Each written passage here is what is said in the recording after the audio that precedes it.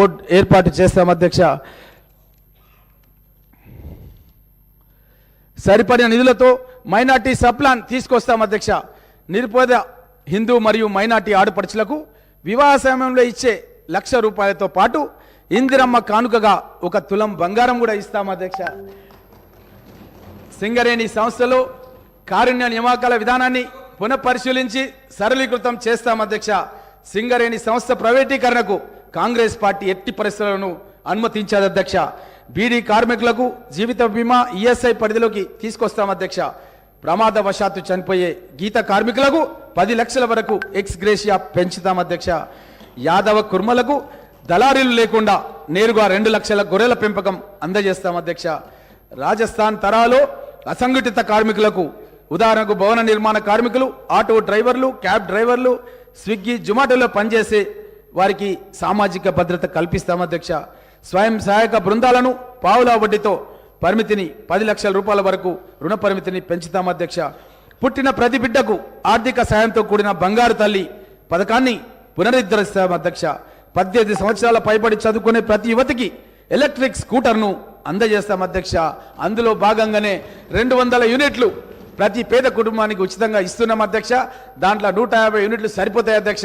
ఒక 50 యూనిట్లు మహిళలు చదువుకోవాలని, వాళ్ళ యొక్క పనులు చేసుకోవాలని దానికి ఒక 50 యూనిట్లు మేము ప్రత్యేకంగా దాంట్లో కరెంటు ఉచితంగా ఇస్తున్నామనే విషయాన్ని కూడా తెలియజేస్తున్నాం అధ్యక్ష. అన్ని జిల్లా కేంద్రాల లోపల ఓల్డేజ్ హోమ్స్ ఏర్పాటు చేస్తాం అధ్యక్ష.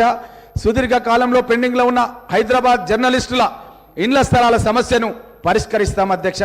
గతంలో కూడా మీరు రికార్డులు తీసుకుంటే అధ్యక్ష, జర్నలిస్టులకు ఇచ్చినటువంటి స్థలాలు మన బంజారాహిల్స్లో ఉన్న జర్నలిస్ట్ కాలనీ కానీ, జూబ్లీహిల్స్లో ఉన్న జర్నలిస్ట్ కాలనీ కానీ, మన గోపన్పల్లిలో ఉన్నటువంటి జర్నలిస్ట్ కాలనీ కానీ అధ్యక్ష, జర్నలిస్టులకు కాంగ్రెస్ ప్రభుత్వంలోనే మేము ఇవ్వడం జరిగిందన్న విషయాన్ని మీకు అందరు కూడా తెలియజేస్తున్నాం అధ్యక్ష. మరణించిన జర్నలిస్టు కుటుంబాలకు కూడా ₹5 లక్షల ఇస్తాం అధ్యక్ష. రాష్ట్రంలో ఉన్న ప్రజా పంపిణీ రేషన్ డీలర్లకు 5,000 గౌరవ వేతనం ఇస్తాం అధ్యక్ష. ఇక తెల్ల రేషన్ కార్డులపై ఇక నుంచి సన్న బియ్యం సరఫరా చేస్తాం. గల్ఫ్ కార్మికుల కోసం సంక్షేమ బోర్డు ఏర్పాటు చేస్తాం. మరణించిన గల్ఫ్ కార్మికుని కుటుంబానికి 5 లక్షలు ఎక్స్గ్రేషియా చెల్లిస్తాం. దివ్యాంగుల నెలవారీ పెన్షన్ ఇక నుంచి 6,000కు పెంచుతాం. ప్రతి జిల్లాకు రెసిడెన్షియల్ స్పోర్ట్స్ స్కూల్ను ఏర్పాటు చేస్తాం. హోంగార్డుల వేతన సవరణలతో పాటు వారి అన్ని సమస్యలను తక్షణమే పరిష్కరిస్తాం. నిరుద్యోగులకు ఉపాధి కల్పనగా ప్రత్యేక పారిశ్రామిక విధానాన్ని తీసుకొచ్చి చిన్న మరియు మధ్యతరగతి పరిశ్రమలకు భారీ ప్రోత్సాహాలు అందజేస్తాం. అంగన్వాడీ టీచర్లకు నెలసరి వేతనం 18,000కు పెంచుతూ ఈపీఎఫ్ పరిధిలోకి తీసుకొచ్చి ఉద్యోగ భద్రత కల్పిస్తాం అధ్యక్ష. 50 సంవత్సరాలు దాటిన జానపద కళాకారులకు నెలకు ₹3,000 పెన్షన్ చెల్లిస్తాం అధ్యక్ష. ఉస్మానియా ఆసుపత్రిని హెరిటేజ్గా గుర్తించి పూర్తి స్థాయిలో ఆధునీకరించి పూర్వ వైభవాన్ని తీసుకొస్తాం అధ్యక్ష. బీఆర్ఎస్ ప్రభుత్వం అధ్యక్ష, వాళ్ళు 2004లో ప్రభుత్వానికి రాకముందు అధ్యక్ష, ఉస్మానియా ఆసుపత్రి దగ్గర ట్విన్ టవర్ హాస్పిటల్స్ కడతామన్నారు అధ్యక్ష. ట్విన్ టవర్ హాస్పిటల్స్ కడతామని చెప్పి అప్పుడు నేను అష్యూరెన్సెస్ కమిటీలో సభ్యుని అధ్యక్ష. అష్యూరెన్సెస్ కమిటీలో నేను అక్కడ ఉన్నటువంటి అధికారులను అడిగిన అధ్యక్ష, ఎందుకు కట్టట్లేదంటే వాళ్ళు చెప్పిన విషయాలు అధ్యక్ష, అక్కడ డెంటల్ కళాశాల వాళ్ళు అబ్జెక్షన్ చేస్తున్నారంటే నేను అన్నాను, మేమంతా సభ్యులమంతా కలిసి విజిట్ చేస్తాం, డెంటల్ కాలేజ్ విద్యార్థులను ఒప్పిస్తామంటే మళ్ళీ నెక్స్ట్ మీటింగ్ కల్లా అదేం లేదు సార్, ఆర్కిటెక్ట్కు డ్రాయింగ్ పంపించడం వస్తుంది సార్ అన్నారు. కానీ కట్టలేదు అధ్యక్ష. ప్రభుత్వం కట్టాలన్న ఉద్దేశం లేదు అధ్యక్ష. పేద ప్రజలకు సంబంధించిన హాస్పిటల్ అధ్యక్ష, ఉస్మానియా హాస్పిటల్, అక్కడ ట్విన్ టవర్ కడతామని చెప్పి వాళ్ళ మేనిఫెస్టోలో పెట్టి 9.5 సంవత్సరాల అధికారంలో ఉండి కరోనా సమయం లోపల పేదవాళ్లకు ఆసుపత్రులే కరువై 1000 మంది చనిపోతుంటే కూడా పట్టించుకోలేదు అధ్యక్ష ఈ ప్రభుత్వం. అదేవిధంగా అధ్యక్ష, మన అంగన్వాడీ టీచర్ల మన ఉస్మాన్ ఎల్బీ నగర్, ఆరంగర్, మహదీపట్నం, బిహెచ్ఎల్ రూట్లలో కొత్త మెట్రో మార్గాలను కూడా నిర్మిస్తాం అధ్యక్ష. అదేవిధంగా అధ్యక్ష, గతం లోపల పాలన ఏ విధంగా ఉంటుండే అధ్యక్ష అంటే ఒక గజ్వేల్, ఒక సిద్దిపేట, ఒక సిరిసిల్ల అధ్యక్ష. మా ముఖ్యమంత్రి గారు ఏం చెప్పినారంటే ప్రమాణ స్వీకారం చేసిన రోజు అధ్యక్ష, అన్ని నియోజకవర్గాలకు సమానంగా అభివృద్ధి చేస్తామని చెప్పి గౌరవ ముఖ్యమంత్రి యనమల రేవంత్ రెడ్డి గారు చెప్పిండ్రు అధ్యక్ష. కానీ గతంలో ఏమైందంటే అధ్యక్ష, అభివృద్ధి అనేది కొన్ని నియోజకవర్గాలకే చేసి ఆ అభివృద్ధి ఏదో అన్ని నియోజకవర్గాలకు తెల్లారో మరునాడో జరుగుతుందని ఒక భావన కలిగే విధంగా పత్రికా మాధ్యమాల్లో, టీవీల్లో, పేపర్లో ప్రచారం చేసిరు అధ్యక్ష. ఆ విధంగా ప్రజలను నమ్మించి మోసం చేసిరు అధ్యక్ష. కానీ అధ్యక్ష నేను పరిగి నియోజకవర్గం, మన ముఖ్యమంత్రి గారు కొడంగల్ నియోజకవర్గం అధ్యక్ష, మేము అపోజిషన్లో ఉండే అధ్యక్ష ఒక రైల్వే లైన్ శాంక్షన్ చేయించుకున్నాం అధ్యక్ష. వికారాబాద్ నుంచి Naskal railway station, Parigi railway station, Doma railway station, Dadapur railway station, Kosgi ముఖ్యమంత్రి గారి కాన్స్టిట్యున్సీ అధ్యక్ష, నారాయణపేట నుంచి మక్తల్ వరకు అధ్యక్ష. మేమందరం కూడా ఇదే శాసనసభలో మాట్లాడినాం అధ్యక్ష. కానీ ఈ ప్రభుత్వం మా రైల్వే స్టేషన్కి సంబంధించిన ఏదైతే మార్జిన్ మనీ ఇవ్వాలో 400 కోట్ల రూపాయలు కేంద్ర మంత్రి మునియప్ప గారు పరిగికి వచ్చి పరిగిలో మీటింగ్ పెట్టి 400 కోట్లు శాంక్షన్ చేసిండు అధ్యక్ష. అప్పుడు ముఖ్యమంత్రి కిరణ్ కుమార్ రెడ్డి గారు ఎస్సీ ఎస్టీ సబ్ ప్లాన్ లో మీరు సభ్యులు అధ్యక్ష, అప్పుడు పరిగిలోనే ఒకరోజు నిద్ర చేసి ఎస్సీ రెసిడెన్షియల్ స్కూల్లో నిద్ర చేసి 400 కోట్లు విడుదల చేసిండు అధ్యక్ష. కానీ ఈ పథకాన్ని పక్కన పెట్టేసిరు అధ్యక్ష. సిద్దిపేటకు మాత్రం అధ్యక్ష రైల్వే స్టేషన్ మొన్ననే 3 నెలల కింద స్టార్ట్ చేసుకున్నారు అధ్యక్ష. ఇది మా ప్రాంతానికి తీరని అన్యాయం చేయడం జరిగింది అధ్యక్ష. అదేవిధంగా హైదరాబాద్ నుంచి బీజాపూర్ వరకు వయా పరిగి కొడంగల్ నుంచి అధ్యక్ష జాతీయ రహదారి పోవాలి అధ్యక్ష. అప్ప జంక్షన్ నుంచి మన్నెగూడ వరకు ఈ రోజు వరకు భూసేకరణ చేయలేదు, పనులు ప్రారంభించలేదు అధ్యక్ష. ఇది 4 లైన్లు వేయాల్సిన మన్నెగూడ నుంచి కొడంగల్ నుంచి ఏదైతే ఉండను ఆ రోడ్డును 3 లైన్లకు వేసిరు అధ్యక్ష. ఇది మా ప్రాంతానికి మేము శాంక్షన్ చేయించుకునే అధ్యక్ష. కేంద్రంలో కాంగ్రెస్, రాష్ట్రంలో కాంగ్రెస్ ఉన్నప్పుడు శాంక్షన్ చేయించుకున్న పథకాలని ఈ బీఆర్ఎస్ ప్రభుత్వం వచ్చిన తర్వాత మా ప్రాంతానికి తీర అన్యాయం చేసిరు అధ్యక్ష. అదేవిధంగా అధ్యక్ష ప్రాణహిత చేవెళ్ల ప్రాజెక్ట్ అధ్యక్ష, వైఎస్ రాజశేఖర రెడ్డి గారు ముఖ్యమంత్రిగా ఉన్నప్పుడు మీరు నేను అందరం కూడా కలిసి వికారాబాద్ బ్లాక్ గ్రౌండ్ లోపల రాజశేఖర రెడ్డి గారి దృష్టికి తీసుకొచ్చి నేను సమస్య ఈ యొక్క ప్రాణహిత చేవెళ్లను చేవెళ్ల వరకే కాదు 10 వరకు పొగిడించాలని చెప్పి ఆ రోజు ప్రకటన వచ్చే విధంగా నేను కృషి చేసిన అధ్యక్ష. ముఖ్యమంత్రి గారు నా పేరు తీసుకొని వికారాబాద్ గ్రౌండ్ లో అనౌన్స్ చేసిన అధ్యక్ష. ఈ యొక్క ప్రాణహిత చేవెళ్ల ప్రాజెక్టులు పరిగి వికారాబాద్ ప్రాంతాలకు పొడిగిస్తున్నామని చెప్పి ఆ రోజు ప్రకటన చేసిన అధ్యక్ష. కానీ ప్రాణహిత చేవెళ్లను రీడిజైన్ లో భాగంగా అధ్యక్ష మన ప్రాంతానికి ట్రాన్స్ట్రా ఇండియా అనే కంపెనీకి 1100 కోట్ల రూపాయల కాంట్రాక్ట్ ఇచ్చారు అధ్యక్ష. ఇచ్చిన కాంట్రాక్టును రద్దు చేసిరు అధ్యక్ష. రీడిజైన్ పేరిట గోదావరి జలాలు ఆదిలాబాద్ నుంచి సముద్రానికి పోయే నీళ్ళని కాలువలలో తీసుకొచ్చి మన చెల్క పొలాలకు నీళ్లు తీసుకుందామంటే అడ్డుపడ్డారు అధ్యక్ష ఈ పాలకులు గతం లోపల. అదేవిధంగా రీడిజైనింగ్ చేసి దాన్ని కొండపోచమ్మ రిజర్వాయర్ అని చెప్పి మన ప్రాంతానికి నీళ్లు రాలేదు అధ్యక్ష. మనం చాలాసార్లు మన చేవెళ్ల నియోజకవర్గం మనం శంకర్పల్లి దగ్గరకు పోయి చందిప్ప దగ్గర దిగి చూసినాం అధ్యక్ష. క్రేన్లలో దిగి చూసినాం అధ్యక్ష. 100 మీటర్ల డెప్త్ లోపల క్రేన్లలో ఆ ఊట గారుతుంటే మిషన్ గన్లతో సాంచాలు కొట్టుకుంటా కార్మికులు పనిచేసిరు అధ్యక్ష. జేసీబీలు టిప్పర్లు ఆ 100 మీటర్ల లోపల నడుస్తున్నాయి అధ్యక్ష. ట్యూబ్ లైట్ల వెలుతురులో పనిచేస్తున్నారు అధ్యక్ష. అలాంటి పనిని నోటి దగ్గర వచ్చినటువంటి అన్నంని కొట్టేసిరు అధ్యక్ష. గతం లోపల ప్రాణహిత చేవెళ్ల రద్దు చేసిరు అధ్యక్ష. అప్పుడు ముఖ్యమంత్రి గారు ఎస్సీ ఎస్టీ సబ్ ప్లాన్ గురించి పరిగి వచ్చినప్పుడు అధ్యక్ష పాలమూరు రంగారెడ్డి జురాల నుంచి రావాలి అధ్యక్ష. జురాల మనకు దగ్గరలో ఉంది అధ్యక్ష, 70-80 కిలోమీటర్ల దూరంలో ఉంది. ఆ 70-80 కిలోమీటర్లు ఉన్న జురాలను రద్దు చేసి ఎక్కడో సదూర ప్రాంతంలో ఉన్న శ్రీశైలం నుంచి అప్పుడున్న బీఆర్ఎస్ ప్రభుత్వం వాళ్ళు ఒక టెండరింగ్ స్టార్ట్ చేసి రంగారెడ్డి జిల్లాలో కానీ వికారాబాద్ జిల్లాలో కానీ అధ్యక్ష ఒక గడ్డపార దిగలేదు అధ్యక్ష. మా పరిస్థితి ఎట్లయిపోయిందంటే నా ఘాట్కా అంటారు కదా అధ్యక్ష, అట్లా అయిపోయింది అధ్యక్ష.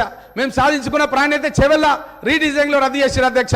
పాలమూరు రంగారెడ్డి కిరణ్ కుమార్ రెడ్డి గారే మొట్టమొదటి అడ్మినిస్ట్రేటివ్ శాంక్షన్ ఇచ్చారు అధ్యక్ష జీవో. దాన్ని కూడా పక్కన పెట్టి మా దగ్గర ఎలాంటి పనులు కూడా ప్రారంభించలేదు అధ్యక్ష. ఇది చాలా బాధాకరం అధ్యక్ష. మా దగ్గర ఉన్నటువంటి రైతాంగం మాదంతా కూడా పేద వ్యవసాయదారులు ఉండేటటువంటి ప్రాంతం అధ్యక్ష. మా ప్రాంతానికి నీళ్లు రాకుండా అడ్డుకున్నారు అధ్యక్ష. ఈ విధంగా నీళ్ల లోపల అడ్డుకున్నారు అధ్యక్ష. నిధులు ఎస్సీ ఎస్టీ సబ్ ప్లాన్ తీసుకొచ్చినాం అధ్యక్ష. ఎస్సీ ఎస్టీ సబ్ ప్లాన్ లో భాగంగా అధ్యక్ష ఎస్సీలకు ఎస్టీలకు జనాభా నిష్పత్తి ప్రకారంగా వాళ్ళకు రావాల్సినటువంటి వాటా వాళ్ళ నివాస ప్రాంతాలకు పోవాలి అధ్యక్ష. అక్కడ ఇల్లు కట్టియాలి, రోడ్లు వేయాలి, పాఠశాలలు ఏర్పాటు చేయాలి, తాగునీటి వసతి ఏర్పాటు చేయాలి అధ్యక్ష. స్వయం సహాయక పథకాలను ప్రకటించాం అధ్యక్ష. కానీ ఈ ప్రభుత్వం వచ్చిన తర్వాత అధ్యక్ష ఎస్సీ ఎస్టీ సబ్ ప్లాన్ కు తూట్లు పొడిచి ఇతర పథకాలకు ఆ డబ్బును వాళ్ళు మార్చడం జరిగింది అధ్యక్ష. దానికే ఎస్సీ ఎస్టీలు తెలంగాణ రాష్ట్రంలో ఈరోజు బాధల్లో ఉన్నారు అధ్యక్ష. ఎందుకంటే వాళ్లకు మనం తీసుకొచ్చినటువంటి చట్టం, మనం ఆ రోజు అందరం కలిసి పరిగిలోనే ఒక ఎస్సీ రెసిడెన్షియల్ స్కూల్లో కాంగ్రెస్ ముఖ్యమంత్రి కిరణ్ కుమార్ రెడ్డి గారు నేలపైన పడుకొని ఎస్సీ ఎస్టీ విద్యార్థులు ఎవరికి కూడా తక్కువ కాదు, భగవంతుడు మనకందరు కూడా సమానమైనటువంటి మేధస్సులు ఇచ్చిండు. మనం కనుక కష్టపడి చదువుకుంటే భారతరత్న బాబాసాహెబ్ అంబేద్కర్ ఏ విధంగా అయితే ప్రపంచంలోనే పెద్ద ప్రజాస్వామ్య దేశమైనటువంటి మన దేశానికి రాజ్యాంగం రాసిండ్రు, గ్రామాల్లో ఉండే పేదలు ఎస్సీలు ఎస్టీలు కూడా ఆ విధంగా అభివృద్ధి చెందాలన్న ఉద్దేశంతోనే ఆ రోజు ఎస్సీ ఎస్టీ సబ్ ప్లాన్కి మనం చట్టబద్ధత కల్పించడం అధ్యక్ష. కానీ చట్టబద్ధత కల్పించిన దానికి గత పాలకులు తూట్లు పొడిచిర్రు అధ్యక్ష. కాబట్టి మళ్ళీ తప్పకుండా మేము దీన్ని ఎస్సీ ఎస్టీ సబ్ ప్లాన్ కూడా కాంగ్రెస్ ప్రభుత్వం లోపల తప్పకుండా మేము దాన్ని పునః పరిశీలించి తీసుకొస్తామన్న విషయాన్ని కూడా తెలియజేస్తా అధ్యక్ష. అదేవిధంగా అధ్యక్ష, మన ప్రాంతాన్ని ఎక్కడో ఉన్నటువంటి జోగులాంబ జోన్ అధ్యక్ష మనకేమాత్రం కూడా సంబంధం లేదు అధ్యక్ష. మన ప్రాంతంలో ఉన్న నిరుద్యోగ యువకులకు ఉద్యోగాలు వచ్చే ప్రసక్తి లేదు అధ్యక్ష. గత ప్రభుత్వం లోపల జోగులాంబ జోన్ ఏర్పాటు చేసి ఉద్యోగాలు లేని ప్రాంతానికి ముడిపెట్టిర్రు అధ్యక్ష మన వికారాబాద్ జిల్లాని. అప్పుడు మనం ఆ యొక్క జోగులాంబ జోన్కు వ్యతిరేకంగా పెద్ద ఎత్తున మనం పోరాటం చేసి ప్రభుత్వం 6 నెలల తర్వాత మళ్ళీ పునఃపరిశీలించి వాళ్ళు ఇచ్చిన ఉత్తర్వులను మళ్ళీ వాళ్ళు విత్డ్రా చేసుకునే విధంగా కాంగ్రెస్ పార్టీ తరఫున జిల్లా అధ్యక్షుడిగా మనమంతా కూడా కలిసి పోరాటం చేసి మళ్ళీ వికారాబాద్ జిల్లాని మళ్ళీ మనం చార్మినార్ జోన్ తీసుకొచ్చినాం అధ్యక్ష. ఎందుకంటే మనం హైదరాబాద్ రూరల్ అన్న అధ్యక్ష, మనం గతం లోపల హైదరాబాద్ జిల్లా నేను రాస్తుంటాను అధ్యక్ష. మా అన్న ఎయిర్ ఫోర్స్లో పనిచేస్తుండే అధ్యక్ష, నేను ఉత్తరం రాస్తుంటే రవీందర్ రెడ్డి ఎయిర్ ఫోర్స్లో పనిచేసేటప్పుడు శివారెడ్డిపల్లి, పరిగి, అదేవిధంగా హైదరాబాద్ జిల్లాను రాస్తుంటే అధ్యక్ష. అట్లాంటి హైదరాబాద్ జిల్లా వాస్తవ్యులను ఎక్కడో ఉన్న జోగులాంబ జోన్లో వేసి మా ప్రాంతానికి నిరుద్యోగ యువకులకు ఉద్యోగాలు రాకుండా చేసిన అధ్యక్ష. ఇప్పటికి కూడా అధ్యక్ష గండేడు మండలం, మహమ్మదాబాద్ మండలం, నా పరిగి నియోజకవర్గంలో ఇప్పటికీ జోగులాంబ జోన్లో ఉన్నాయి అధ్యక్ష. నేను తప్పకుండా గౌరవ ముఖ్యమంత్రి గారిని కోరుతాను అధ్యక్ష, ఆ 2 మండలాలను అదేవిధంగా కొడంగల్ కాన్స్టిట్యున్సీలో కూడా కొన్ని మండలాలని తప్పకుండా మీరు మళ్ళీ చార్మినార్ జోన్కు తీసుకురావాలి అధ్యక్ష. ఎందుకంటే చార్మినార్ జోన్లో ఉండగానే 47 మంది ఎస్ఐలు సెలెక్ట్ అయిన విషయాన్ని కూడా గౌరవ ముఖ్యమంత్రి గారి దృష్టికి తీసుకొస్తా అధ్యక్ష. ఈరోజు ఈ యొక్క గవర్నర్ ప్రసంగానికి ధన్యవాదాలు చెప్పే కార్యక్రమం లోపల మీరు నాకు అవకాశం కల్పించినందుకు మీకు ధన్యవాదాలు తెలియజేస్తూ సెలవు తీసుకుంటున్నా అధ్యక్ష.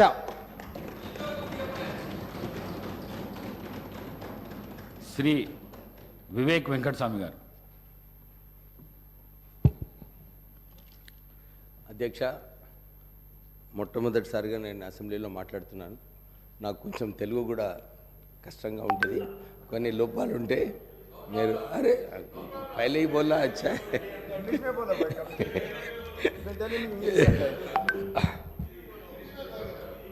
बोलिए जो भी आता बोलिए, जरा सुनो, सुनने के बाद डिस्कस करिए. అధ్యక్ష, ఇప్పుడే రామ్మోహన్ రెడ్డి గారు గవర్నర్ రెజల్యూషన్ ఏదైతే ప్రపోజ్ చేశారో చాలా మంచిగా కాంగ్రెస్ పార్టీ ఏదైతే గ్యారంటీ స్కీమ్ గురించి వివరాలు ఇవ్వడం జరిగింది. తర్వాత మొట్టమొదటిగా వారు చెప్పినట్టు సోనియా గాంధీ గారు అప్పుడు మనకు హామీ ఇచ్చారు, తెలంగాణ ఇస్తామని చెప్పి అప్పుడు యూపీఏ ప్రభుత్వం 2009లో మాట ఇచ్చిన ప్రకారంగానే 2014లో ఇవ్వడం జరిగింది. ఆ ఉద్యమంలో అందరూ కూడా కలిసి ఉద్యమం చేశారు. ప్రజలందరూ కూడా అన్ని వర్గాలు, అన్ని కులాలు అందరూ కూడా మాకు తెలంగాణ కావాలని చెప్పి తెలంగాణ ఉద్యమంలో పాల్గొన్నారు. మేము అప్పుడు కాంగ్రెస్ ఎంపీస్గా తెలంగాణ పార్లమెంట్లో నినాదాలు చేసి ధర్నాలు చేసి, అప్పుడు నిజంగా చెప్పాలంటే సోనియా గాంధీ గారు మేమందరము ధర్నా చేసేటప్పుడు నినాదాలు చేసేటప్పుడు ఎప్పుడు కూడా మాకు విమర్శించలేదు. ఆమె ఎప్పుడు కూడా ఎంకరేజ్ చేసింది. సరే, మీ అందరికీ ఆకాంక్ష ఉంది తెలంగాణ రావాలని, మీరందరూ కొట్లాడమని చెప్పి అప్పుడు సోనియా గాంధీ గారు మాకు సటల్గా ఆదేశాలు ఇవ్వడం జరిగింది. అలాగే నేను పొన్నం ప్రభాకర్ గారు, రాజగోపాల్ రెడ్డి గారు, రాజయ్య గారు, జగన్నాథం గారు, మేమందరం కూడా ఆ రోజులలో బ్యాక్గ్రౌండ్ వర్క్ అన్ని చోట్ల కూడా అన్ని అప్పుడు గులాం నబీ ఆజాద్ గారు మా మంత్రి ఇన్ఛార్జ్గా ఉండే, వారికి ఎందుకు తెలంగాణ ఇవ్వాలి, తెలంగాణ ఇస్తే ఎట్లా తెలంగాణ బాగుపడుతుంది, తెలంగాణ అభివృద్ధి ఎలా అవుతుందని చెప్పి చాలాసార్లు ప్రజెంటేషన్ ఇవ్వడం జరిగింది. కీలకమైన సమయంలో అప్పుడు రాహుల్ గాంధీ గారిని నచ్చజెప్పి తెలంగాణ ఇస్తే బాగుంటుంది, తెలంగాణలో ప్రజలు ఆకాంక్ష ఉంది తెలంగాణ రావాలని చెప్తే అప్పుడు రాహుల్ గాంధీ గారు, సోనియా గాంధీ గారు నిర్ణయం తీసుకొని మనకు తెలంగాణ ఇవ్వడం జరిగింది. మీకు అందరూ తెలుసు, ఆ రోజు పార్లమెంట్లో గ్యాస్ విడుదల చేసినప్పుడు కూడా మన పొన్నం ప్రభాకర్ గారికి అప్పుడు హాస్పిటల్ కూడా తీసుకువెళ్ళడం జరిగింది. ఇవన్నీ అయినప్పుడు అందరికీ తెలంగాణ వస్తే ఒక తెలంగాణ బాగుపడుతుందని చెప్పి చాలా ఆశలు ఉండే తెలంగాణ ప్రజలకు.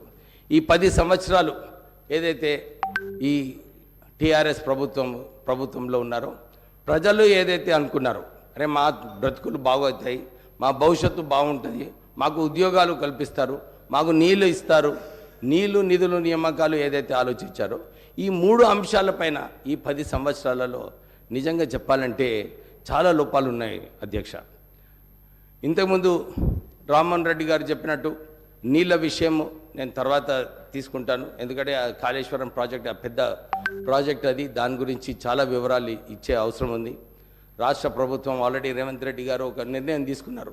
దీనిలో కాళేశ్వరం ప్రాజెక్టులో ఒక ఎంక్వైరీ పెట్టాలి. ఎందుకు ఈ ప్రాజెక్టులో ఏదైతే ప్రాణహిత చేవల్ల గురించి మా నాన్నగారు అప్పుడు వెంకటస్వామి గారు కొట్లాడి ఈ ప్రాజెక్ట్ శాంక్షన్ చేయించారు అప్పుడు.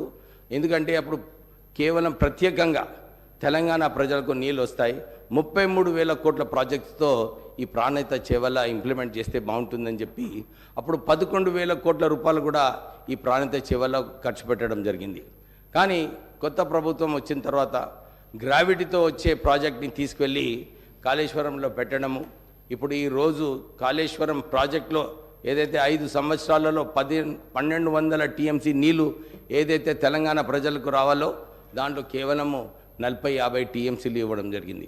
1,00,000 కోట్ల రూపాయలు ఖర్చు పెట్టిన తర్వాత సంవత్సరానికి 10,000 కోట్ల రూపాయలు మిత్తి అధ్యక్ష దానిపైన. అంటే ఈ ప్రాజెక్ట్ వయబిలిటీ ఉందా లేదా? అప్పుడు మాకు చెన్నూరు ప్రాంతంలో, మంతిని ప్రాంతంలో, మంచిర్యాల మా పెద్దపల్లి పార్లమెంట్ నియోజకవర్గంలో ఎప్పుడు కూడా బ్యాక్ వాటర్స్ నీళ్ళు రాకపోయేది. కానీ ఈ బ్యారేజెస్ కట్టిన తర్వాత ఈ బ్యాక్ వాటర్స్ వలన సుమారు 1,00,000 ఎకరాలు మునిగిపోవడము, అక్కడ మంచిర్యాల టౌన్లో ఇల్లులు కూడా మునిగిపోవడం జరిగింది.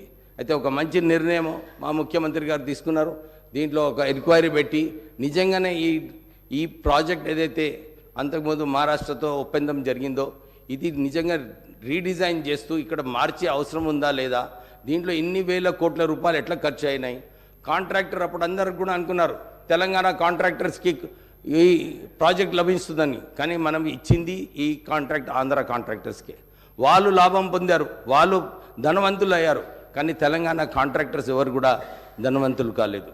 ఇప్పుడే మా గ్యారంటీ స్కీమ్ కింద 200 యూనిట్స్ ఫ్రీ ఎలక్ట్రిసిటీ కరెంట్ ఇస్తామని చెప్పి మా కాంగ్రెస్ ప్రభుత్వం ఇప్పుడే గ్యారంటీలో పెట్టడం జరిగింది. అతి త్వరలోనే ఈ స్కీమ్ ఇంప్లిమెంట్ చేయాలని చెప్పి ఒక రివ్యూ మీటింగ్ పెట్టినప్పుడు ఆశ్చర్యమైన విషయం బయటకు వచ్చింది. 81,000 కోట్ల రూపాయలు లోన్లు దాంట్లో రుణం ఈ పవర్ యూటిలిటీస్లో ఉన్నాయి. దాంతోపాటు 50,000 కోట్ల రూపాయలు నష్టాలలో ఉంది పవర్ కార్పొరేషన్స్. అంటే రాష్ట్ర ప్రభుత్వము ఈ పవర్ యూటిలిటీస్ని నష్టంగా నిజంగా లాస్ మేకింగ్ యూనిట్స్ చేస్తూ ఈ సరిగా గవర్నెన్స్ లేకుండా ఈ పవర్ యూటిలిటీస్ అన్నీ కూడా వారు కష్టకాలంలో ఉన్నారు అధ్యక్ష. నేను మా ముఖ్యమంత్రి గారిని నిన్న కోరడం జరిగింది. ఈ సింగరేణి సంస్థలో మా నాన్నగారు ఉన్నప్పుడు అప్పుడు 1,150 మెగావాట్ల సింగరేణి పవర్ ప్లాంట్ స్థాపించడానికి మన్మోహన్ సింగ్ గారితో మాట్లాడి మా అన్నగారు వినోద్ గారు ఇంకా మా నాన్నగారు అప్పుడు కొట్లాడి ఈ ప్రాజెక్ట్ని తీసుకురావడం జరిగింది. దీంట్లో ఇంకొక 850 మెగావాట్ల పవర్ ప్లాంట్ పెట్టే అవసరం ఉంది. పెట్టినప్పుడు డెఫినెట్లీ మనం ఈ 200 యూనిట్లు ఏదైతే బీద ప్రజలకు ఇచ్చే కార్యక్రమం రాష్ట్ర ప్రభుత్వం తీసుకుందో దానికి సహకారపడేలాగా మన ఈ సింగరేణి పవర్ ప్లాంట్ కూడా సపోర్ట్ చేస్తుందని చెప్పి ఈ సభకు అధ్యక్షకు మీకు కోరుతూ, ఈ ప్రత్యేకంగా ఈ 10 సంవత్సరాలు ఒక నియంతృత్వ పాలన ఉండే.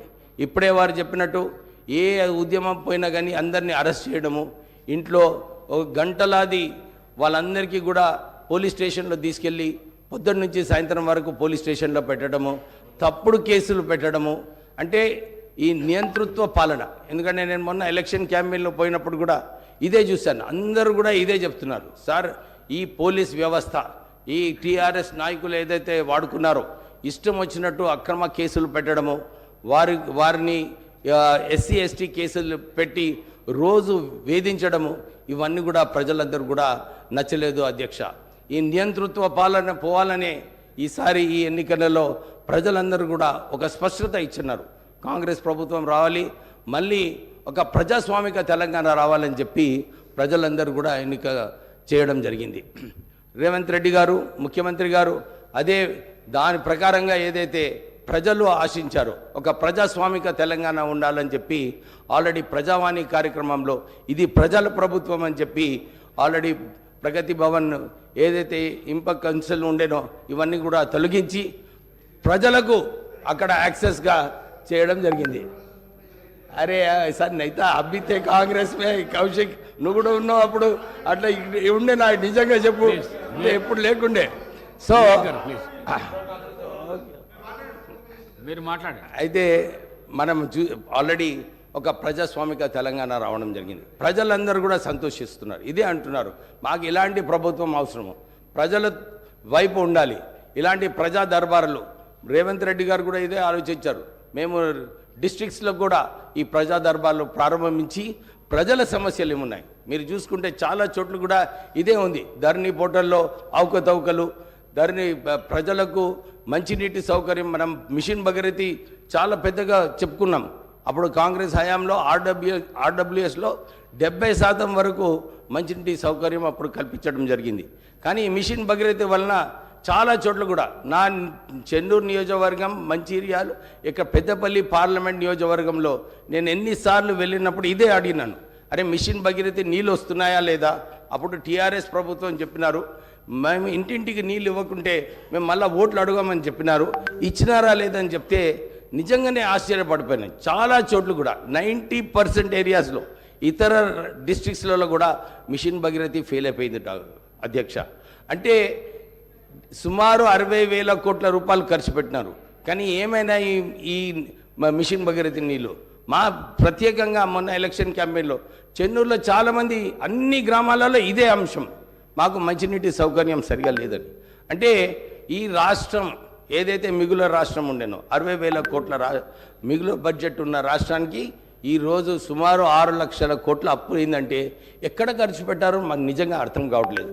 ఎందుకంటే గ్రామాలలో వెళ్ళినప్పుడు సరిగా మంచినీటి సౌకర్యం లేదు, సరిగా రోడ్లు లేవు. ప్రజలందరూ కూడా ఈ 2 అంశాల మీద చాలామంది ఇదే ప్రశ్న వేస్తున్నారు మాకు. ఇక డబుల్ బెడ్రూమ్ ఇల్లు సంగతి అయితే వాళ్ళందరికీ మంచిగా తెలుసు. ఎక్కడ కూడా గ్రామాలలో ఏ డిస్ట్రిక్ట్లో కూడా ఇల్లులు కట్టలేదు. అందరికీ ఇదే అడుగుతున్నారు, సార్ మాకు ఇందిరమ్మ ఇల్లులు ఏదైతే అన్ని పాతకాలంలో వచ్చినాయో మళ్ళీ మీరు ప్రారంభం ఇస్తే బాగుంటుంది, మీరు గ్యారంటీ కార్డులో పెట్టినారు, నిజంగా మాకు 5 లక్షలు ఇస్తారని చెప్పి చాలామంది అడగడం జరిగింది. మేము ఇదే వారికి విశ్వాసం ఇప్పించినాము. అప్పుడు ఏదైతే కాంగ్రెస్ హయాంలో ఇందిరమ్మ గృహాలు కల్పించినారో మళ్ళీ ఈసారి 5 లక్షల రూపాయల వరకు మీకు రాష్ట్ర ప్రభుత్వం ద్వారా మీరు ఇల్లులు కట్టుకోవడానికి మీకు ఈ సౌకర్యం కల్పిస్తాము. అంతేగాక ఎవరికైతే జాగాలు లేవో, ల్యాండ్ లేదో వాళ్ళందరికీ కూడా 250 స్క్వేర్ యార్డ్స్ ల్యాండ్ ఇప్పిస్తూ ఇల్లులు కూడా కట్టాలని చెప్పి ప్రభుత్వం ఆలోచిస్తుంది. నిన్న ఒక రివ్యూ మీటింగ్లో రేవంత్ రెడ్డి గారు చెప్పినట్టు విన్నాను నేను, ఎక్కడ నేను భూమి కావాలనుకుంటే కొనాలి, డిస్ట్రిక్ట్లలో కొని ఈ ఇంద్రమ్మ పథకం కింద ప్రజలకు లాభం పొందేలాగా ఇల్లులు కట్టుకోవటానికి సౌకర్యం కల్పించాలని చెప్పి కూడా ఓ నిర్ణయం తీసుకుంది రాష్ట్ర ప్రభుత్వం అధ్యక్ష. ఇది ఒక మంచి విషయము. ఇలా ఇవన్నీ కూడా చూసుకుంటే తెలంగాణ ప్రజలు ఏదైతే ఆశిస్తున్నారో ఒక ప్రజాస్వామిక తెలంగాణ, ఒక ప్రజల తెలంగాణ, ఇందిరమ్మ హయాంలో ఏదైతే జరిగిందో పరిపాలన అలా ఉంటే బాగుంటుందని చెప్పి ప్రజలందరూ కూడా ఆలోచిస్తున్నారు అధ్యక్ష. నేను ఇంకో విషయం చెప్పాలని ఉంది, చాలా మటుకు పబ్లిక్ సెక్టర్ ఆర్గనైజేషన్స్ ఈ తెలంగాణ రాష్ట్రంలో ఇంతకుముందు చెప్పినట్టు పవర్ యూటిలిటీస్లో 80,000 కోట్ల అప్పు ఉన్నది. సివిల్ సప్లైస్ కార్పొరేషన్లో కూడా 56,000 కోట్ల రూపాయల అప్పు, దాంతోపాటు 11,000 కోట్ల నష్టము సివిల్ సప్లైస్ కార్పొరేషన్ ఉంది. అంటే అన్ని చోట్ల కూడా సింగరేణి సంస్థ అధ్యక్ష ఈ రాష్ట్రంలో అంత అది పెద్ద సంస్థ, 38,000 కోట్ల టర్నోవర్ ఉన్న సంస్థ సింగరేణి సంస్థ. దాంట్లో తెలంగాణ వచ్చినప్పుడు 62,000 ఉద్యోగాలు ఉండే అధ్యక్ష. ఆ సంస్థ BIFRలో ఉన్నప్పుడు మా నాన్నగారు వెంకటస్వామి గారు అప్పుడు కేంద్రంలో ఉండి అప్పుడు కొట్లాడి ఈ BIFR నుంచి తొలగించి సింగరేణి సంస్థ కాపాడి 1,00,000 ఉద్యోగాలు అప్పుడు ఆ రోజులలో మా నాన్నగారు వెంకటస్వామి గారు కాపాడడం జరిగింది. కానీ ఈరోజు సింగరేణి సంస్థలో TRS ప్రభుత్వం వచ్చిన తర్వాత కేవలం 39,000 ఉద్యోగాలు ఉన్నాయి అధ్యక్ష. ఒక ఇంటింటికి ఉద్యోగం ఇస్తామని చెప్పి TRS ప్రభుత్వం చెప్పింది. కానీ సింగరేణి ఒక్క సంస్థలోనే 29,000 ఉద్యోగాలు బర్తరాఫ్ చేయడం జరిగింది. కారుణ్య నియామకాలు అన్నారు, కానీ దాంట్లో కూడా చాలా అవకతవకలు ఉన్నాయి అధ్యక్ష. సింగరేణి కార్మికులకు నిజంగా వాళ్ళందరూ కూడా అదే అనుకుంటున్నారు. అరే తెలంగాణ వచ్చిన తర్వాత మా భవిష్యత్తు బాగుంటుంది అనుకున్నాము, కానీ ఏమైంది మా పరిస్థితి అని చెప్పి చాలామంది అక్కడ అనుకుంటున్నారు. అక్కడ కూడా 27,000 కోట్ల రూపాయలు రాష్ట్ర ప్రభుత్వం ఇప్పుడు సింగరేణి సంస్థకు పైసలు ఇచ్చేది ఉంది అధ్యక్ష.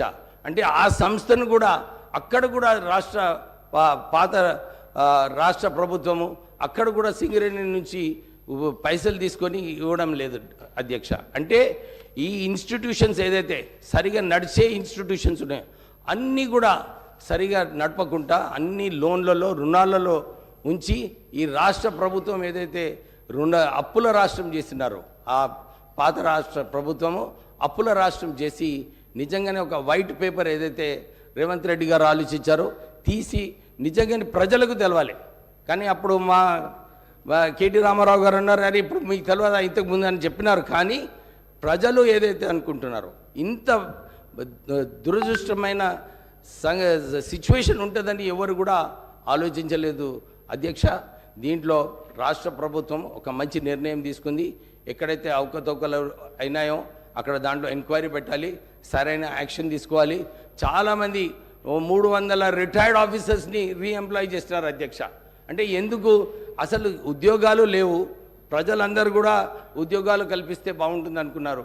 కానీ ఇక్కడ అందరు రిటైర్డ్ వాళ్ళను ఎవరైతే వాళ్ళ సంబంధించిన వాళ్ళు ఉన్నారో వాళ్ళ ఫైళ్ళు క్లియర్ చేసుకోవడానికి అందరు రిటైర్డ్ ఎంప్లాయీస్ని తీసుకొని అన్ని ఫైళ్ళలో నిజంగా ఎంక్వైరీ చేస్తే చాలా విషయాలు బయటకు వస్తాయి అధ్యక్ష.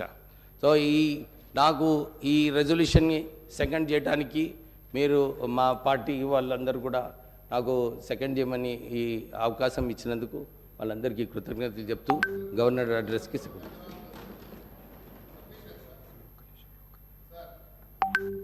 శ్రీ కేటీ రామారావు గారు. అధ్యక్ష, ముందుగా మీకు అభినందనలు. మళ్ళొకసారి మీకు హృదయపూర్వకంగా ధన్యవాదాలు అవకాశం ఇచ్చినందుకు.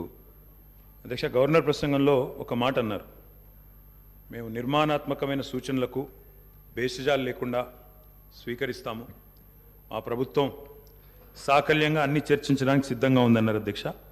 మరి ఈ హౌస్లో అధికార పక్షం ఇక్కడ ప్రధాన ప్రతిపక్షంగా ఉన్నాం, తప్పకుండా 3-4కి అవకాశం ఇవ్వాలని ముందుగా నేను కోరుతా ఉన్నాను. మా తలసాని శ్రీనివాస్ యాదవ్ గారు రెడీగా ఉన్నారు, పల్లా రాజేశ్వర రెడ్డి గారు రెడీగా ఉన్నారు, ఇంకా చాలా సభ్యులు రెడీగా ఉన్నారు. దయచేసి అవకాశం ఇవ్వాలని నేను కోరుతా ఉన్నాను అధ్యక్ష. మేము ఆశించింది ఒకటి అధ్యక్ష నిన్న గవర్నర్ ప్రసంగం నుంచి, కానీ అక్కడ వారు నిన్న విన్నది ఒకటి అధ్యక్ష. గవర్నర్ ప్రసంగం పూర్తిగా అసత్యాలు, అభూత కల్పనలు, తప్పుల తడక అని చెప్పడానికి నేను బాధపడతా ఉన్నా. ఇట్లాంటి గవర్నర్ ప్రసంగం వినడానికి ఒక సభ్యుడిగా సిగ్గుపడతా ఉన్నా అధ్యక్ష. ఎందుకంటే ఇంత దారుణమైన అపసవ్యపు ప్రసంగం ఇదివరకు రాష్ట్ర శాసనసభ చరిత్రలో రెండు కూడా విని ఉండవు అధ్యక్ష. ఒక్క మాటలో చెప్పాలంటే అధ్యక్ష, 1000 ఎలుకలు తిన్న పిల్లి కదా తీర్థయాత్రలకు బయలుదేరినట్టు చేయాల్సిన దారుణం అంతా చేసి ఘాతకాలను చేసి చాలా అద్భుతమైన ఉపన్యాసం కేవలం 10 సంవత్సరాలు ప్రభుత్వం నడిపిన వాళ్ళ మీద నెపాన్ని నెట్టే ప్రయత్నం ఏదైతే కాంగ్రెస్ ప్రభుత్వం చేసిందో అధ్యక్ష, దీన్ని నేను పూర్తి స్థాయిలో తూర్పారబడుతున్నాను, తప్పుపడతా ఉన్నాను అధ్యక్ష. అధ్యక్ష, ఈ దారుణమైన గవర్నర్ గారి ప్రసంగం చూసిన తర్వాత, గవర్నర్ గారి దారుణమైన ప్రసంగం చూసిన తర్వాత కాంగ్రెస్ పరిపాలనలో రాష్ట్ర భవిష్యత్తు రాబోయే 5 ఏళ్ళు ఎట్లా ఉండబోతుందో చాలా స్పష్టంగా నిన్న పూర్తి స్థాయిలో మాకు అర్థమైంది అధ్యక్ష, రాష్ట్ర ప్రజలకు కూడా అర్థమైందని నేను అనుకుంటా ఉన్నా అధ్యక్ష. అయినప్పటికీ వాస్తవాలు ప్రధాన ప్రతిపక్షంగా వాస్తవాలు ప్రజల ముందు పెట్టాల్సిన బాధ్యత మా ముందు ఉంది అధ్యక్ష. కాబట్టి తప్పకుండా అవన్నీ కూడా చెప్తాను అధ్యక్ష. అధ్యక్ష, మా జగిత్యాలకు సంబంధించిన కవి గారు అలిశెట్టి ప్రభాకర్ గారు ఒక మాట అన్నారు అధ్యక్ష. ఒక నక్క, ఇది ఆయన కవితను కోట్ చేస్తున్నాను అధ్యక్ష, ఒక నక్క ప్రమాణ స్వీకారం చేసిందట ఇంకెవరిని మోసగించనండి. ఒక పులి పశ్చాత్తాపం ప్రకటించిందట తోటి జంతువుల్ని సంహరించినందుకు. అట్లా ఉంది అధ్యక్ష. ఒక మాటలో చెప్పాలంటే ఈ గవర్నర్ గారి ప్రసంగం అదే రకంగా అనిపించింది తప్ప అందులో అసత్యాలు, సత్యదూరమైన మాటలు తప్ప వాస్తవాలు మాత్రం ఒక్కటి కూడా లేదు అధ్యక్ష.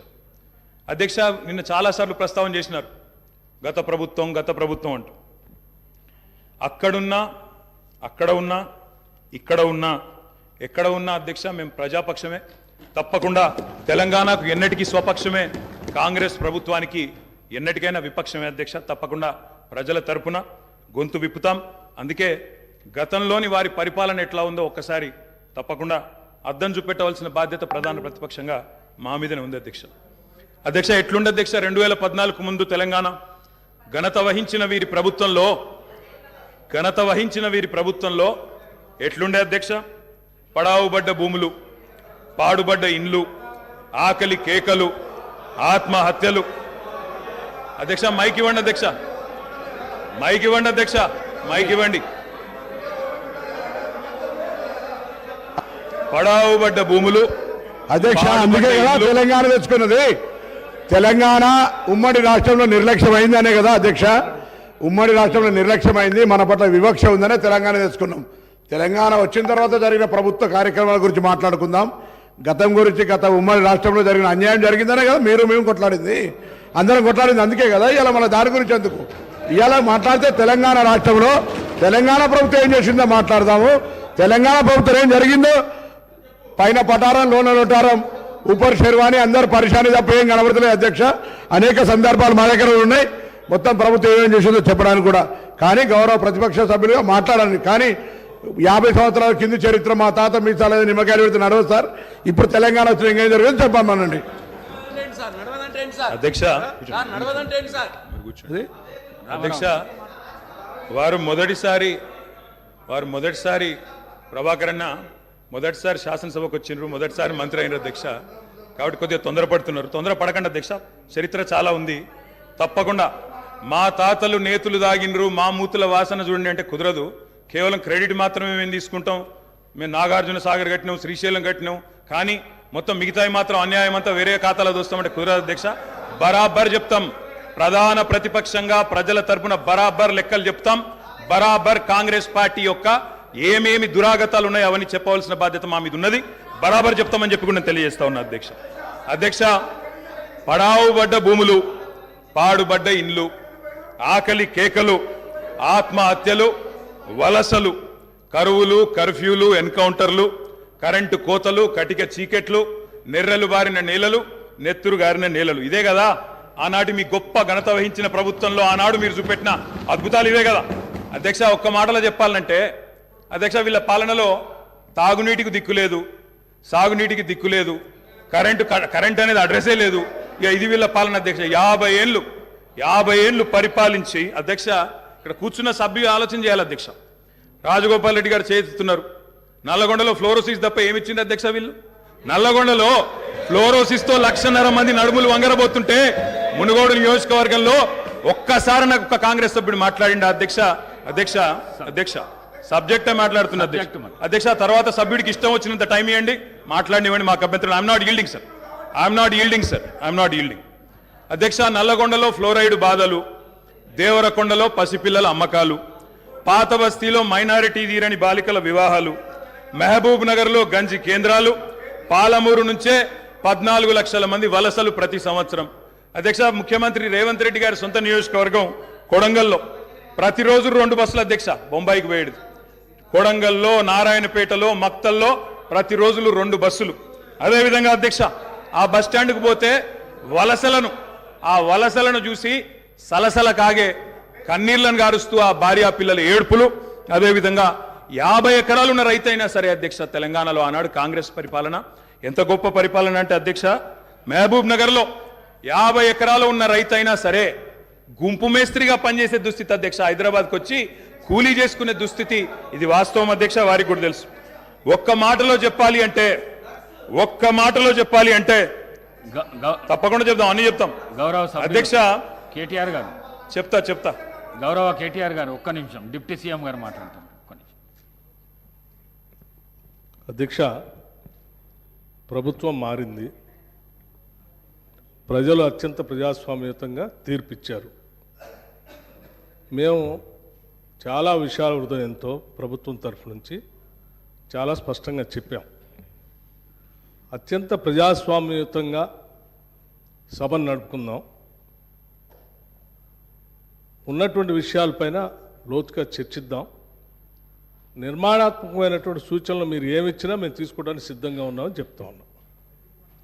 మొట్టమొదటి సమావేశం మొట్టమొదటి రోజు వారు గవర్నర్ ప్రసంగం మీద ధన్యవాదాలు చెప్పే తీర్మానంలో కొంత పెద్ద మనసుతో ఈ ప్రభుత్వం చెప్పినటువంటి మాటలను స్వాగతిస్తున్నామనో లేకపోతే అదే రీతిలో మనం ముందుకు పోదామనో అలా చెప్పుకుంటూ సభ నడిపించడం కోసం ప్రయత్నం చేయాలి. కానీ మొదలు పెట్టమే వారు అసలు ఒక దాడి మొదలుపెట్టినట్టు మొదలు పెడితే ప్రభుత్వానికి తప్పనిసరి పరిస్థితుల్లో మీకు మేము అనుకున్నటువంటి ప్రజాస్వామ్యయుత సభ నడిపేదానికంటే మీకు సమాధానం చెప్పే కార్యక్రమంలో ఆ స్ఫూర్తి కూడా దెబ్బతినేటట్టుగా వారు మాట్లాడుతున్నారు. అది కరెక్ట్ కాదు.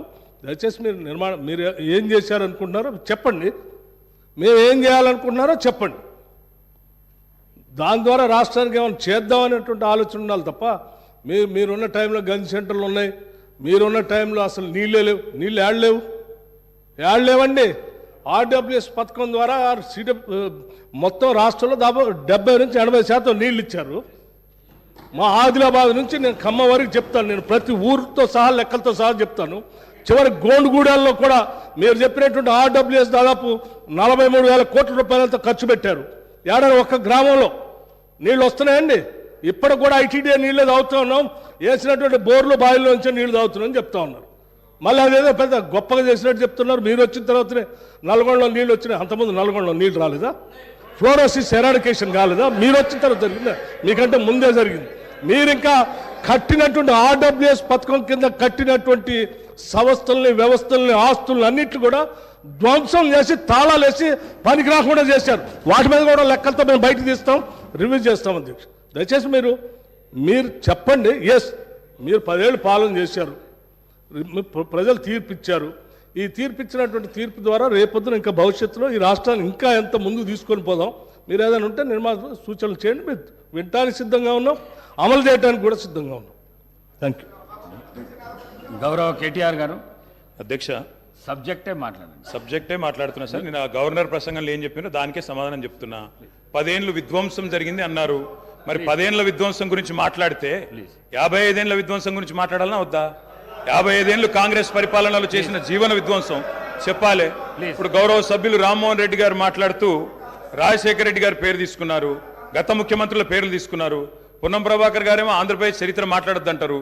మరి రామ్మోహన్ రెడ్డి గారేమో గతంలో ఉన్న ఆంధ్ర ముఖ్యమంత్రుల పేర్లు తీసుకున్నారు. పేర్లు తీసుకున్నప్పుడు చెప్పకపోతే ఎట్లా అధ్యక్ష? వాస్తవాలు చెప్పాలి, చరిత్ర చెప్పాలి, అద్దం చూపెట్టాలి కదా సార్. 55 ఏళ్లు పరిపాలించే అవకాశం ఇచ్చినప్పుడు సాగునీరు ఇవ్వలేని అసమర్థులు, తాగునీరు ఇవ్వలేని అసమర్థులు, కరెంట్ ఇవ్వలేని అసమర్థులు, వాళ్ళ అసమర్థత గురించి చెప్తే ఉలికిపడ్డం ఎందుకు అధ్యక్ష? అధ్యక్ష, ఇంకొక మాట కూడా నేను విజ్ఞప్తి చేస్తా ఉన్నాను. ఇది మొదటి రోజు అధ్యక్ష. మొదటి రోజే ఇంత ఉలికిపడితే ఎట్లా అధ్యక్ష? మొదటి రోజు ఇంత భయపడితే ఎట్లా? ఒక్కొక్క మంత్రి గారు లేసి అప్పుడే ఉలికిపడి మాట్లాడుతున్నారు. అంత భయం ఎందుకు సార్? అధ్యక్ష, నిర్మాణాత్మక సూచనలు చేయాలన్నారు భట్టి గారు. We welcome it. కానీ మీరు నిర్మాణాత్మకమైన గవర్నర్ ప్రసంగం ఉంటే, విధ్వంసంగా ఉండకపోతే వాస్తవాలు చెప్తే మేము కూడా వాస్తవాలు చెప్పేటోళ్ళం. మా అధ్యక్షుడు స్పష్టంగా చెప్పారు, కొత్త ప్రభుత్వం వచ్చింది, తొందరపడకండి, ఒక 3 నెలలు సమయం ఇద్దాం, అట్రఫ్లాప్ అవుతారు ఎట్లాగూ, కానీ 3 నెలలు సమయం ఇద్దాం. ఎందుకంటే అధ్యక్ష చాలా చెప్తా, అవి కూడా చెప్తా. పాపం వాళ్ళ సభ్యుడే వాళ్ళని నిరికిస్తాడు. అధ్యక్ష, ఒక్క మాటలో చెప్పాలంటే తెలంగాణలో అధ్యక్ష, ఒక్క మాటలో చెప్పాలంటే ఏంది అధ్యక్ష కాంగ్రెస్ పరిపాలన? బొంబాయి, బొగ్గుబాయి, దుబాయ్. ఆనాడు ఇదే కదా అధ్యక్ష. మొత్తం ప్రజలు వలసలు పోయే దుస్థితి, రైతులు మొగులు దిక్కు చేసే దుస్థితి, మొత్తంగా ఆఖరికి ఇవాళ అక్కడ కూర్చున్న ముఖ్యమంత్రి గారి సొంత జిల్లాలోనే గంజి కేంద్రాల అధ్యక్ష. ఇందిరమ్మ రాజ్యం అంటే గంజి కేంద్రాలు, ఆకలి సావులు, ఎన్కౌంటర్లు తప్ప ఏముండే అధ్యక్ష? ఇది గొప్పగా చెప్తున్నారు అధ్యక్ష.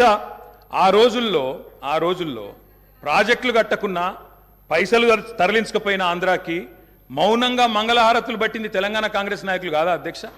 ఆనాడు మేము రాజీనామాలు చేస్తుంటే, గొంతు చించుకుంటుంటే, పేగులు దిగేదాకా కొట్లాడుతుంటే, పదవుల కోసం పెదవులు మూసుకున్నది ఎవరు అధ్యక్ష? ఇలా బాగా మాట్లాడుతున్నారు అధ్యక్ష. ఇంకొక మాట చెప్తా ఉన్నా, ఇదే శాసనసభ అధ్యక్ష, తెలంగాణ పదం నిషేధిస్తే ఒక్క కాంగ్రెస్ నాయకుడు మాట్లాడిండా అధ్యక్ష?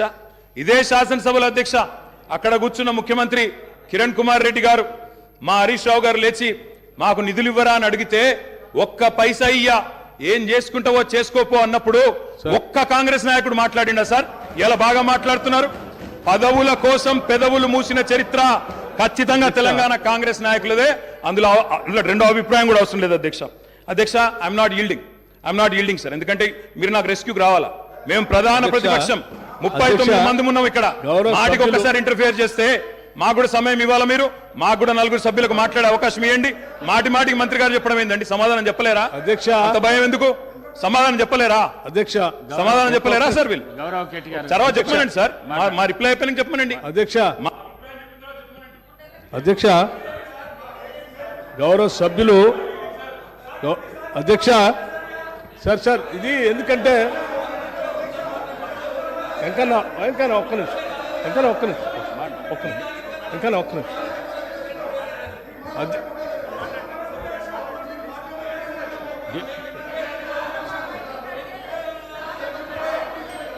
అధ్యక్ష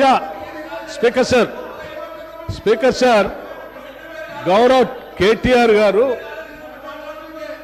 బ్రదర్ ప్లీజ్ నేనేం మిమ్మల్ని క్రిటిసైజ్ చేయట్లేదు. కూర్చో ఒక్కడే నిమిషం. I'm trying to advise you. Please I'm trying to advise you please. నేనేం మిమ్మల్ని క్రిటిసైజ్ చేయట్లేదు. దయచేసి ఒక్క నిమిషం.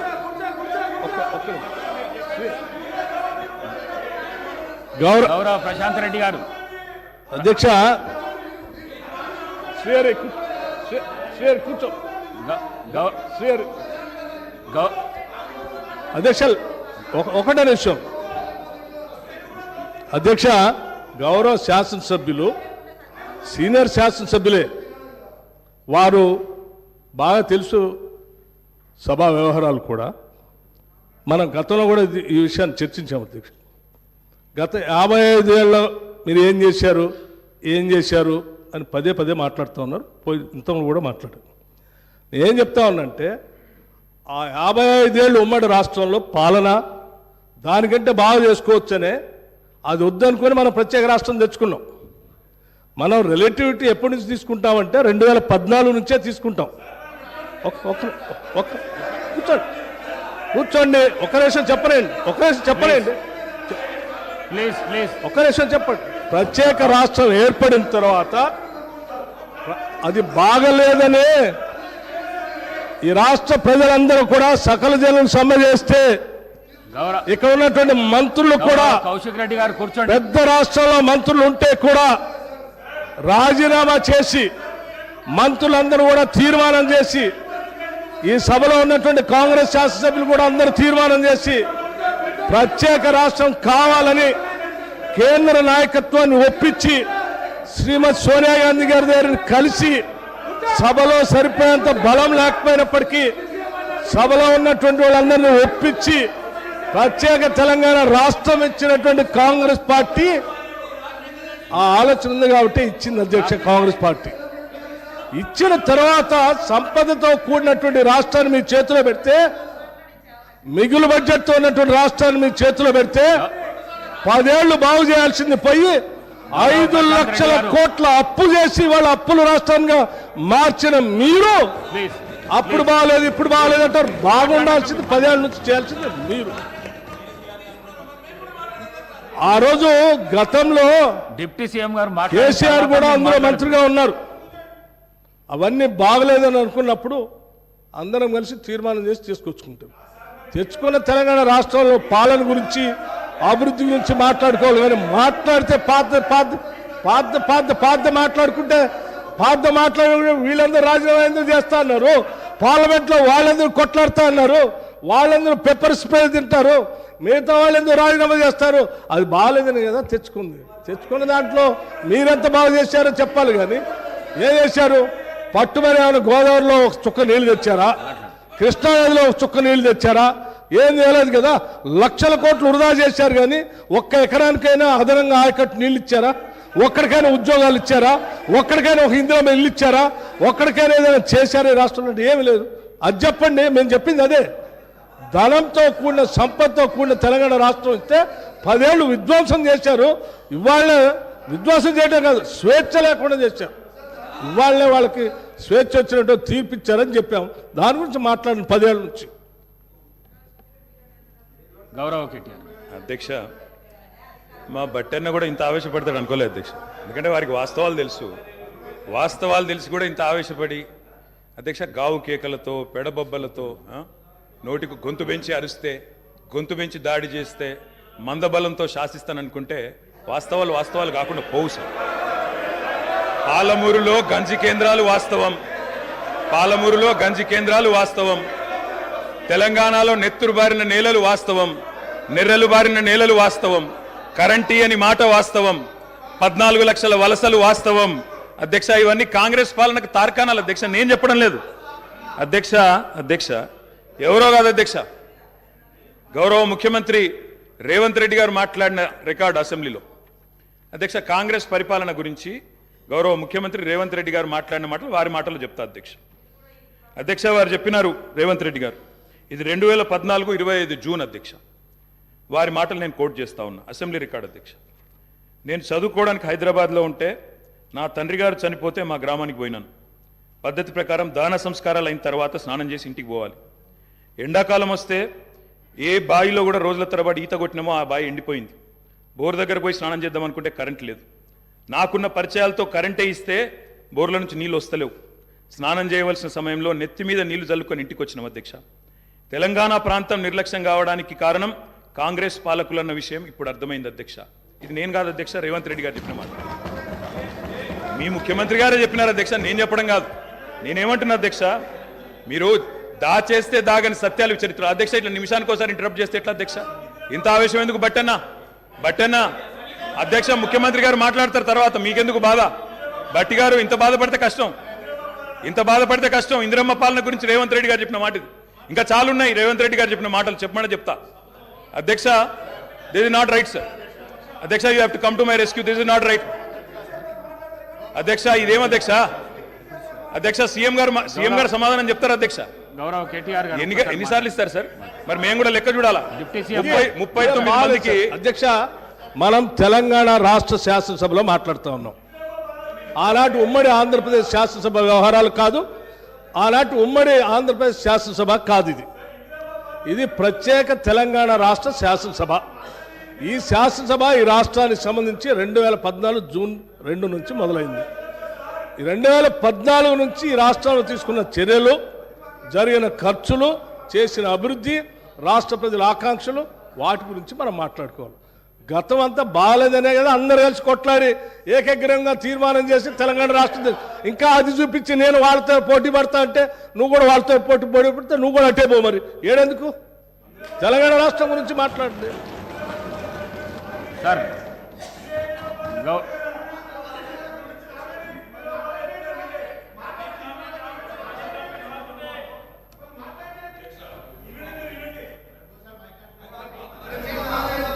అధ్యక్ష మాట్లాడండి అధ్యక్ష. ఇందిరమ్మ పాలన అంటే 84 వరకు ఇందిరమ్మ పాలన ఉండే సార్. మరి ఇందిరమ్మ రాజ్యం తెచ్చినాం ఇందిరమ్మ పాలన తెచ్చినాం అంటే మరి ఇందిరమ్మ పాలన గుర్తు చేయాలి కదా సార్. ఇందిరమ్మ పాలనలో గంజి కేంద్రాలు ఉండేది గుర్తు చేయాలి, ఇందిరమ్మ పాలనలో కరెంటు లేనిది గుర్తు చేయాలి, ఇందిరమ్మ పాలనలో నిర్బంధాలు గుర్తు చేయాలి, ఇందిరమ్మ పాలనలో నియంతృత్వం గుర్తు చేయాలి, ఇందిరమ్మ పాలనలో ఎమర్జెన్సీ రోజులు గుర్తు చేయాలి, ఇందిరమ్మ పాలనలో ఆర్టికల్ 365 ఎట్లా యూజ్ చేసి ప్రజాస్వామికంగా ఎన్నుకున్న ప్రభుత్వాలను రద్దు చేసినో గుర్తు చేయాలి, ఇందిరమ్మ పాలనలో ఎట్లా ముల్కీ రూల్ను తుంగలో దొక్కినో గుర్తు చేయాలి, ఇందిరమ్మ పాలనలో ఎట్లా రాష్ట్ర ప్రభుత్వాలను ఒక నియంతలాగా శాసించినో గుర్తు చేయాలి, ఇందిరమ్మ పాలనలో ఎట్లా ఇంటింటికి తాగునీళ్ళు ఇవ్వలేని దుస్థితులను గుర్తు చేయాలి, ఇందిరమ్మ పాలనలో ఎట్లా అయితే గరీబీ హటావో అని నినాదం ఇచ్చి మర్చిపోయినో గుర్తు చేయాలి. రాజశేఖర్ రెడ్డి గారిని గుర్తు చేసుకున్నప్పుడు, కిరణ్ కుమార్ రెడ్డి గారిని గుర్తు చేసుకున్నప్పుడు వారు తప్పకుండా మేము కూడా అన్ని చెప్పాలి కదా సార్. పోతిరెడ్డి పాడుకు పొక్కదవి నీళ్లు తీసుకుపోతుంటే హారతులు పట్టిన వాళ్ళ సంగతి చెప్పాలా, హంద్రీనివాకు హారతులు పట్టిన వాళ్ళ సంగతి చెప్పాలా, తెలంగాణకు అన్యాయం చేసిన ప్రతి ఒక్కరి సంగతి చెప్పాలా. కేవలం సెలెక్టివ్గా తలుచుకుంటాం, ఇందిరమ్మ పేరు అవసరం వచ్చినప్పుడు తలుచుకుంటాం, లేకపోతే తలుచుకోమంటే ఎట్లుంటుంది అధ్యక్ష? కాబట్టి తప్పకుండా చెప్పాలా. చరిత్ర అనేది దాస్తే దాగేది కాదు అధ్యక్ష. ప్రగతి భవన్కు పోయి అక్కడ కేసీఆర్ గారి పేరు మీద మట్టి పూయంగానే చరిత్ర మరుగున పడిపోదు అధ్యక్ష. తప్పకుండా వాస్తవాలుగానే ఉంటాయి. వాస్తవం ఏంది అంటే 50 ఏళ్ల గోస తర్వాత కలిసొచ్చే కాలానికి నడిసొచ్చే కొడుకు కేసీఆర్ తెలంగాణకు, తెలంగాణ తల్లిని దాస్య శృంఖలాలు తెంచిన కొడుకు కేసీఆర్ గారు అధ్యక్ష. ఇవాళ వారు మాట్లాడినారు, గవర్నర్ గారు, మార్పు మొదలైంది, నిర్బంధం పోయింది అన్నారు. అవును అధ్యక్ష, మార్పు మొదలైంది, నిర్బంధం పోయింది. ఎప్పుడు పోయింది అధ్యక్ష నిర్బంధం? జూన్ 2, 2014. జూన్ 2, 2014 నాడు దాస్య శృంఖలాల నుంచి శ్రీశ్రీ గారు చెప్పినారు అధ్యక్ష, బానిసకొక బానిసకొక బానిస అని. దరిద్రం ఏంటంటే అధ్యక్ష, దరిద్రం ఏంటంటే గతంలో మనల్ని పీడించిన వాళ్ళు పోయినారు, కానీ వాళ్ళ పేర్లు తలుచుకునే వాళ్ళు ఇంకా అక్కడే ఉన్నారు అధ్యక్ష. అది బానిసకొక బానిసకొక బానిస అంటే కదా అధ్యక్ష. అధ్యక్ష ఇంకొక మాట చెప్పాలి అధ్యక్ష. అధ్యక్ష ఈరోజు గత 10 ఏళ్ళని మాట్లాడుతున్నాను. చెప్తాం అధ్యక్ష, విద్యుత్ సంస్థల గురించి చెప్తాను, ఇంకా చాలా విషయాలు చెప్తాను. మధ్యలో వారే ఇప్పుడు ఒక 15 నిమిషాలు డిస్టర్బ్ చేశారు, మీరు లెక్క రాసుకోవాలి. మీరు కూడా మేము 39 మంది ఉన్నాం, వాళ్ళు 64 మంది ఉన్నారు, మిడిసిపడుతున్నారు అధ్యక్ష. ఎంత అధ్యక్ష తేడా? 1.85% ఓటు మాత్రమే. 1.85%. అధ్యక్ష ఈ రకమైన మిడిసిపాటు మంచిది కాదు. గౌరవ కేటీఆర్ గారు, సబ్జెక్ట్ డీవియేషన్ కాకుండా నేనేం అవ్వలేదు సార్, ఆయన చెప్పిన దానికే చెప్తున్నా. మిమ్మల్ని అక్కడ కూర్చోబెట్టారు అంటే చెప్తున్నా అధ్యక్ష, ఎక్కువ తేడా ఏం లేదు సార్, మిడిసిపాటు వద్దని చెప్తున్నా సార్. అధ్యక్ష, నీళ్లు, నిధులు, నియామకాలు, ఇది మా ఉద్యమ నినాదం. దాన్నే అధ్యక్ష వారు సమాధానం ఎట్లాగో చెప్తారు చెప్పండి సార్, సమాధానం ఎట్లాగో చెప్తారు. Leader of the house. Speaker sir, కొంతమంది ఎన్ఆర్ఐస్కి ప్రజాస్వామిక స్ఫూర్తి అర్థము అవగాహన కాదు. మనం ప్రయత్నం చేసినా కూడా వారు తెలుసుకునే ప్రయత్నం చేయరు. ప్రజాస్వామ్యంలో 49కి 0 వాల్యూ ఉంటుంది, 51కి 100% వాల్యూ ఉంటుంది. ఎందుకంటే 51% ఓట్లు, 51% నెంబర్ ఉన్న వాళ్ళు ప్రభుత్వాన్ని ఏర్పాటు చేస్తారు. 49% ఉన్నవాళ్ళు ప్రతిపక్షంగా కూర్చొని ప్రభుత్వం తీసుకునే పరిపాలనలో నిర్ణయాలను, శాసనాలను సహేతుకంగా విశ్లేషించి సలహాలు, సూచనలు ఇస్తారు. సలహాలు, సూచనలు ఒకవేళ ప్రభుత్వము పెడచెవిన పెడితే నిరసనలు, ధర్నాలు, రాస్తారోకలు చేస్తారు. అవసరమైతే ఆమరణ నిరాహార దీక్షలు చేసిన కూడా సందర్భాలు ఉన్నాయి. ఆ స్పిరిట్ను తీసుకోవాలి తప్ప వాళ్ళు 64 ఉన్నారు, మేము 39 మంది ఉన్నాం, మేము అచ్చోసిన ఆంబోతుల్లాకున్నాం, మేము పోడియంలోకి వచ్చి కుస్తీలు కొట్లాడతాం, ఈ రకమైన భాష వారి గౌరవానికి కానీ ఈ సభను నడిపించుకోవడానికి కానీ సహకరించదు. రెండవ అంశం, పదే గత పాలన గురించి, గత ప్రభుత్వాల గురించి మాట్లాడుతున్నాను. సరే, వారు ఏం మాట్లాడతారో మొత్తం విన్నాక రిప్లై చేద్దాం అనుకున్నాను. కాకపోతే నా రిప్లై కోసం వారు తహతహలాడుతున్నారు. గత పాలనలో యూత్ కాంగ్రెస్ వైస్ ప్రెసిడెంట్గా కల్వకుంట్ల చంద్రశేఖరరావుకు అవకాశం ఇచ్చిందే కాంగ్రెస్ పార్టీ. సింగిల్ విండో డైరెక్టర్గా ఎన్నికల్లో పోటీ చేయడానికి ఇస్తే కాంగ్రెస్ పార్టీ తరఫున నిలబడి ఓడిపోయిందే చంద్రశేఖరరావు. గత పాలనలో ఎంపీగా గెలిపించిందే కాంగ్రెస్ పార్టీ. గత పాలనలో షిప్పింగ్ మినిస్టర్ ఇచ్చిందే కాంగ్రెస్ పార్టీ. ఆ తర్వాత కార్మిక శాఖ మంత్రి ఇచ్చిందే కాంగ్రెస్ పార్టీ. అంతెందుకు ఇక్కడ సభ్యుడు ఉన్నాడు, వారు కూడా వారి కుటుంబ సభ్యులే. ఎమ్మెల్యే కాకుండానే మంత్రిని చేసి తర్వాత ఎమ్మెల్యేగా ఎన్నిక చేయడానికి సహకరించిందే కాంగ్రెస్ పార్టీ. ఈరోజు వాళ్ళు ఏ పేరైతే వినోద్ అనుకుంటున్నారో ఆ రాజశేఖర రెడ్డి గారే ఆ మంత్రివర్గంలోనే గత ఆర్థిక శాఖ మంత్రి, సిద్దిపేట ఎమ్మెల్యే గారు ఎమ్మెల్యే పదవి లేకుండా మంత్రిగా ప్రమాణ స్వీకారం చేసిండ్రు. రాజశేఖర రెడ్డి గారి నాయకత్వమే దేశానికి బలమైన నాయకత్వం అని అందులో పనిచేసిండ్రు. మూడవది, పోతిరెడ్డిపాడు పొక్క పెద్దది చేసినప్పుడు కీర్తిశేషులు నాయన్ నరసింహారెడ్డి గారు కడప జిల్లా ఇన్ఛార్జ్ మినిస్టర్. ఆ రోజు కొట్లాడింది పోతిరెడ్డిపాడు మీద కీర్తిశేషులు పి జనార్దన్ రెడ్డి గారు. పోతిరెడ్డిపాడు పొక్క పెద్దది చేసినప్పుడు ఇక్కడ ఉన్నోళ్ళు ఎవరు ప్రాణత్యాగాలు చేస్తామని ఎవరు కొట్లాడలే, ఎవరు మాట్లాడలే. సొంత పార్టీ, సొంత ప్రభుత్వం ఉన్న తెలంగాణ ప్రజల హక్కులను భంగం కలిగించొద్దు, కృష్ణానది జలాలలో మా వాటా మాకు ఉండాలి, మా వాటాను ఎవరు తీసుకెళ్ళినా మేము ఒప్పుకోము అని కొట్లాడింది ఆనాటి నాయకుడు పి జనార్దన్ రెడ్డి గారు మాట్లాడినారు తప్ప వీళ్ళు కాదు. కాబట్టి ఈరోజు వీళ్ళందరూ ఏ పాలకుల గురించి మాట్లాడుతున్నారు, ఆ పాలకులు ఇప్పుడు మాట్లాడుతున్న పెద్దలు ఎట్లెమ్మెల్యేనరు? వాళ్ళ తండ్రి గారి గురువైన చంద్రబాబు నాయుడు గారి పార్టీతో పొత్తు పెట్టుకుంటే ఆ పార్టీ మద్దతుతో ఆ కడువ కప్పుకొని సిరిసిల్లలో కష్టపడి పనిచేసి నిర్మించుకున్న చీమలు పెట్టిన పుట్టలో పాములు దూరినట్టు కేకే మహేందర్ రెడ్డి అక్కడ పార్టీని నిర్మించుకొని తెలంగాణ ఉద్యమంలో పాల్గొని తెలంగాణ ఉద్యమంలో ముందు భాగం నుండి నిలబడి కొట్లాడితే ఎన్ఆర్ఐ అంటే నాన్ రిలయబుల్ ఇండియన్ కింద మేనేజ్మెంట్ కోటాలో ఇక్కడికి వచ్చి టికెట్ తీసుకొని అక్కడ ఆ కేకే మహేందర్ రెడ్డి గారిని అన్యాయం చేసి ఈరోజు ఇక్కడికి వచ్చిండ్రు. కాబట్టి ఈరోజు గతం గురించి అధ్యక్ష, ఒకవేళ మా మిత్రులకు వాళ్ళకు అంతగా గతం గురించి చర్చించాలనే ఆలోచన ఉంటే ఒకరోజు మొత్తం తమరు సమయం ఇవ్వండి. తప్పకుండా జూన్ 2, 2014 కంటే ముందు జరిగిన 55 సంవత్సరాల పరిపాలన మీద సంపూర్ణమైన చర్చ ఇక్కడ పెడదాము. ఈరోజు ఇక్కడ జరుగుతున్న చర్చ జూన్ 2, 2014 నుంచి జరిగిన పరిపాలన, చేసిన విధ్వంసము, నాయకత్వం యొక్క వ్యవహార శైలి మీద మనం ఈరోజు మాట్లాడుకుంటున్నాము. కాబట్టి వారికి గతం గురించి చర్చించాలనే కోరిక ఉంటే మాకు ఎలాంటి అభ్యంతరం లేదు. గతంలో జరిగిన పరిపాలనలో ఇక్కడున్న వాళ్ళకి చాలామందికి పాత్ర లేకపోవచ్చు, కానీ అక్కడున్న వాళ్ళకు చాలామందికి పాత్ర ఉంది. ప్రత్యక్షంగా మంత్రులు చేసిండ్రు.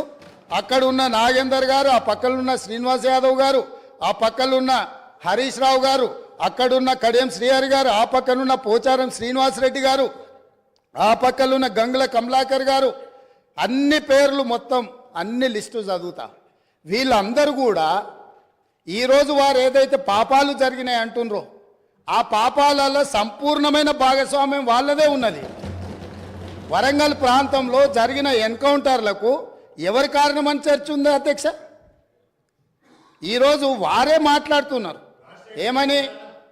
ఏమని గవర్నర్ ప్రసంగంలో మొత్తం కాంగ్రెస్ పార్టీ మేనిఫెస్టోనే పొందుపరిచిండ్రని చాలా సీనియర్గా పనిచేసిండ్రు మంత్రులుగా. గవర్నర్ గారి ప్రసంగము పార్టీ యొక్క ఎన్నికల మేనిఫెస్టోను మంత్రివర్గంలో చర్చించి మా ప్రభుత్వం యొక్క భవిష్యత్ కార్యాచరణను మంత్రివర్గం ఆమోదం చేసిన తర్వాతనే గవర్నర్ గారు ప్రసంగిస్తారు. పరిపాలనలో అనుభవం ఉన్న వాళ్ళు, గతంలో ఈ రకమైన నిర్ణయాలు చేసిన వాళ్ళు కూడా ప్రజల్ని తప్పుదోవ పట్టించడానికో లేకపోతే వాళ్ళ యజమానులను సంతోషపెట్టడానికో ఎందుకు మాట్లాడుతున్నారో నాకైతే తెలియదు.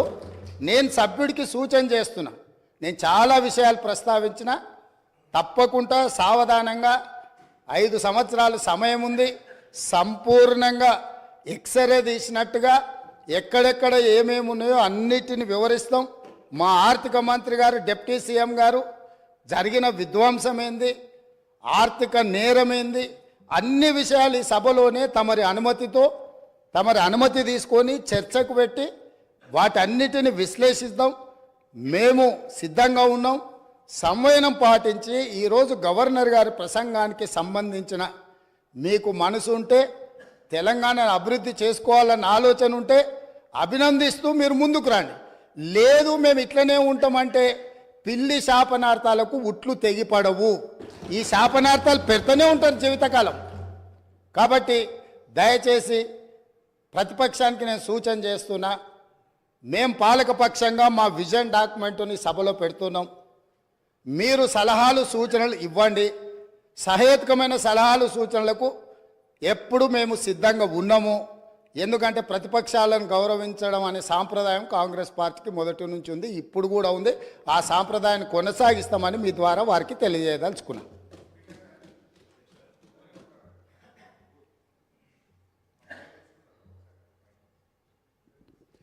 వారు మా పేరు తీసుకున్నారు అధ్యక్ష. గౌరవనీయులు రాష్ట్ర ముఖ్యమంత్రి గారు ఈ సభను ఈ సభను ఒక నిమిషం కొద్దిగా ఓపిక ఉండాలి అధ్యక్ష. చాలా విషయాలు మాట్లాడేది ఉంది, తొందరపడకండి రాజగోపాల్ గారు. అయితే గౌరవ ముఖ్యమంత్రి గారు ఈ సభను తప్పుదోవ పట్టించే విధంగా కొన్ని వ్యాఖ్యలు చేశారు. సభ యొక్క రికార్డులు సరిచేయాల్సినటువంటి అవసరం ఉంది కనుక నేను ఈ అవకాశం తీసుకున్నాను అధ్యక్ష. ముఖ్యమంత్రి గారు మాట్లాడుతూ పోతిరెడ్డిపాడు ప్రాజెక్టు పైన మా నాయకులే కొట్లాడారు, ఆ రోజు రాజశేఖర రెడ్డి గారి క్యాబినెట్లో ఉన్నటువంటి మంత్రులు మాట్లాడలేదు అనేటువంటి మాట వారు మాట్లాడినారు. నేను దాని మీద ఒకరోజు వీలైతే చర్చ పెట్టండి, సభ రికార్డులు తీసి బయట పెట్టండి, వీడియో ఫుటేజ్ కూడా ఉంటుంది సభలో, అన్ని విషయాలు కూడా బయట పెడితే దాని మీద నేను చర్చకు సిద్ధం. But I want to reiterate the record. ఆ రోజు రాజశేఖర రెడ్డి గారి క్యాబినెట్ నుంచి మేము 6 మంత్రులం 14 నెలలకే మేము రాజీనామా చేశాము. మేము రాజీనామా చేసినప్పుడు చెప్పే 6 కారణాలు, అందులో మొట్టమొదటి కారణం అక్రమంగా పోతిరెడ్డిపాడు ప్రాజెక్టును పొక్కగొట్టి మా తెలంగాణకు దక్కాల్సిన కృష్ణా నదీ జలాలను రాయలసీమకు తరలించకపోతున్నందుకు నిరసనగా ఈ క్యాబినెట్ నుంచి మేము వైదొలుగుతున్నాము. తెలంగాణను ముంచి పులిచింతల ప్రాజెక్టు గట్టి ఆంధ్రాకు నీళ్లు మళ్లించే పులిచింతల ప్రాజెక్టును ఆపకపోవడం వల్ల మేము ఈ క్యాబినెట్ నుంచి వైదొలుగుతున్నాము. 610 జీవో అమలు చేయడంలో నిర్లక్ష్యం కారణంగా మా తెలంగాణ పిల్లలకు ఉద్యోగాలు దక్కే విషయంలో మా మాట తప్పుతున్నందుకు నిరసనగా ఈ క్యాబినెట్ నుంచి మేము వైదొలుగుతున్నాము. నక్సలైట్లతో చర్చల పేరిట చర్చలు జరిపి ఎన్కౌంటర్లు చేస్తున్నారు, ఆ ఫేక్ ఎన్కౌంటర్లు జరుగుతున్నాయి కనుక మేము రాజీనామా చేస్తున్నాము. ఇట్లా ఒక 6 కారణాలు ఇదే సభలో చెప్పాం, బయట చెప్పి మేము ఆ రోజు రాజీనామా చేస్తామనేటువంటి విషయాన్ని సభ ద్వారా గౌరవ ముఖ్యమంత్రి దృష్టికి మీ దృష్టికి తెస్తున్నాను. రెండో విషయం, ఇదే సభలో అదే పోడియం దగ్గర మీరు రికార్డులు తీయండి, నా చేతిలో ప్లే కార్డ్, మేము ఆ రోజున్న మా పద్మారావు గౌడు శాసనసభ్యులం పోతిరెడ్డి ప్రాజెక్టును వెంటనే ఆపాలని చెప్పి 45 రోజులు మొత్తం బడ్జెట్ సెషన్ మొత్తం పోతిరెడ్డి ప్రాజెక్టు ఆపాలని మేము అక్కడి నుంచి కీర్తిశేషులు పీజేఆర్ గారు ఒక్కడు కాంగ్రెస్ పార్టీ నుంచి ఇక్కడి నుంచి కొట్లాడిండ్రు ఒక్కడే. ఆ రోజు మంత్రులుగా ఉన్న చాలా మంది పెదవులు ముచ్చుకొని ఇక్కడ కూర్చున్నారు తప్ప ఆ రోజు మాతో గొంతు కలిపింది ఒకే ఒక్కడు పీజేఆర్. ఆ పీజేఆర్ తనయుడు విష్ణువర్ధన్ రెడ్డి కూడా ఈరోజు మాతోనే ఉన్నాడు. రెండో విషయం I would like to clarify. నేను విషయాల్లో చర్చలకు పోతే చాలా చెప్పాలి కానీ just I'm trying to give the clarification. ఇది ముఖ్యమంత్రి గారు చెప్పిన పోతిరెడ్డిపాడు విషయం. రెండో విషయం, ముఖ్యమంత్రి గారు మాట్లాడుతూ నేను శాసనసభ్యుడు కాకుండా మంత్రిని చేసిన ఘనత కాంగ్రెస్ పార్టీది అని వారు మాట్లాడినారు. ఆ కాంగ్రెస్ పార్టీని అధికారంలో తెచ్చిన ఘనత టీఆర్ఎస్ పార్టీది.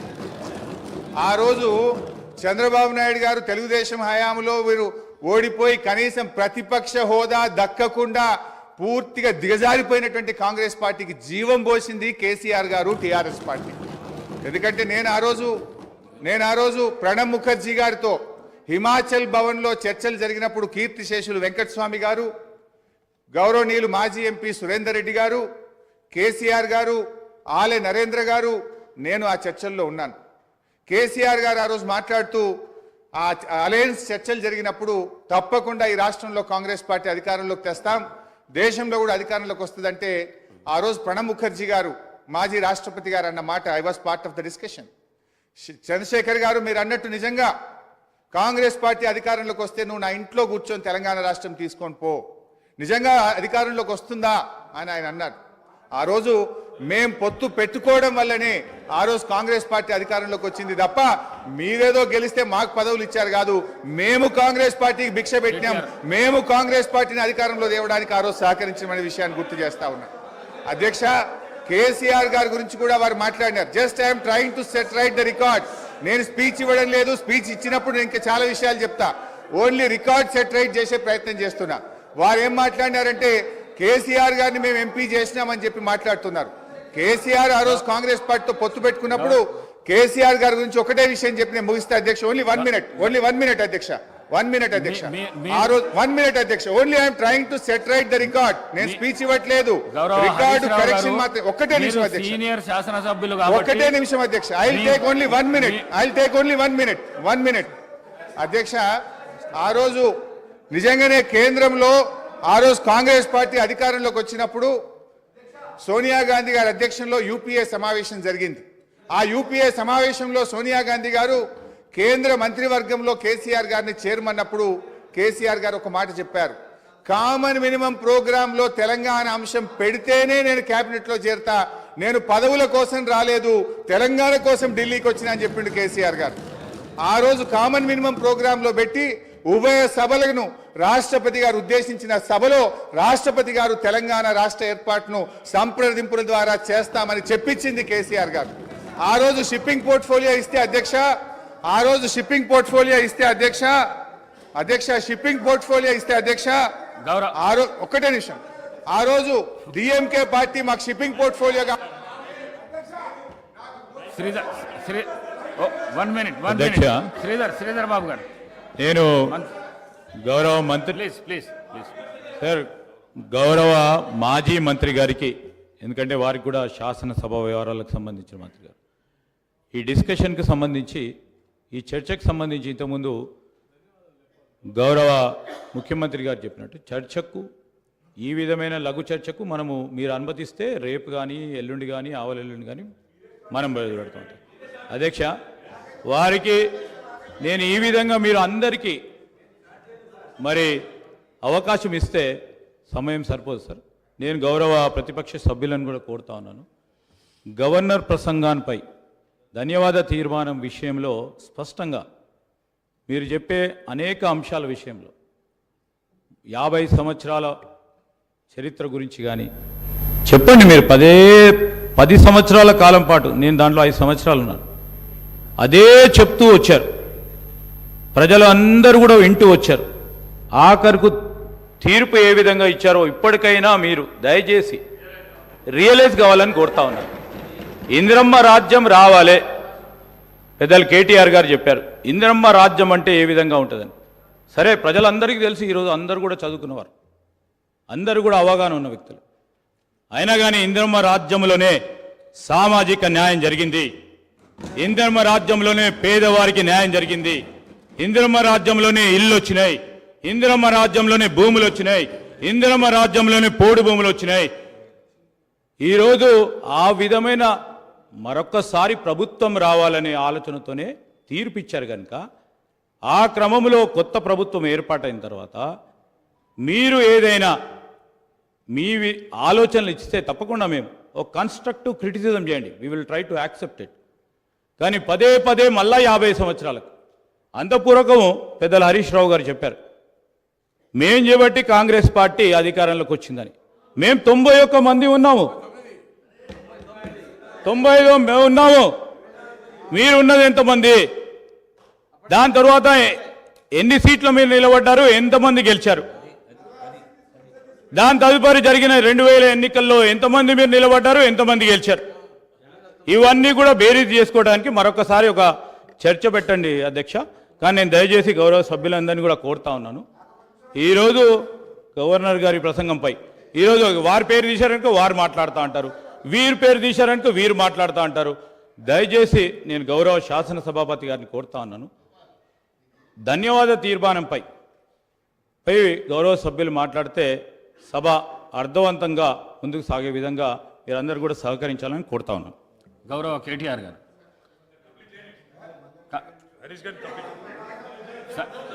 సార్ మీరు గౌరవ హరీష్ రావు గారు మీకు టైం ఇచ్చినా మీరు మాట్లాడినరు, కన్క్లూడ్ చేసేసేయండి.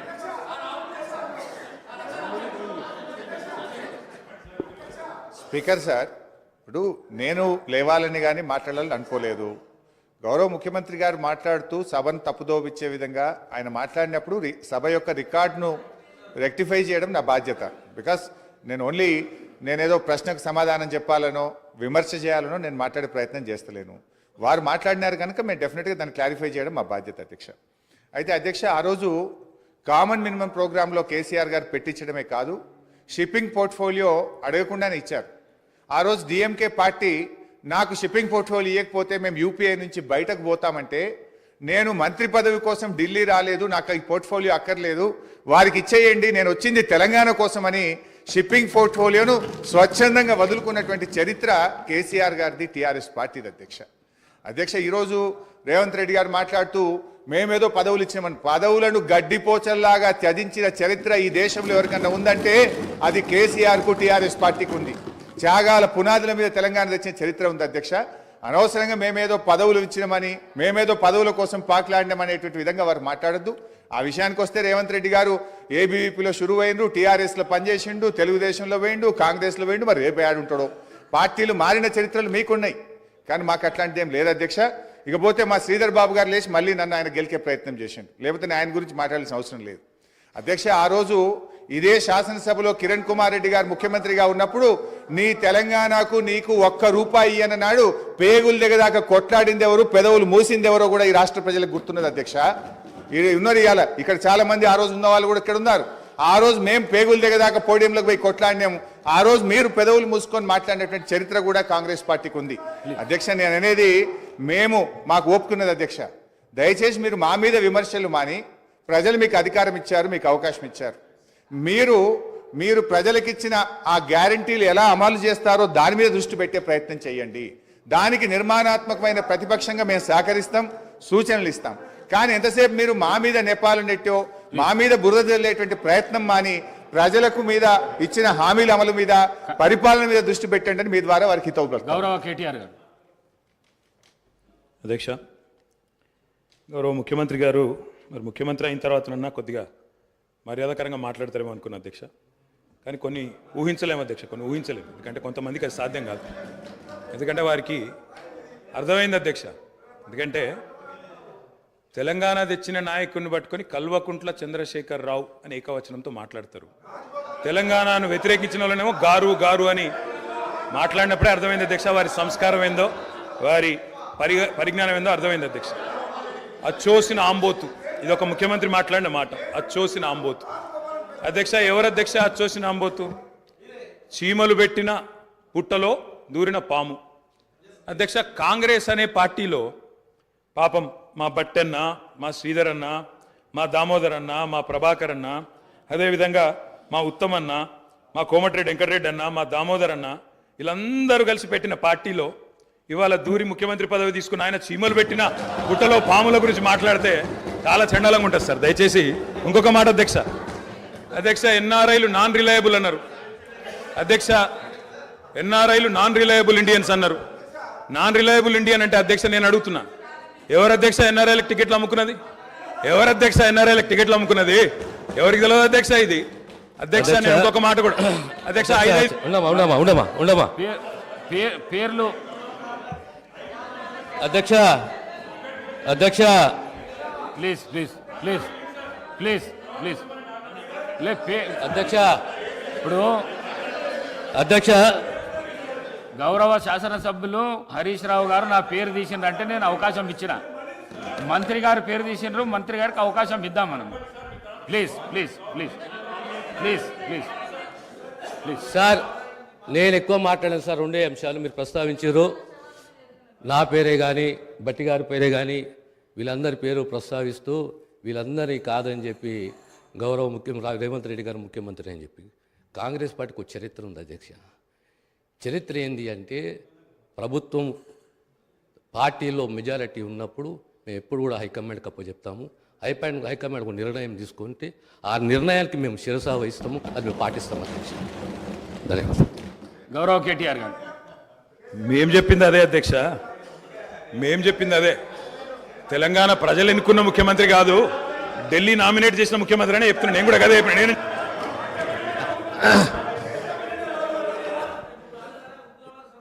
ఒక్క నిమిషం. ఈ సంప్రదాయం అనేది కొత్తది కాదు అధ్యక్ష. తెలంగాణ రాష్ట్ర ప్రజలు కూడా తెలుసు, కాంగ్రెస్లో ఈ సిస్టమ్ ఉన్నది, ఈ ఆనవాయితీ ఉన్నది. ఖచ్చితంగా కాంగ్రెస్ పార్టీ ఆనవాయితీ పాటిస్తుంది. ప్రతి ఒక్క శాసనసభ్యుడు కాంగ్రెస్ పార్టీ నుండి హైకమాండ్ని గౌరవిస్తాడు, హైకమాండ్ ఒక నిర్ణయాన్ని గౌరవిస్తున్న విషయాన్ని తమ ద్వారా గౌరవ సభ్యులు తెలియజేస్తున్నారు అధ్యక్ష. అధ్యక్ష నేను ఒక్కడిని మాట్లాడుతున్నాను ఇక్కడ నుంచి. ముఖ్యమంత్రి గారితో సహా 5 మంత్రులు ఇంటరప్ట్ చేస్తున్నారు. ఇదేం పద్ధతి అధ్యక్ష? ఇది అధ్యక్ష, ఇది మీరు నడపాలా, హౌస్ని మీరు నడపాలా అధ్యక్ష. వారు సార్ వినండి sir. In a democracy sir, we have utmost respect for you. Prasad గారు, స్పీకర్ గారు, మీరంటే చాలా రెస్పెక్ట్ ఉంది అధ్యక్ష. The opposition in a democracy has its say and the government has its way. మేము మాట్లాడిన తర్వాత వాళ్ళకి పుష్కలంగా మైక్ ఇవ్వండి, గంటలు గంటలు మాట్లాడమని నేను వద్దనట్లేదు సార్. కానీ ఈ రకంగా ఒక వ్యక్తి మాట్లాడుతుంటే, ఒక సభ్యుడు మాట్లాడుతుంటే ముఖ్యమంత్రి గారితో సహా 5 మంత్రులు లేచి, ప్రభాకర్ గారు, దామోదర్ గారు, శ్రీధర్ బాబు గారు, బట్టి గారు, ముఖ్యమంత్రి గారు అందరూ మాట్లాడితే గౌరవ కేటీఆర్ గారికి నా సూచన సార్, గవర్నర్ ప్రసంగం విషయంలో దాన్ని మాట్లాడుతున్నా సార్, నేను వారు మాట్లాడిన దాన్ని మాట్లాడుతున్నా. నేను ఈ డీవియేషన్ రాదు మనకు. నేను అదే అండి, వారు మాట్లాడింది రైట్ ప్లీజ్ సార్. ఎన్ఆర్ఐలు నాన్ రిలయబుల్ ఇండియన్స్ అన్నారు. మరి ప్రపంచవ్యాప్తంగా ఉన్న ఎన్ఆర్ఐలు గమనించాలా. కాంగ్రెస్ పార్టీకి ఎన్ఆర్ఐల మీద ఉన్న గౌరవం, ఎన్ఆర్ఐల పట్ల ఉన్న ప్రేమ, గౌరవ ముఖ్యమంత్రి గారికి ఉన్న ప్రేమ గమనించాలని నేను కోరుతా ఉన్నా. ఇంకొక మాట అధ్యక్ష, ఎన్ఆర్ఐలు అన్నారు అధ్యక్ష ఎవరు అధ్యక్ష? 100 కోట్ల మంది భారతీయులను కాదని బయట నుంచి తెచ్చుకున్న అధ్యక్షులు తీసుకుంది ఎవరు అధ్యక్ష? బయట దేశం వాళ్ళని తెచ్చుకున్న అధ్యక్షులు చేసుకున్న దుస్థితిలో ఉన్న కాంగ్రెస్ పార్టీ ఎన్ఆర్ఐల గురించి మాట్లాడితే ఎట్లా అధ్యక్ష? అధ్యక్ష ఏదేమైనప్పటికీ అధ్యక్ష ఒకటి వాస్తవం, గత పదేళ్లలో పాలమూరులో వలసలు బంద్ అయినాయి, వాళ్ళ పోతలు బంద్ అయినాయి. 14 రాష్ట్రాల నుంచి కూలీలు వచ్చి వాళ్ళ తెలంగాణలో నాట్లేస్తున్న విషయం వాస్తవం కాదా? 14 రాష్ట్రాల కూలీలు. అధ్యక్ష మీరు నల్లగొండలో ఫ్లోరైడ్ బండ నల్లగొండ గుండె మీద పెట్టిపోతే ఆ ఫ్లోరైడ్ బండను దించింది కేసీఆర్ కాదా? ఆ విషం నీళ్ల పీడ విరగడ చేసింది కేసీఆర్ కాదా? తెలంగాణను ఫ్లోరోసిస్ రహిత రాష్ట్రంగా పార్లమెంటులో ప్రకటించింది కేంద్ర ప్రభుత్వం కాదా? ఇది అబద్ధం అంటారా? సడుగులు విరిగిన సాలెల మగ్గానికి మంచి రోజులు తెచ్చింది కేసీఆర్ ప్రభుత్వం కాదా? ఇవాళ నేతన్నల ఆత్మహత్యలతో సిరిసిల్లను మీరు ఉరిసిల్లగా చేస్తే దాన్ని మళ్ళీ తిరిగి సిరిశాలగా చేసింది కేసీఆర్ ప్రభుత్వం కాదా? కునారిల్లిపోయిన కుల వృత్తులకు కొత్త ఊపిరులుదింది కేసీఆర్ ప్రభుత్వం కాదా? కాలే కడుపుతో అర్ధాకలితో ఎవ్వరు వండుకోవద్దని చెప్పి మానవీయ కోణంలో ఆలోచించి సంక్షేమంలో స్వర్ణయుగం సృష్టించింది, ఆసరగా నిలబడ్డది కేసీఆర్ ప్రభుత్వం కాదా? 200 రూపాయల పెన్షన్ను 2000 చేసింది కేసీఆర్ ప్రభుత్వం కాదా అధ్యక్ష నిన్న గ్రామీణాభివృద్ధి గురించి మాట్లాడుతూ ఈ ప్రభుత్వం ప్రాపగాండాకు ఎక్కువ పెద్దపీట వేసిందన్నారు అధ్యక్ష వాళ్ళ హయాంలో 50 ఏళ్లలో అధ్యక్ష ఒక్క గంగదేవి పల్లె చెప్పుకుందరు, ఒక అంకాపూర్ చూపెడుదురు. అది కూడా పాప మా గ్రామస్తులు చేసుకున్నారు, వీళ్ళు చేసింది ఏం లేదు. కానీ మా హయాంలో మా 10 ఏళ్లలో గర్వంగా చెప్తున్నా సార్, 3% కంటే తక్కువ జనాభా ఉన్న తెలంగాణ జాతీయ పంచాయతీ అవార్డులలో 30% అవార్డులు గెలుచుకునే విధంగా ప్రభుత్వాన్ని నడిపినాం, పల్లె ప్రగతిని చేసి చూపెట్టినాం. కావాలంటే చూసుకోవచ్చు.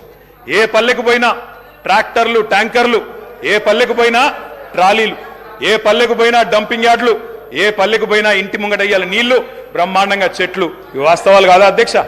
ఇవాళ మీరు ఎంజాయ్ చేయండి, పర్వాలేదు. 10 ఏళ్ల తర్వాత ఎంజాయ్ చేయండి. సర్పంచులకు ఇది ఇస్తాం, మాజీలకు అది ఇస్తాం, బస్సు ఫ్రీ, బంగారం ఫ్రీ, బండి ఫ్రీ అని చెప్పి ఓట్ల కోసం చాలా చెప్పారు అధ్యక్ష. సంతోషం, చేయండి, మేము వద్దంటలేదు.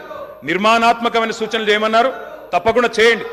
మీ మేనిఫెస్టోలోని ప్రతి హామీని నిలబెట్టుకోండి.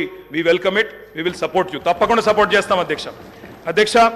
గత 10 ఏళ్లలో రక్తాన్ని రంగరించినాం, మెదళ్లను కరిగించినాం, ప్రాణం పెట్టి పనిచేసినాం. కాబట్టే ఇవాళ ఒక్కొక్క రంగంలో భారతదేశంలోనే తెలంగాణ అగ్రగామిగా ఉన్నది అధ్యక్ష. ఐటీ రంగంలో నిన్న వారు చెప్పినారు అధ్యక్ష, వారి అవగాహన, వారి పరిజ్ఞానం ఎంతుందో దాన్ని బట్టే చెప్పచ్చు. నేనేం చెప్పినారు అధ్యక్ష గవర్నర్ ప్రసంగంలో? ఐటీఐఆర్ వచ్చి ఉంటే ఏదో జరిగి ఉండేది. అసలు ఐటీఐఆర్ అంటే అక్కడ కూర్చున్న వాళ్ళు ఒక్కరికైనా తెలుసా అధ్యక్ష?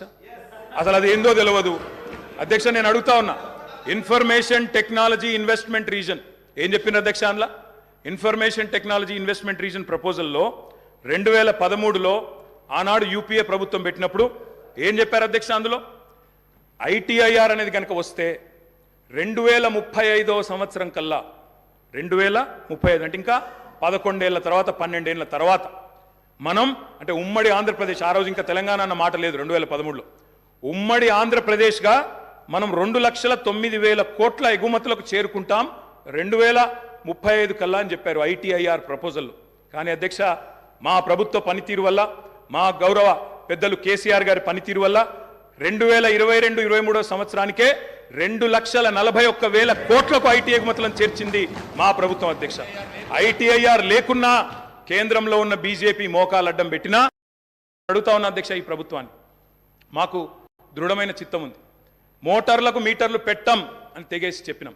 అదనంగా 25-30 వేల కోట్లు నష్టం వస్తున్నా తెగేసి గట్టిగా నిలబడ్డం, రైతులకు అన్యాయం చేయమని చెప్పినాం. ఈ ప్రభుత్వం ఆ మాట మీద నిలబెడుతుందా లేదా మోటార్లకు మీటర్లు పెడుతుందా చెప్పాలని చెప్పి కూడా నేను గౌరవ ముఖ్యమంత్రి గారిని కోరుతా ఉన్నా. రాష్ట్రంలోని రైతులందరి పక్షాన కూడా తప్పకుండా ప్రశ్నిస్తా ఉన్నా. ఉచిత విద్యుత్తును ఊడగొట్టే పన్నాగాన్ని ప్రతిఘటించిన అధ్యక్ష. నేను ఒకటే కోరుతా ఉన్నా, కొత్తగా వచ్చిన ప్రభుత్వం ఒకటి కోరుతా ఉన్నా అధ్యక్ష, విద్యుత్ విషయంలో 3 గంటల కరెంటు, 10 HP మోటార్లు, ఆ మాటలు వినవద్దనే కోరుకుంటున్నాం అధ్యక్ష. 24 గంటల కరెంటే ఉండాలని కోరుకుంటున్నాం. వ్యవసాయానికి 24 గంటల కరెంటే ఉండాలా, గృహాలకు 24 గంటల కరెంటే ఉండాలా, పరిశ్రమలకు కూడా మళ్ళీ పవర్ హాలిడే ఇచ్చే దుస్థితి రాకూడదని కోరుతా ఉన్నాం. వారే పిలుపునిచ్చారు అధ్యక్ష, కరెంటు బిల్లులు కట్టొద్దు, మేము వచ్చేస్తున్నాం కట్టకండి అన్నారు. మరి రాష్ట్రంలో ప్రజలు కట్టబోవడం లేదు. మరి వెంటనే మీరు గృహజ్యోతి కార్యక్రమాన్ని ప్రారంభించి మరి ఆ ఇచ్చిన హామీని కూడా నెరవేర్చాలని చెప్పి కూడా నేను కోరుతా ఉన్నా అధ్యక్ష.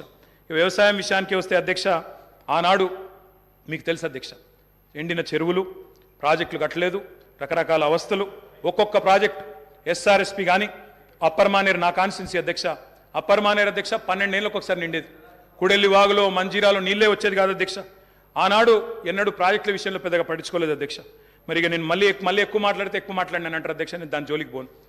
ఆ రోజు కాంగ్రెస్ పరిపాలనలో పరిస్థితి ఏంటంటే అధ్యక్ష, కొంతమంది రైతులది వాళ్ళ ఇంటి పేరే ఆఖరికి వ్యవసాయంలో వచ్చిన ఛాలెంజ్ల వల్ల వాళ్ళ ఇంటి పేర్లే మారిపోయిన పరిస్థితి. నల్గొండ పక్కకు మూషంపల్లి అని ఒక ఊరు ఉంటుంది అధ్యక్ష. ఆ ఊళ్ళో రామరెడ్డి గారు అని ఒక పెద్ద మనిషి, పాపం ఆయన 54 బోర్లు వడక ఆఖరికి ఆయన ఊళ్ళో ఆయన పెట్టిన పేరే బోర్ల రామరెడ్డి. బొక్కబోర్ల పడ్డ రామరెడ్డి, బొక్కబోర్ల పడ్డ వ్యవసాయం, బోర్ల రామరెడ్డి ఆయన ఇంటి పేరు అయిపోయింది అధ్యక్ష. అది ఆనాడు పరిస్థితి అధ్యక్ష, చుక్క నీరు రాని పరిస్థితి. అదేవిధంగా అధ్యక్ష, మా శ్రీధర్ బాబు గారికి తెలుసు, ఆయన మంత్రిగా ఉండే ఆనాడు, నేను ఎమ్మెల్యేగా ఉంటే 2009-10లో. ఆ రోజు అధ్యక్ష వెంకటాపూర్ అనే ఊరు, ఎల్లారెడ్డిపేట మండలం, ఒక దళిత రైతు మునిగే ఎల్లయ్య అనే రైతు ఎరువుల కోసం లైన్లో నిలబడి సొమ్మసిల్లిపోయి అక్కడే మూర్ఛ వచ్చి మరణించిన పరిస్థితి. ఇది నేనేం వక్రీకరిస్తలేను, ఏం వేరే చెప్తలేను అధ్యక్ష, ఉన్న వాస్తవాలే చెప్తా ఉన్నా. ఆ రోజు మీరు మంత్రిగా ఉన్నారు అధ్యక్ష. ఇట్లా ఎన్నో ఉన్నాయి అధ్యక్ష. వారి పరిపాలనకి మా పరిపాలనకి తేడా ఏంటంటే అధ్యక్ష, ఒక సంవత్సరం కిందట మా సురభి వాణీదేవి గారు ఎమ్మెల్సీ ఎన్నికల్లో నేను ప్రచారం చేస్తూ ఉంటే అధ్యక్ష, ఒకరోజు కాలేజీల యాజమాన్యాలతో మీటింగ్ పెట్టినప్పుడు అందరు యాజమాన్యాలు వచ్చినారు. వస్తే నేను కొద్దిసేపు ఉపన్యాసం చెప్పి మేము బాగా పనిచేస్తున్నాం, మాకు ఓటేయండి అని చెప్పి పొద్దున బ్రేక్ఫాస్ట్ మీటింగ్, వాళ్ళందరూ చాలా గంభీరంగా ఉన్నారు సార్. గంభీరంగా ఉంటే నాకు అనుమానం వచ్చింది, వీళ్ళు ఓట్లు వేస్తారా లేదా ఏం సంగతి అని చెప్పి అక్కడ పెద్ద మనిషి దగ్గర పోయి అడిగినాను సార్. అయ్యా పెద్ద మనిషి, మరి మీరేం సార్ ఇంత సీరియస్గా ఉన్నారు, ఓటు వేస్తారా లేదా అని అడిగిన. ఆయన అన్నారు, ఒక్క నిమిషం మైక్ ఇస్తారా నాకు అన్నారు. తీసుకోండి అని చెప్పినాను సార్. ఆయన పేరు అధ్యక్ష, ఆ పెద్ద మనిషి పేరు కృష్ణారెడ్డి గారు. మన ఐతవోలోనే ఊరు, మన మహబూబ్ నగర్ జిల్లా, పూర్వ మహబూబ్ నగర్ జిల్లా, ప్రస్తుత నాగర్ కర్నూలు జిల్లా అధ్యక్ష. ఆయన గొప్ప మాట చెప్పినారు అధ్యక్ష. ఆయన ఏమన్నారంటే, నా పేరు కృష్ణారెడ్డి అండి, నేను ఎస్విఎస్ అనే మెడికల్ కాలేజ్ నడుపుతాను మహబూబ్ నగర్ జిల్లాలో. మరి ఒకప్పుడు నా ఊరిలో ఏమయ్యా కృష్ణారెడ్డి, నీ చేను ఎక్కడ ఉంది అంటే చెరువు కింద ఉంది అని చెప్పేటోన్ని, కానీ కేసీఆర్ గారి ప్రభుత్వం వచ్చిన తర్వాత నా చేను చెరువు కింద లేదు, నా చేను కిందికే చెరువు వచ్చింది అని ఆ కృష్ణారెడ్డి గారు చెప్పారు అధ్యక్ష. ఇది నేను చెప్పేదేమి అతిశయోక్తి కాదు అధ్యక్ష. కావాలంటే ఆ కృష్ణారెడ్డి గారిని పిలిపించి మీరు కూడా అడగొచ్చు, వారే చెప్తారు అధ్యక్ష. ఒక్క మాట అధ్యక్ష, ఇవాళ తెలంగాణలో పుట్ల కొద్ది పంటలు, ఎటు చూసినా ధాన్యం గుట్టలు అధ్యక్ష. ఎక్కడ పోయినా ఏ రోడ్డు కన్నా పోండి అధ్యక్ష, మీరు రాష్ట్రంలో ధాన్యం గుట్టలు, రైతుల కళ్ళం నిండా గింజలు అధ్యక్ష. డిస్టర్బ్ చేశారు వాళ్ళే. అయినా మీరు నా మొదటి స్పీచ్, మీరు స్పీకర్ అయిన తర్వాత మీరు అగ్రికల్చర్ సార్, అది కూడా రైతుల సబ్జెక్ట్, నేనేమి సబ్జెక్టు మాట్లాడుతున్నా తప్ప ఎక్కడ పోవట్లేదు. I'm speaking strictly on subject sir, విమర్శలు కూడా నేను చేయట్లేదు అధ్యక్ష. రైతు కళ్ళం నిండా గింజలు ఉన్నాయి, పల్లెం నిండా మెతుకులు ఉన్నాయి సార్. దేశానికే గుమ్మిగా మారింది సార్ ఇవాళ తెలంగాణ.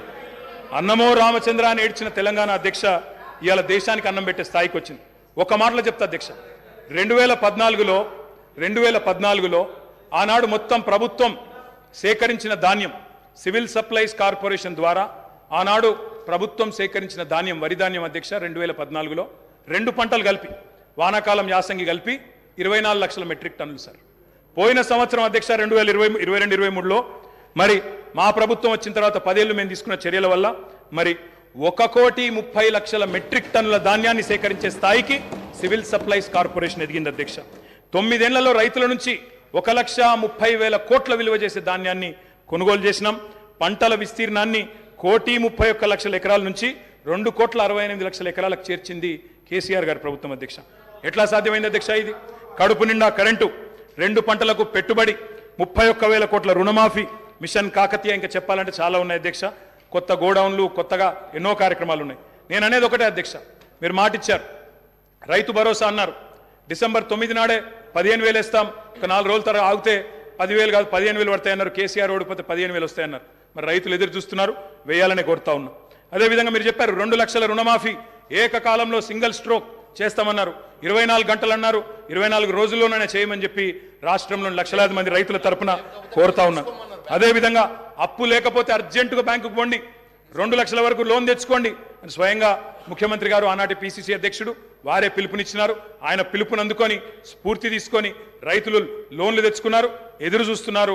మరి వెంటనే 2 లక్షల రుణమాఫీ జరుగుతుందని. అదేవిధంగా అధ్యక్ష రైతు బీమా పెట్టాం, ఇంకా చాలా కార్యక్రమాలు చేసినాం. మీరు కౌలు రైతులకు కూడా బీమా అన్నారు, తప్పకుండా చేయండి, వీల్ వెల్కమ్ ఇట్. ఇంకొక మాట కూడా నేను చెప్తా ఉన్నా అధ్యక్ష, వ్యవసాయం విషయానికి వస్తే నాకు బాధ ఎక్కడ అనిపించిందంటే అధ్యక్ష, నిన్న గవర్నర్ ప్రసంగంలో పౌర సరఫరాల శాఖ గురించి కూడా అసత్యాలు చెప్పారు అధ్యక్ష, సత్యదూరమైన విషయాలు చెప్పారు. 56,000 కోట్ల అప్పులున్నాయి సివిల్ సప్లైస్ కార్పొరేషన్కి అని చెప్పినారు. మంత్రి గారు లేరు కానీ చెప్తాను అధ్యక్ష, ఇది శుద్ధ సత్యదూరమైన మాట అధ్యక్ష. పౌర సరఫరాల శాఖ యొక్క విధి ఏంది అధ్యక్ష, రైతుల దగ్గర ధాన్యం కొనాలి, ఎఫ్సిఐకి మిల్లింగ్ చేసి అమ్మాలి. ఈరోజు పరిస్థితి ఏంటంటే అధ్యక్ష, నేను కూడా లెక్కలు తీసుకున్నాను. పౌర సరఫరాల శాఖ దగ్గర ప్రస్తుతం ఉన్న స్టాకుల విలువ దాదాపు 30,000 కోట్ల విలువ చేసే స్టాకులు ఇవాళ పౌర సరఫరాల శాఖ దగ్గర ఉన్నాయి.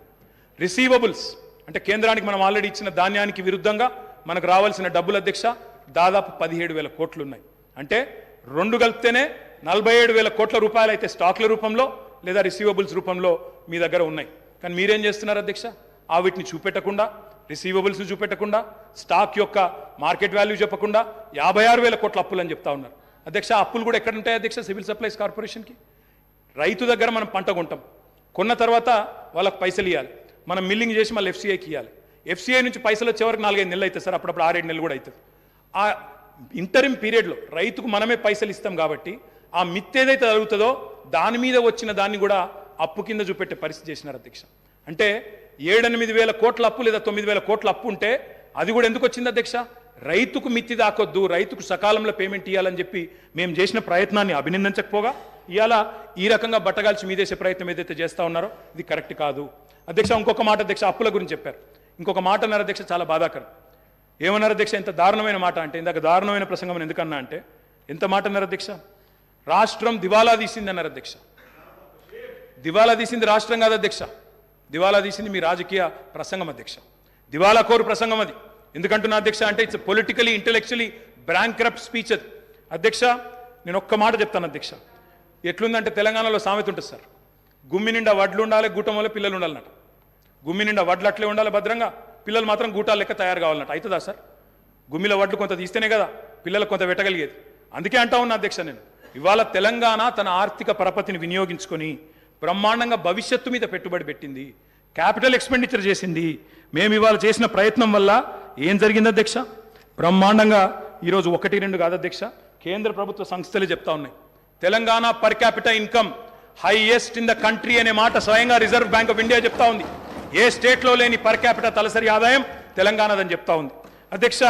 మరి అప్పు అంటారు, అప్పు చేసి మేము దేని మీద పెట్టినాం అధ్యక్ష, అప్పు అంటారు, ఆస్తుల గురించి చెప్పరు అధ్యక్ష, నెట్వర్త్ చూడరు, నెట్వర్త్ గురించి చెప్పరు. అప్పు చేసి మీలాగా పప్పు పిల్లలు వంచలేదు మేము, అప్పు చేసి చెప్తాను సార్, కాళేశ్వరం తొందర ఎందుకు పడుతున్నాం, చెప్తా తొందర ఎందుకు పడుతున్నాం, బరాబర్ చెప్తా. రాజగోపాల్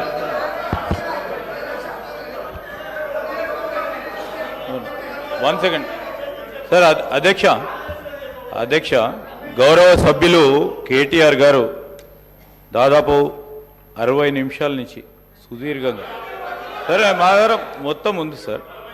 ఈరోజు మా కాంగ్రెస్ పార్టీకి సంబంధించిన గౌరవ సభ్యులు రామ్మోహన్ రెడ్డి గారు 35 నిమిషాలు మాట్లాడటం జరిగింది, వివేక్ గారు 15 నిమిషాలు మాట్లాడారు. ఇప్పటి వరకు కేటీఆర్ గారు 57 నిమిషాలు, అంటే మా సభ్యుల కంటే ఎక్కువ సమయం స్పీకర్ గారు మీకు కేటాయింపు చేయడం జరిగింది. నేను కోరుతా ఉన్నాను స్పీకర్ గారిని ఇంటరప్షన్ ఓన్లీ 22 మినిట్స్. వారు పూర్తి స్థాయిలో ఇంటరప్షన్ టైం తీసే మాట్లాడుతూ ఉన్నాను sir. I would like to request honorable member to conclude, sir.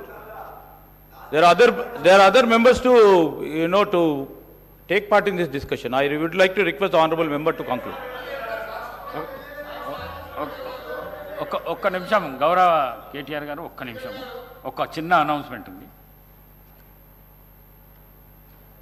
I am to announce to the House that I have nominated the following members to be on the panel of chairman for the first session: Sri Revula Prakash Reddy, Sri Balu Nayak, Sri Kausar Mainuddin, Sri Kunamaneni Sambashivarao.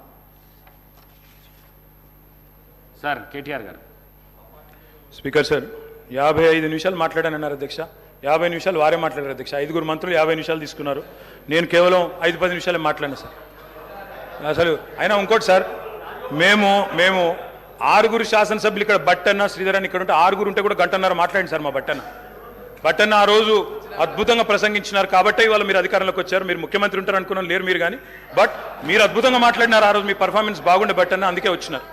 అధ్యక్ష నేను అనేది ఒకటే అధ్యక్ష నేను అనేది ఒకటే. శ్రీధర్ బాబు గారిని కూడా నేను కోరుతా ఉన్నా. మీరు లెజిస్లేటివ్ అఫైర్స్ మినిస్టర్గా ఉన్నారు శ్రీధర్ బాబు గారు. ఇప్పుడు టైం కేవలం 12:30 అవుతుంది. మనం ప్రజలకు సబ్జెక్ట్ ఇంతకంటే పెద్ద సబ్జెక్ట్ ఏముంటుంది అధ్యక్ష? ఇప్పుడు మీరు కావాలంటే రాత్రి 12:30 దాకా మీరు నడపండి, మేము ఇక్కడే ఉంటాం. 12:30 దాకా కౌన్సిల్ రేపు కూడా నడపండి సార్. మేము నడపలేదా 1 గంట వరకు రాత్రి హౌస్ నడపలేదా? శ్రీధర్ బాబు గారు మీరు లేరా? మీరు బేజారా వెళ్ళిపోయిన మధ్యలో కానీ మేము నడిపినాం, మీరు బేజారా వెళ్ళిపోయారు. అధ్యక్ష నేను ఒకటే అంటా ఉన్నా అధ్యక్ష, విద్యుత్తు విషయంలో, అప్పుల విషయంలో వారు మాట్లాడిన మాటలు, అప్పుల విషయంలో ఒక మాట చెప్పాలి అధ్యక్ష. ఇక్కడున్న 57 మంది కొత్త సభ్యులు ఉన్నారు అధ్యక్ష. They need to understand this. ఎందుకంటే అధ్యక్ష ఇంకొక రిక్వెస్ట్ కూడా మా సభ్యుల తరపున, కొత్త సభ్యుల తరపున కూడా నేను కోరుతా ఉన్నా అధ్యక్ష. కొత్త సభ్యులకు దయచేసి మీరు, ఎందుకంటే చాలామంది, నేను కూడా కొత్తగా సభ్యుడైనప్పుడు నిజంగా ఎమ్మెల్యే ఏం చేయాలన్నది కూడా అవగాహన ఉండదు సార్. కొన్ని రోజులు ఏం చేయాలా, ఎంతవరకు చేయాలన్నది కొన్ని రోజులు తెలియదు. మీరు కూడా దయచేసి స్పీకర్ గారు, కొత్తగా లెజిస్లేటివ్ అఫైర్స్ మినిస్టర్ గారు, ఒక 3-4 డేస్ ఓరియంటేషన్ కూడా పెట్టండి. మీ సభ్యులు ఉన్నారు, మా సభ్యులు ఉన్నారు, కొత్త వాళ్ళు చాలామంది ఉన్నారు. సీనియర్లతో కొంతమందితో చెప్పించండి, వాళ్ళకు కూడా లాభం జరుగుతుంది, సభ కూడా మంచిగా నడుస్తుంది. కాబట్టి దయచేసి ఆ దిశగా మీరు కూడా ఆలోచన చేయాలని కోరుతా ఉన్నా అధ్యక్ష. అప్పులను ఎన్నడూ వేరుగా చేసి చూడడం తప్పు అధ్యక్ష. అప్పులు, ఆస్తులు జనరల్గా ఎక్కడైనా కూడా ఎట్లా చూస్తారు అధ్యక్ష అంటే డెట్, జీడిపి కలిపి చూస్తారు. డెట్ ఎంత ఉంది, అప్పు ఎంత ఉంది, జీడిపి పరిమాణం ఎంత ఉందని చూస్తారు. ఇవాళ రేషియో కనుక మీరు చూసినట్టయితే, నిష్పత్తి కనుక చూసినట్టయితే 2-3 ఎగ్జాంపుల్ చెప్తాను సార్.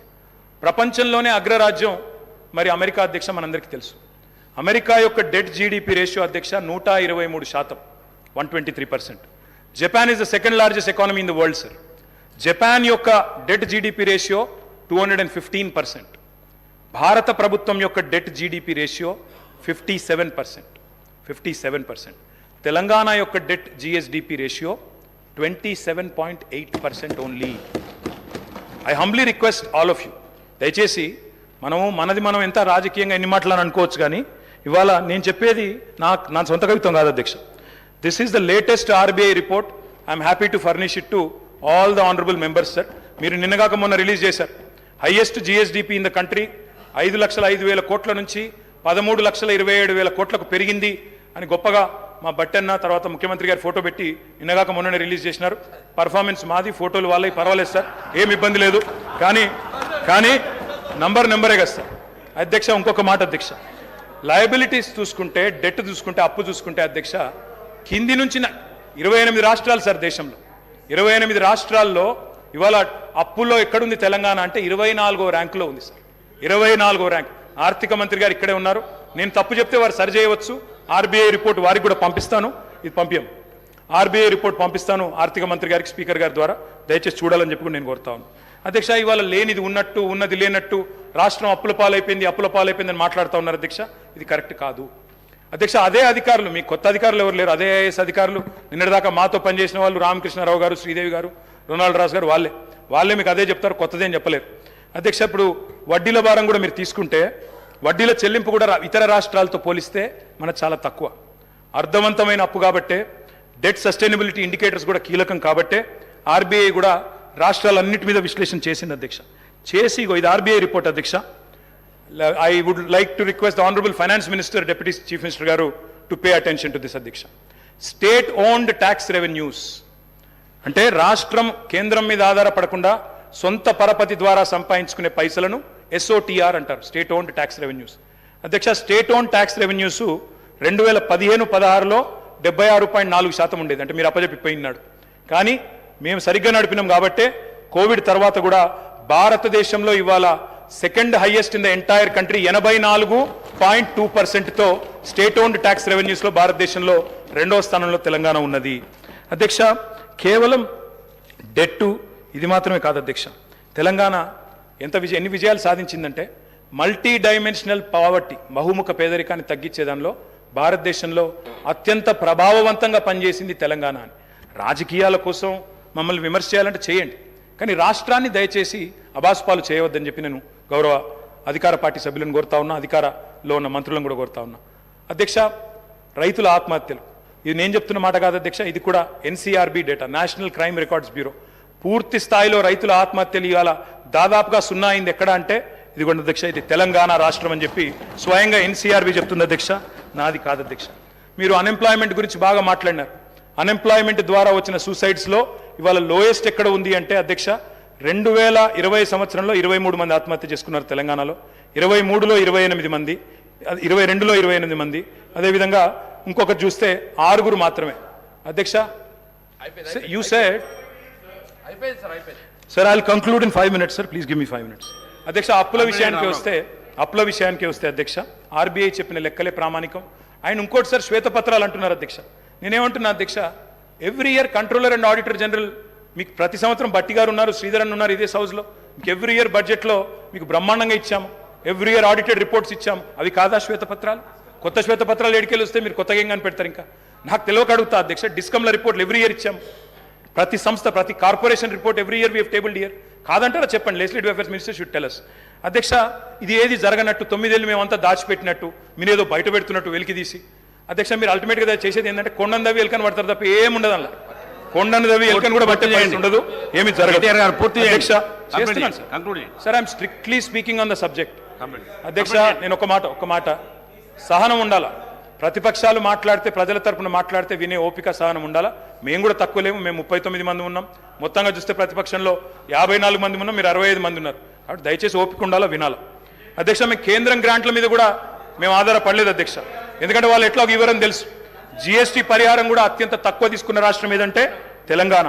సొంత పన్నుల ఆదాయంలో number 2 in the country Telangana.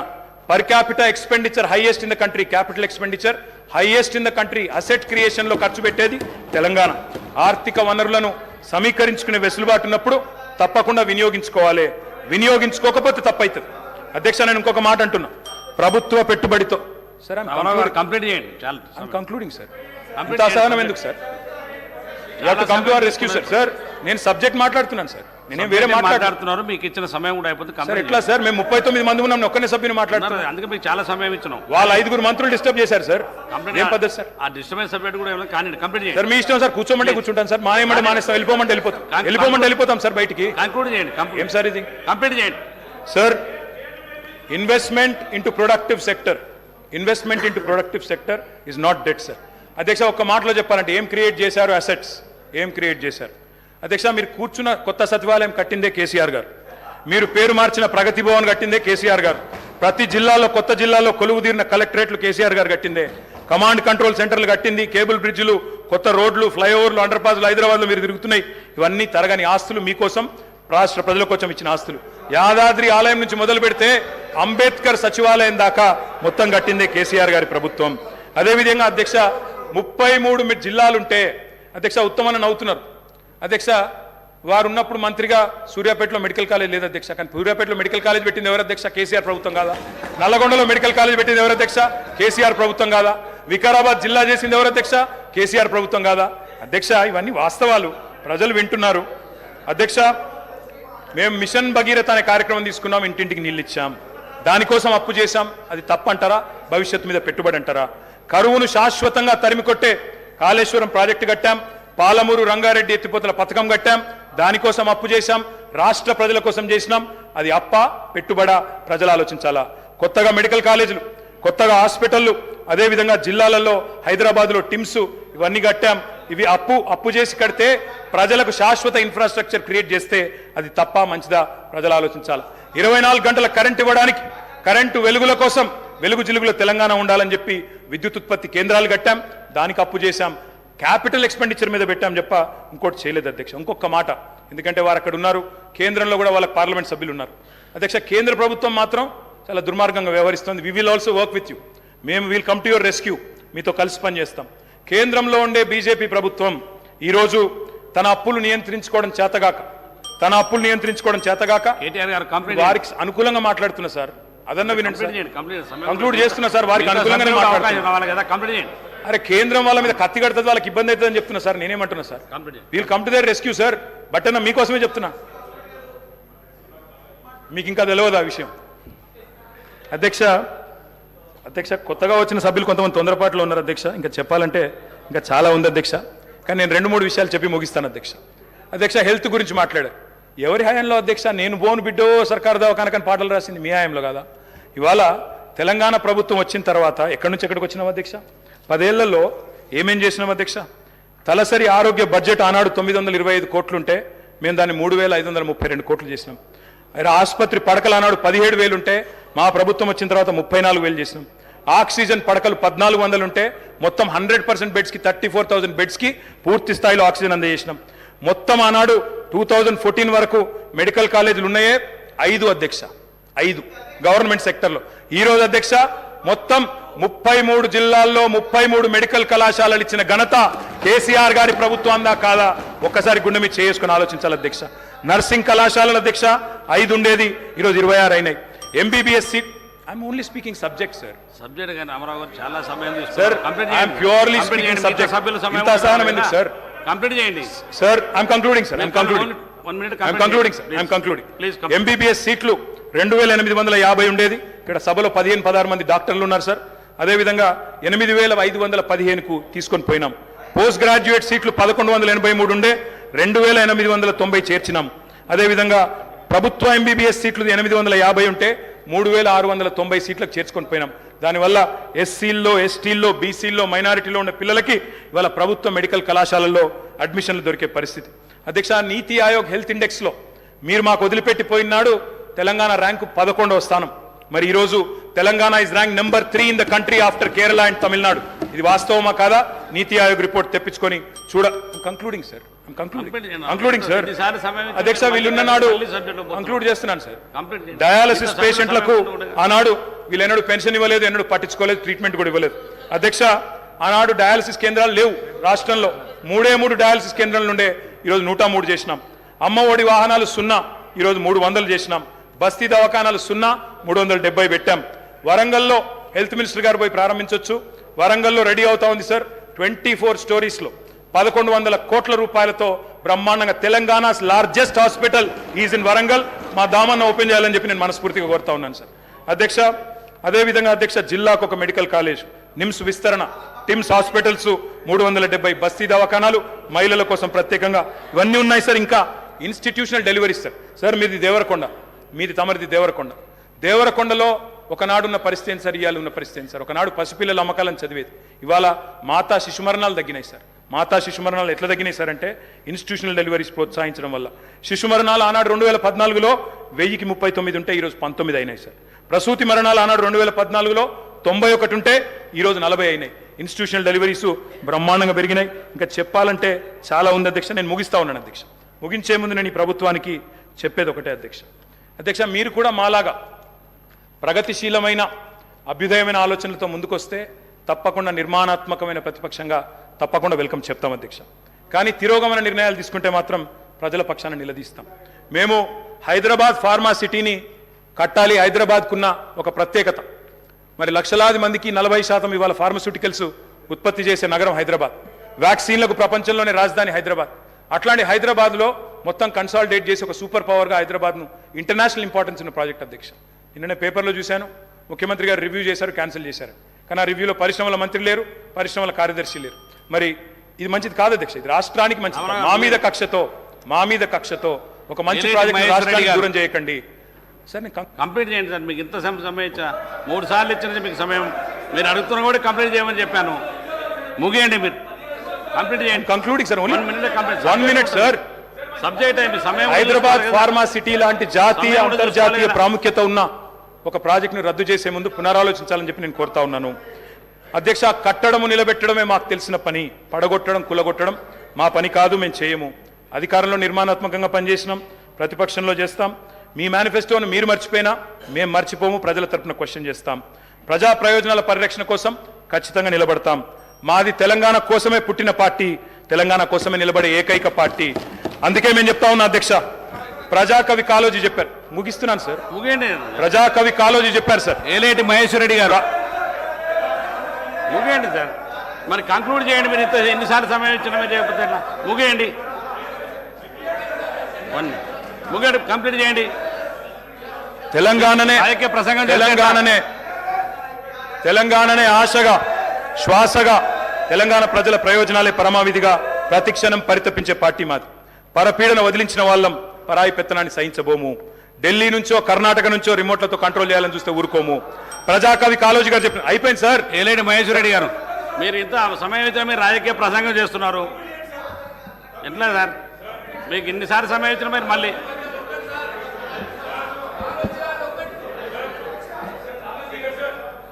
Maheshwara Reddy గారు కానివ్వండి. మీరు ఇంకా రాజకీయ ప్రసంగం మొదలు పెడితే ఎట్లా సార్? సబ్జెక్ట్ కంప్లీట్ అయినా కూడా కంప్లీట్ చేయండి.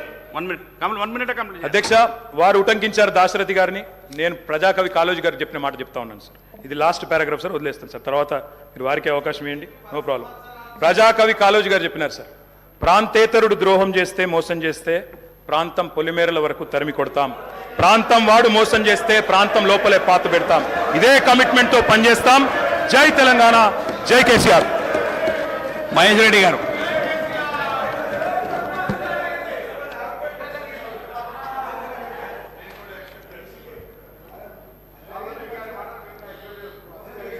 అధ్యక్ష, ఈరోజు ముందుగా కూర్చున్న సభ్యుడు సభాపతి గారికి శుభాకాంక్షలు తెలిపేటువంటి అవకాశం మొన్న మాకు కలగలేదు. మరి ఇప్పుడు వారు చైర్ మీద కూడా లేరు. అయినా మీ ద్వారా వారికి నేను శుభాకాంక్షలు తెలియజేస్తా ఉన్నాను. ఒక మంచి మనిషి, స్నేహశీలి, గతంలో మాతో పనిచేసినటువంటి అనుభవం ఉన్నటువంటి వ్యక్తిగా, నాకు తెలిసినటువంటి వ్యక్తిగా వారికి నేను భారతీయ జనతా పార్టీ తరఫున హార్దిక శుభాభినందనలు, శుభాకాంక్షలు తెలియజేస్తా ఉన్నాను. అదే మాదిరి ఈరోజు ముఖ్యమంత్రి గారు కూడా సభలు లేరు, బహుశా చూస్తున్నారేమో ఛాంబర్ నుంచి. వారికి కూడా వారు ప్రమాణ స్వీకారం చేసిన తర్వాత వారికి శుభాకాంక్షలు తెలిపేటువంటి అవకాశం కలగలేదు. ఆ రోజు మేము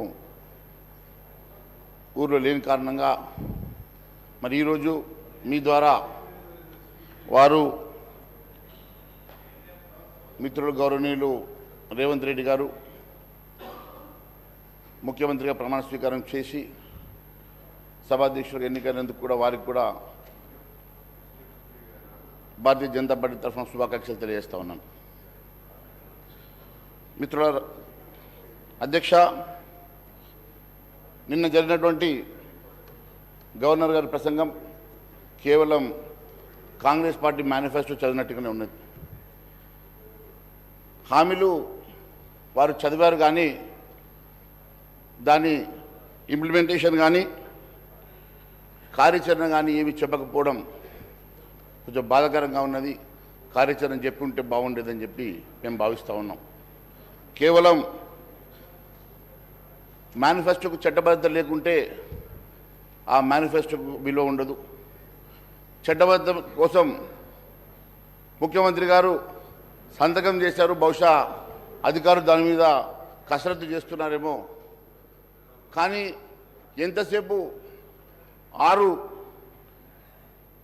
గ్యారంటీల విషయమే మాట్లాడుతూ ఉన్నారు కానీ మరి మిగిలిన 412 హామీల గురించి ఈ ప్రభుత్వం మాట్లాడడం లేదు. 412 హామీలు ఒక 420 హామీలు మాత్రమే తక్కువగా ఉన్నాయి. 412 హామీలు ఇచ్చారు. మాట్లాడితే 6 హామీల గురించే పదే చెప్తా ఉన్నారు.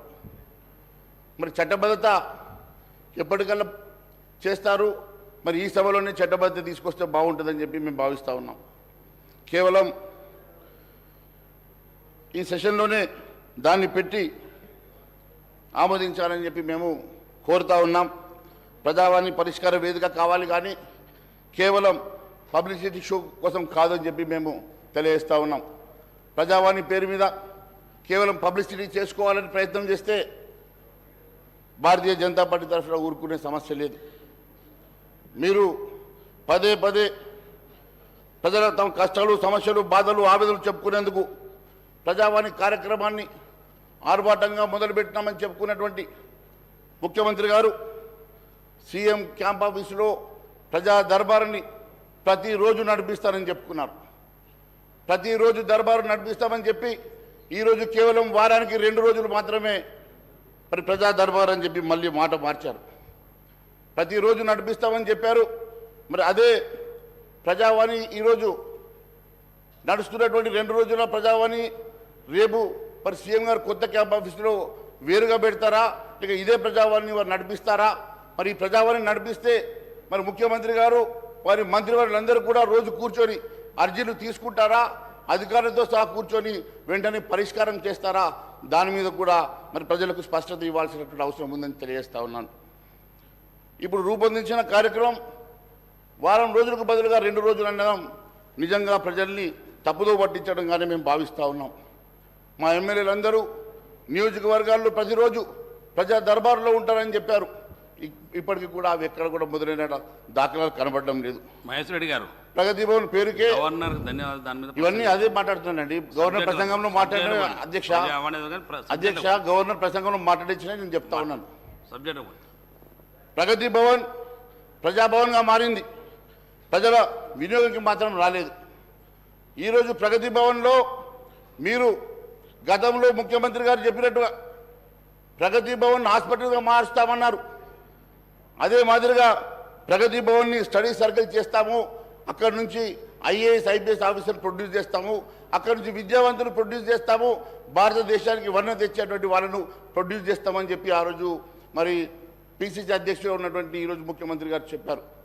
మరి దాన్ని ప్రగతి భవన్ని ఈరోజు ప్రజా దర్బారుగా ఒకసారి మారుస్తే మరి ఉప ముఖ్యమంత్రి గారి రెసిడెన్స్గా కూడా ఒక భవనాన్ని ఇచ్చారు. మరి మీరు ఇచ్చినటువంటి హాస్పిటల్, మీరు హామీ ఇచ్చినటువంటి హాస్పిటల్ కానీ, మీరు హామీ ఇచ్చినటువంటి మరి స్టడీ సర్కిల్ కానీ మరి ఇక్కడ కూడా కనబడతలేదు. మరి దాని విషయంలో కూడా ప్రజలు స్పష్టత కావాలని కోరుకుంటా ఉన్నారు. అదే మాదిరిగా కేసీఆర్ సర్కారు చేసినటువంటి అప్పుల కుప్పల గురించి గవర్నర్ గారు ప్రసంగంలో మీరు మాట్లాడారు, ప్రసంగంలో చెప్పారు. మరి మీరు ఇంకా అదనంగా అప్పులు చేద్దామన్నా, లేకుంటే ఈ అప్పులు చూయించి ఈ అప్పుల కుప్పలు చూయించేసి ఇచ్చిన హామీల్ని తప్పించుకోవాలని ప్రయత్నం చేస్తే ప్రజలు ఊరుకునే సమస్య లేదని చెప్పి తెలియజేస్తా ఉన్నాను. ఇది అప్పులను సాగుగా చూపించేసి ఇచ్చినటువంటి హామీల్ని నెరవేర్చకుండా తప్పించుకుంటే ప్రజలు ఊరుకోరని చెప్పి కూడా తెలియజేస్తా ఉన్నాను. రాష్ట్ర పరిస్థితి దుర్భరంగా ఉందని, రాష్ట్ర సర్కారు దాదాపు 5 లక్షల కోట్ల రూపాయలు అప్పు ఉందని చెప్పేసి పదే చెప్తా ఉన్నారు. రాష్ట్ర పరిస్థితి దయనీయంగా ఉన్న సంగతి, అప్పుల సంగతి ప్రజలకు మనందరికీ తెలిసిన సంగతి. కానీ దాన్ని అడ్డం పెట్టేసుకొని హామీలను విస్మరిస్తే మాత్రం భారతీయ జనతా పార్టీ ఊరుకున్న సమస్య లేదని చెప్పి తెలియజేస్తా ఉన్నాను. కాంగ్రెస్ వన్నీ అవి కానీ హామీలు ఎన్నో ఉచిత హామీలు ఇచ్చి ఎన్నో భారీ హామీలు ఇచ్చినా కూడా కాంగ్రెస్ పార్టీకి వచ్చింది కేవలం పోటాపోటీ మెజార్టీ మాత్రమే. మ్యాజిక్ ఫిగర్కి కేవలం 4 మాత్రమే ఎక్కువగా వచ్చాయి. ఇన్ని రకాలుగా హామీలు ఇచ్చినా ప్రజలు మాత్రం వారికి పెద్ద పట్టం కట్టలేదు. కేవలం మార్జిన్ మ్యాజిక్ ఫిగర్కి దగ్గరలోనే మాత్రం ఇచ్చారు. అంటే ఖచ్చితంగా వీరందరూ కూడా ఇచ్చిన హామీలను స్వయంగా పిసిసి అధ్యక్షుడు రేవంత్ రెడ్డి గారు కూడా ఒక స్థానంలో ఓడిపోయారంటే గతంలో ఎన్నడూ కూడా ముఖ్యమంత్రి ఓడిపోయి ముఖ్యమంత్రి అయినటువంటి సందర్భాలు గతంలో ఈ రాష్ట్రంలో లేవు. ప్రజలు ఒకవైపు పట్టం కడుతూనే మరోవైపు వాద పెట్టారు. కాబట్టి గమనించాల్సిందిగా నేను కోరుతా ఉన్నాను. రేవంత్ రెడ్డి గారు నిజంగా అదృష్టవంతుడు. ఒక స్థానంలో ఓడిపోయినా కూడా ఈరోజు ముఖ్యమంత్రి అయ్యాడు కాబట్టి ఖచ్చితంగా వారు ఇచ్చినటువంటి హామీలు నెరవేరుస్తారన్న మాకు విశ్వాసం కొంతవరకు ఉన్నది. ఈరోజు పాలన అనుభవం ముఖ్యమంత్రి గారికి లేకపోయినా వారి మంత్రివర్యులు చాలామంది సీనియర్లు ఉన్నారు. సీనియర్ మంత్రివర్యుల తప్పకుండా వారి సలహాలు సూచనలు తీసుకుంటారని నేను భావిస్తూ ఉన్నాను. వారికి అనుభవం లేకపోయినా ఎంతోమంది సీనియర్ మంత్రులందరూ కూడా వారికి అండగా ఉంటారు కాబట్టి వారి సూచనలు సలహాలు తీసుకొని ముందుకెళ్తారని చెప్పి మేము భావిస్తూ ఉన్నాం. వారు ఐపీఎస్ ఆఫీసర్ కాదు, లేక వారి మంత్రులు కానిస్టేబుల్ హోంగార్డులు కాదు. మహేశ్వర రెడ్డి గారు వాళ్ళందరూ కూడా మీరు సబ్జెక్ట్ సార్ నేను మాట్లాడేది సార్ వారు చెప్పిన మాటలు సార్ నేను డివియేషన్ చేయడం లేదు. లేలే మీరు ముఖ్యమంత్రి గారి గురించి సార్ నేను మిగతా డివియేషన్ విషయాల చేయడం లేదు పైన సార్. మీరు సబ్జెక్ట్ మాట్లాడండి. నేను సబ్జెక్టే మాట్లాడండి. మీరు మరి సబ్జెక్ట్ ఈరోజు ముఖ్యమంత్రి గారు అందరి సలహాలు సూచనలు తీసుకొని వారు ఈ రాష్ట్రాన్ని ముందుకు తీసుకెళ్తారని చెప్పి మేము భావిస్తూ ఉన్నాం. ఖచ్చితంగా గతంలో ఉన్నటువంటి దూకుడు తగ్గించుకొని వారి యొక్క సమయస్ఫూర్తితో ఈ రాష్ట్రాన్ని ముందుకు నడిపించి ఈ రాష్ట్రాన్ని కాపాడుతారని చెప్పి విశ్వాసాన్ని మేము వ్యక్తపరుస్తూ ఉన్నాం. కొత్త అప్పుల ద్వారా ఈ రాష్ట్రంలో పన్నుల భారాన్ని పెంచొద్దని పన్నులు పెంచకుండానే హామీలు నెరవేర్చాలని చెప్పేసి మేము కోరుతా ఉన్నాం. దాదాపు 42 పేజీల 412 హామీలు నెరవేర్చడానికి ఖచ్చితంగా మీరు ముందుకు రావాలని మేము ఖచ్చితంగా భారతీయ జనతా పార్టీ కన్స్ట్రక్టివ్గా మీరు ఇచ్చేటువంటి మంచి పనులకు మేము మీ వెంట ఉంటాం, లేని పక్షంలో నిరోధిస్తామని చెప్పి కూడా సభాముఖంగా తెలియజేస్తా ఉన్నాం. అధ్యక్ష, ఆర్థిక పరిస్థితి పైన శ్వేతపత్రాలు ఇవ్వాల్సిందిగా కోరుతా ఉన్నాం. ఇందులో కాంగ్రెస్ కొత్తగా ప్రవేశపెట్టినటువంటి స్కీమ్స్కి అవసరమైనటువంటి నిధులు ఎన్ని అవసరం ఉంటాయో అవి చెప్పాల్సిందిగా శ్వేతపత్రం ఇవ్వాల్సిందిగా కోరుతా ఉన్నాం. కాంగ్రెస్ పార్టీ ఇచ్చిన హామీలు నెరవేర్చడానికి మరి కావాల్సినటువంటి నిధులు ఎంత కావాలా, దానికి కావాల్సినటువంటి అవసరాలకు ఏ రకంగా సమకూరుస్తారో మరి ప్రజలకు సభకు తెలియజేయాల్సిన అవసరం ఉందని తెలియజేస్తా ఉన్నాను. కాంగ్రెస్ హామీలు ఎంత మేరకు నిధులు అవసరం ఉందో, ఏ మార్గాల ద్వారా నిధులు తీసుకొస్తారో, ఏ రకంగా మరి అవన్నీ అంశాలు మేము బడ్జెట్ సమావేశంలో ఖచ్చితంగా మాట్లాడతాం. ఇప్పుడు మొన్ననే ప్రభుత్వం ఏర్పాటైంది, కనీసం 100 రోజులను సమయం ఇవ్వాల్సిందిగా మేము ఇవ్వాలని చెప్పి మేము ఈరోజు ఈ నిర్ణయం తీసుకొని మరి ఈ అంశంలో లోతుగా వెళ్లకుండా రేపు బడ్జెట్ సమావేశంలో ఈ అంశాలు మేము మాట్లాడతాం. ఇప్పుడు కనీసం 100 రోజులన్నా వారికి సమయం ఇచ్చిన తర్వాత మేము మాట్లాడిన అంశం మీద ఈరోజు మేము ఆ విషయాలు లోతుగా వెళ్ళడం లేదు.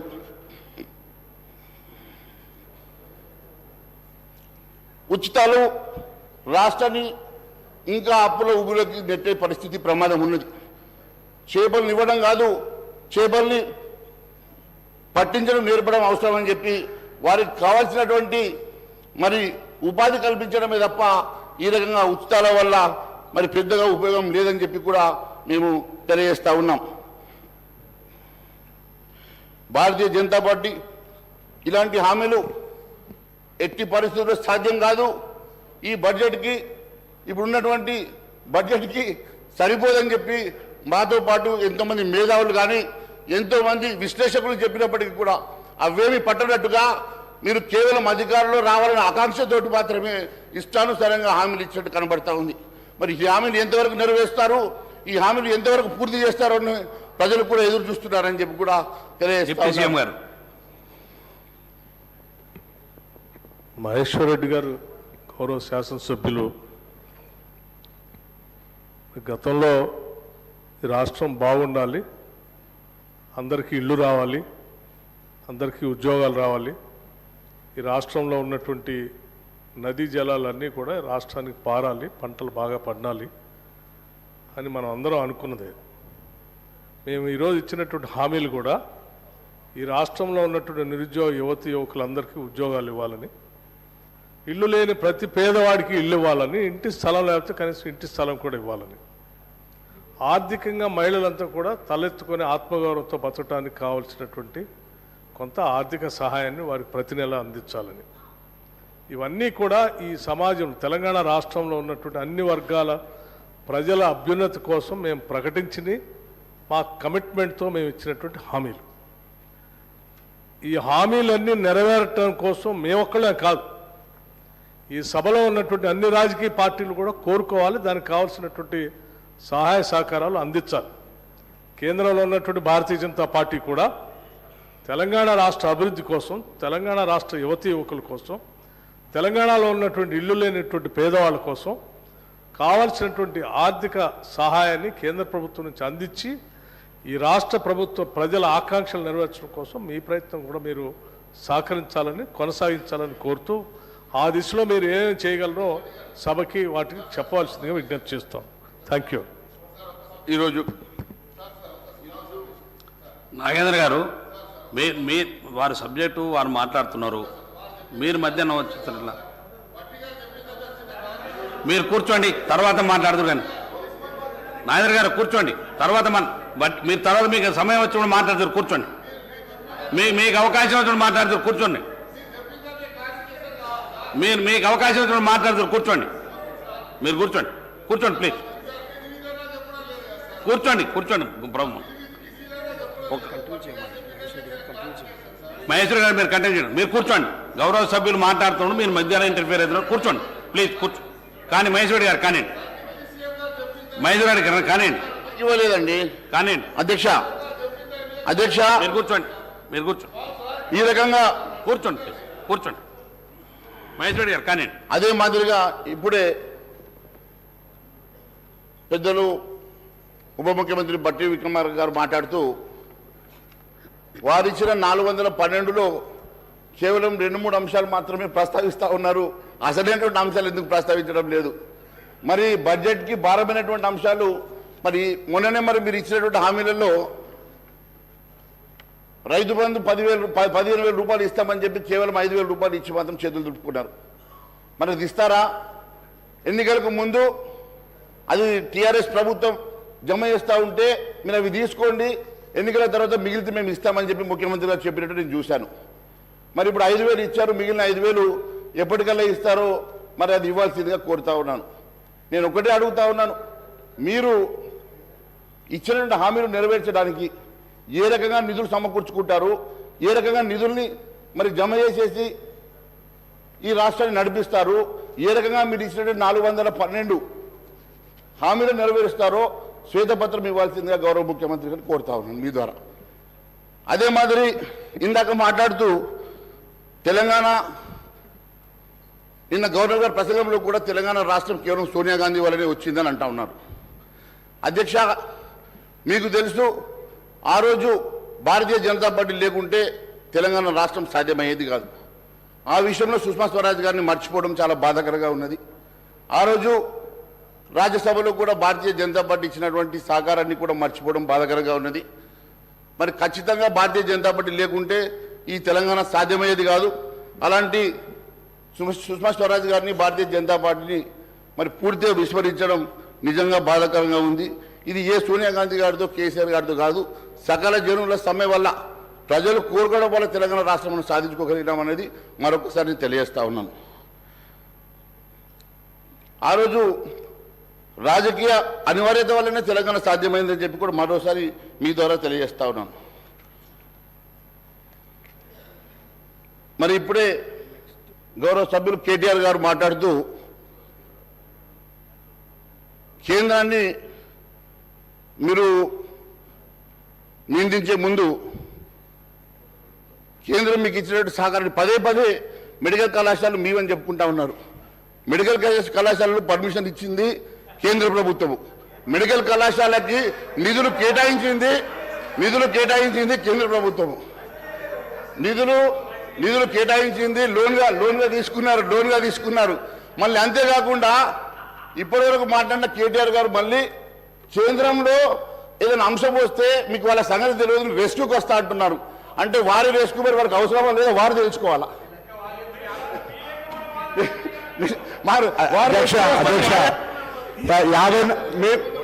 అధ్యక్ష మేము 65 మంది ఉన్నాం, మేము 54 మంది ఉన్నాం, వాళ్ళని కూడా కలుపుకొని చెప్తారు గౌరవ ప్రతిపక్ష నాయకులు. దాని తర్వాత మా గౌరవ బీజేపీ శాసనసభ్యులు అడుగుతా ఉన్నారు సుష్మా స్వరాజ్ గారి గురించి. ఓకే, కానీ దాని తదుపరి నరేంద్ర మోడీ గారు అనేక సందర్భాల్లో మాట్లాడి టీఆర్ఎస్ మౌనంగా ఉంటుంది. భారతీయ జనతా పార్టీ తరఫున ఉన్న ప్రధానమంత్రి తెలంగాణ సమాజాన్ని అవమానపరిచే విధంగా తలుపులేసి దొంగతనంగా తెచ్చుకున్నారన్నటువంటి మాట కూడా మీ ప్రధానమంత్రి గారు మాట్లాడారు. వారికి దయచేసి జవాబు చెప్పాల్సిన అవసరం ఉంది. అలా దానికి పార్లమెంట్ సభ్యులుగా తెలంగాణలో ఉన్నటువంటి శాసనసభ్యులుగా అసలు మేము బీజేపీ చెప్పుకోవడానికి సిగ్గనిపించాలి. తెలంగాణ తల్లిని చంపి బిడ్డను తెచ్చుకున్నారని చెప్పిండు. భారతీయ జనతా పార్టీ తెలంగాణను అవమానపరచడం ఇంకెవరు కూడా అవమానపరచలే. అటువంటి పార్టీ అలా మళ్ళీ ఈ మాటలు చెప్తే ఎట్లా అధ్యక్ష? చూడండి మంత్రి సబ్జెక్ట్ మాట్లాడండి. అరే వారు మాట్లాడిన సమాధానం చెప్పాలన్నా వద్దా అధ్యక్ష? వారు మాట్లాడిన సమాధానం చెప్పాలన్నా వద్దా? వారు ఇంత ఘోరంగా మాట్లాడుతూ ఉన్నారు.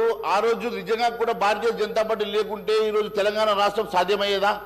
తెలంగాణ రాష్ట్రం సాధ్యమైన తర్వాత ఆ రోజు ఇచ్చిన సందర్భాన్ని గుర్తు చేసి ఉండొచ్చు. ఇచ్చిన సందర్భం తలుపులు పెట్టి మీరు ఇచ్చినారా, ఎట్లా ఇచ్చినారంటే ఆ రోజు అన్ని పార్టీల వాళ్ళు మీకు సపోర్ట్ చేయడం వల్ల తెలంగాణ రాష్ట్రం వచ్చిన సంగతి మాత్రమే గుర్తు చేస్తా ఉన్నాను. మరి వీరేమో వారి రెస్క్యూకి వస్తా అంటే మరి వారి ఇద్దరి మధ్యలో ఇబ్బంది ఏమున్నదో తెలియదు. దాని మీద స్పందించడానికి మీరు ముందుకు రావడం లేదు. కానీ ఈ అంశంలో మీరు ఎందుకు వస్తా ఉన్నారు? మీరు మా సభ్యులంటే లేవు. మీరు గౌరవ ప్రతిపక్షమని చెప్తాను అధ్యక్ష. 54 అని వారు చెప్తా ఉన్నారు. బీజేపీ, ఎంఐఎం, టీఆర్ఎస్ అని మేము ఆరోపించినట్టుగానే వాళ్ళు కలుపుకోరు. 54 అని వారు చెప్తారు. అన్నయ్య బోల్లేదు సార్. మహేష్ రెడ్డి గారు మీరు సబ్జెక్ట్ ఎగిరితే సబ్జెక్ట్ మాట్లాడండి. వారు కేటీఆర్ గారు చెప్పింది కేవలం మేము 39 మంది ఉన్నామని మాత్రమే చెప్పారు. అపోజిషన్ లో 54 మంది ఉన్నారని చెప్పారు. వారు అపోజిషన్ సంఖ్య చెప్పారు కానీ మీరు కలిపితే కలిసిపోతారా? మీరు కలిస్తే కలిసిపోతారా? మీరు కలుపుకుంటారు. మహేష్ రెడ్డి గారు మీరు సబ్జెక్ట్ వెళ్ళండి, మాట్లాడు, కూర్చోండి. అదే మాదిరిగా చెప్తాను. సబ్జెక్ట్ మాట్లాడండి. అదే మాదిరి నేను మీ ద్వారా ఈ రాష్ట్ర ప్రభుత్వాన్ని అడుగుతా ఉన్నాను. కాంగ్రెస్ ప్రభుత్వం విడుదల చేసే శ్వేతపత్రంలో కేంద్రం గత 10 సంవత్సరాల నుంచి ఇచ్చినటువంటి అభివృద్ధి కోసం కానీ సంక్షేమం కోసం కానీ నిధులు ఎన్ని మంజూరు చేసిందో, ఎన్ని నిధులు ఇచ్చిందో వివరాలు దాంట్లో పొందుపరిస్తే బాగుంటుందని చెప్పి మేము వారికి ఆశిస్తున్నాం. గతంలో పాలమూరు రంగారెడ్డి ప్రాజెక్టు జాతీయ హోదా ఉంటే అమలు చేస్తామని చెప్పి నిన్న గవర్నర్ గారు ప్రసంగంలో చెప్పారు. అధ్యక్ష, కాంగ్రెస్ పార్టీ వరంగల్ డిక్లరేషన్లో ప్రతి ఎకరాకు సాగునీరు అందేలా నిర్దిష్ట సమయంలో అది సంపూర్ణ ప్రాజెక్టును పూర్తి చేస్తామని హామీ ఇచ్చింది. Congress manifesto Abhayahastam page number 8. ఆ తర్వాత 4వ చాప్టర్లో 3వ అంశమైన సాగునీటి పారుదల రంగం Congress manifesto Abhayahastam page number 20లో పాలమూరు రంగారెడ్డి ప్రాజెక్టులు జాతీయ హోదాకై కృషి చేస్తామన్నారు. మరి అదే విషయం గవర్నర్ ప్రసంగంలోనూ చెప్పించారు. అంటే జాతీయ హోదా రాకపోతే ఈ ప్రాజెక్టును ముందుకు తీసుకెళ్లే ఉద్దేశం మీకు ఉందా లేదా అనే స్పష్టత లేదు. మీరు లేకుంటే మీరు దాన్ని ముందుకు తీసుకెళ్లే ఉద్దేశం లేదు కాబట్టి దీన్ని ఒక లింక్ పెట్టినారు. మీరు దీన్ని లింక్ పెట్టడం అనేది ఇది మంత్రి గారు సార్ మేము మేనిఫెస్టోలో పెట్టింది చాలా సార్. మేము మేనిఫెస్టోలో పెట్టిన అంశానికి నేను గౌరవ సభ్యులను కోరుతా ఉన్నాను. మహేశ్వర్ రెడ్డి గారు బీజేపీ పార్టీ జాతీయ స్థాయిలో వారు ప్రధానమంత్రి ఉన్నారు. ఈరోజు మేము వారిని కోరుతా ఉన్నాము.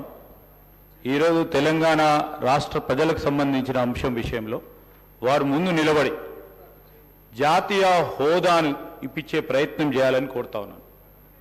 ఎట్లా ఇస్తారంటే మీ పార్టీ ప్రభుత్వంలో ఉంది, మేమందరం వస్తాం, మేము వారిని కూడా కోరుతాం, మా ప్రధాన ప్రతిపక్షాన్ని కూడా కోరుతాము. మీరు జాతీయ హోదాను ఇప్పియండి. మేమందరం కూడా తెలంగాణ రాష్ట్ర ప్రజలకు సంబంధించిన ఈ అంశాన్ని నేను మా మహేశ్వర్ రెడ్డి గారు వారి బీజేపీ పార్టీ వారిని కూడా కోరుతా ఉన్నాం. అధ్యక్ష మహేశ్వర్ రెడ్డి గారు కానీ అధ్యక్ష ఇన్నిసార్లు ఇంటరప్షన్ కరెక్ట్ కాదు అధ్యక్ష. అయ్యా ఒక్క నిమిషం సార్, ఒక్క నిమిషం. సీఎం రేవంత్ రెడ్డి గారి సొంత జిల్లా అయినటువంటి పాలమూరు సీఎం సొంత జిల్లా ఇది ఎట్టిస్తారు సార్? ఇది ఎట్టిస్తారు? What is this? నేను 1 minute. శ్రీహరి గారు మన లెజిస్లేటివ్ అఫైర్స్ మినిస్టర్ గారు శ్రీధర్ బాబు గారు పాలమూరు రంగారెడ్డికి జాతీయ హోదా తీసుకురావడానికి బీజేపీ వాళ్ళ సహకారం అడిగారు సార్. దాన్ని మేము కూడా స్వాగతిస్తున్నాం. వీలైతే నేను ప్రభుత్వానికి అభ్యర్థిస్తున్నా, మనందరం ఒక శాసనసభ ద్వారా ఒక ఏకగ్రీవ తీర్మానం చేస్తూ పాలమూరు రంగారెడ్డి ప్రాజెక్టుకు జాతీయ హోదా కల్పించాలని ఒక ఏకగ్రీవ తీర్మానం ఈ సభ ద్వారా చేసి కేంద్ర ప్రభుత్వానికి పంపిద్దాం. శ్రీధర్ బాబు గారు దీని విషయంలో ముందుకు రావాల్సిందే నేను కోరుతున్నాను. మహేశ్వర రెడ్డి గారు. చూడండి, అదే ఇప్పుడు రెస్క్యూకి వస్తామని చెప్పి రెస్క్యూకి వచ్చేసారు సార్. రెస్క్యూకి వచ్చేసారు. దీన్ని బట్టి చాలా స్పష్టంగా ఏర్పడుతూ ఉంది వీళ్ళ రిలేషన్షిప్ ఏందో. నేను ఒకటే అడుగుతా ఉన్నాను, గౌరవ ముఖ్యమంత్రి గారి సొంత జిల్లా పారమూరు. అలాంటి సొంత జిల్లాలో కేవలం జాతీయ హోదా ఏ రకంగా వస్తుందో ఎంపీగా ఉన్నటువంటి రేవంత్ రెడ్డి గారికి, ఇరిగేషన్ మంత్రిగా ఉన్నటువంటి మా ఉత్తమ్ కుమార్ రెడ్డి గారికి బాగా తెలుసు. జాతీయ హోదాకి ఏమేం కావాలా, ప్రొసీజర్ ఏంది, దాని నామ్స్ ఏంటి, అవన్నీ కూడా సార్ మీకు సమయం ఇచ్చినప్పుడు మీరు మాట్లాడాలి సార్. చాలాసేపు మాట్లాడారు మీరు గంటన్నర మాట్లాడారు. మాకు 10 నిమిషాలు కూడా సమయం గారు మీరు గవర్నర్ ప్రసంగంలో మాట్లాడేది అనవసరంగా. గవర్నర్ ప్రసంగం అండి, ఇది గవర్నర్ ప్రసంగంలో మాట్లాడుతా ఉన్నాను అధ్యక్ష.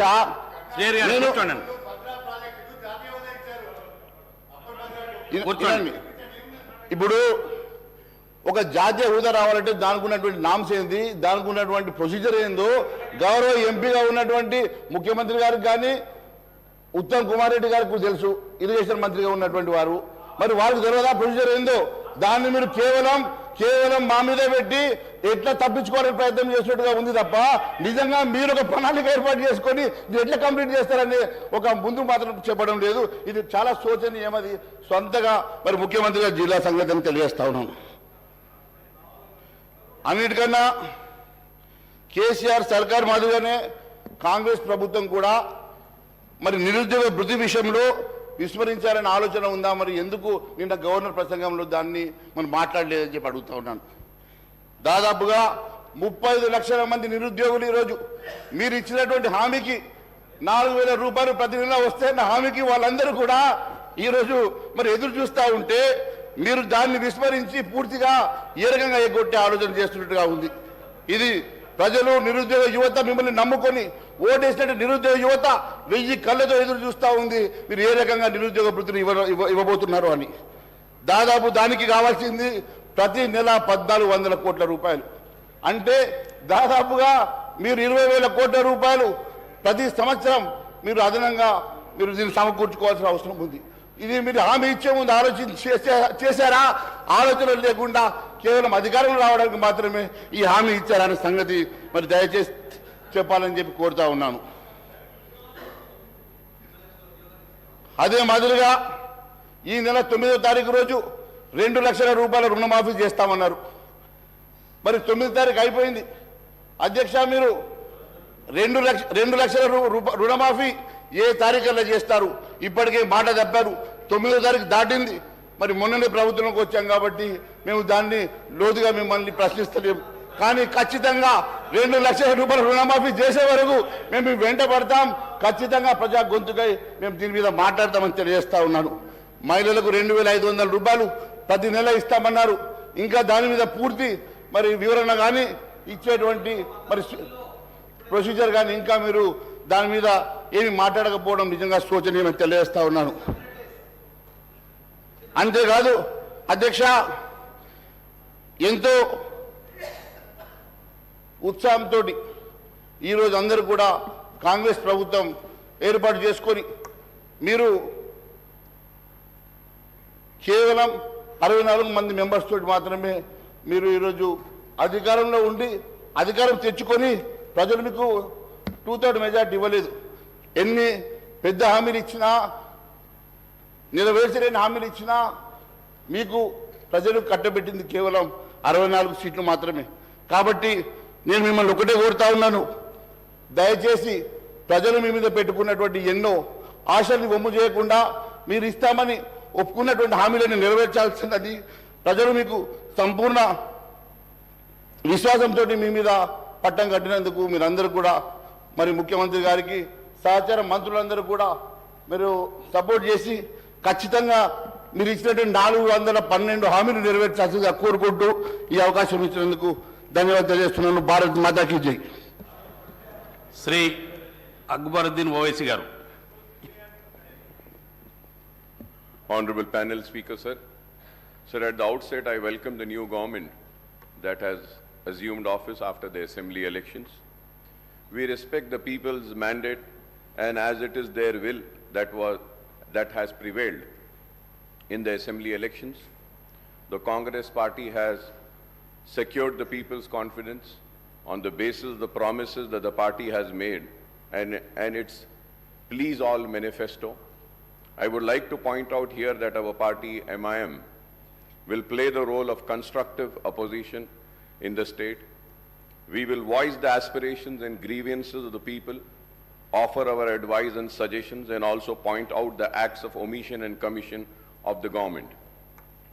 सर, उसके साथ ही साथ मोहतरम पैनल स्पीकर साहब, मैं ये ज़रूर बात कहते हुए अपनी बात को आगे बढ़ाऊंगा, और ये बात मैं ऐवान के तवज्जो में लाना चाहता हूं और इस ऐवान के जरिए आवाम को भी मुतवज्जे करता हूं इस बात पर कि रियासत तेलंगाना के मुसलमानों ने इनको भी जिताया है, इनको भी जिताया है, लेकिन न इन्होंने एक भी मुसलमान को नहीं जिताया है। और मुसलमानों की नुमाइंदगी करने वाली जमात को खत्म करने के मंसूबे वो साजिशें बनाई गई, कोशिशें की गई, लेकिन वो साजिशें, वो मंसूबे, वो ख्वाब चुकनाचूर हो गए। हम जहां थे वहीं हैं और वहीं रहेंगे। हम में कोई कमी नहीं आई। कभी ये यहां से यहां आते हैं, कभी वो वहां से यहां आते हैं, लेकिन हम जहां थे वहीं हैं और वहीं रहेंगे। और बेबाकी के साथ, पूरी दियानत के साथ, ईमानदारी के साथ, इखलास के साथ मुसलमानों की नुमाइंदगी करते रहेंगे। और ये बात इसलिए कह रहे हैं कि मुसलमान हिंदुस्तान का दूसरे दर्जे का शहरी नहीं है। मुसलमान को भी दस्तूर हिंद ने वो बराबर का हक दिया गया है। और इस ऐवान में खड़े रहकर हमारी तारीख है कि हमने मुसलमानों के लिए, पिछड़े हुए तबकात के लिए, SC STs के हुकूक के लिए हमने जिद्दोजहद की है और आगे भी हम करते रहेंगे। हम उम्मीद करते हैं कि कांग्रेस की हुकूमत पुराने शहर को नजरअंदाज नहीं करेगी। हम उम्मीद करते हैं कि पुराने शहर की तरक्की नए शहर के बराबर होगी। हम उम्मीद करते हैं कि IT टावर्स जो हमने मंजूरी हासिल की थी पुराने शहर के लिए, वो IT टावर्स का काम जारी रहेगा। हम ये उम्मीद करते हैं कि पुराने शहर में मूसी को साफ कर और जहां पे सीवरेज का पानी है उसको खूबसूरत बनाया जाएगा, डेवलपमेंट आएगा पुराने शहर में। हम उम्मीद करते हैं कि बरसा बरस से चार मीनार पेरिस्टनाइजेशन का प्रोजेक्ट जो एक कछुए की तरह आगे बढ़ रहा है, उसको तेजी के साथ आप मुकम्मिल करेंगे। हम उम्मीद करते हैं और तवक्को करते हैं कि आप पुराने शहर को नए शहर के बराबर तरक्की देंगे। हम उम्मीद करते हैं कि आप अपने वादों को पूरा करेंगे और हम एक मजबूत और कंस्ट्रक्टिव अपोजिशन का रोल जरूर हम अदा करते रहेंगे।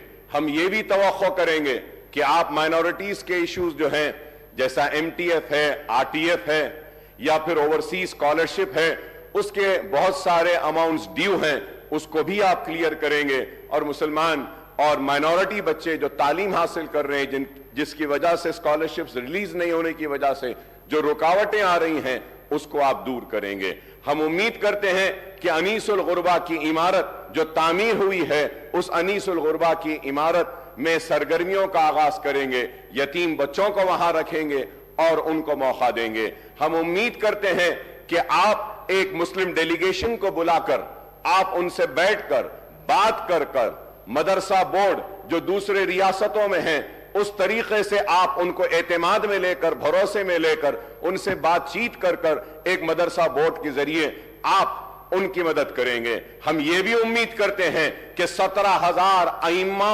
और मौजनों को आप अचलीकास को जो पैसा दिया जा रहा है उनके बराबर देंगे। आपके मैनिफेस्टो में आपने कहा कि 12,000 देंगे, लेकिन मैं कहूंगा कि हुकूमत का कोई मजहब नहीं होता, हुकूमत का कोई मजहब नहीं।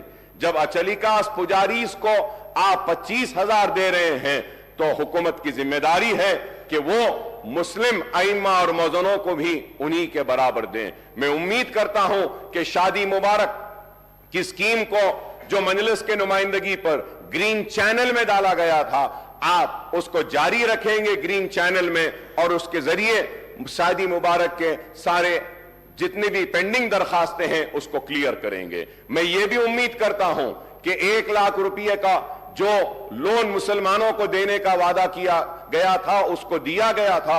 इलेक्शन का नोटिफिकेशन आने के बाद इलेक्शन कोड ऑफ कंडक्ट की वजह से उसको रोक दिया गया था।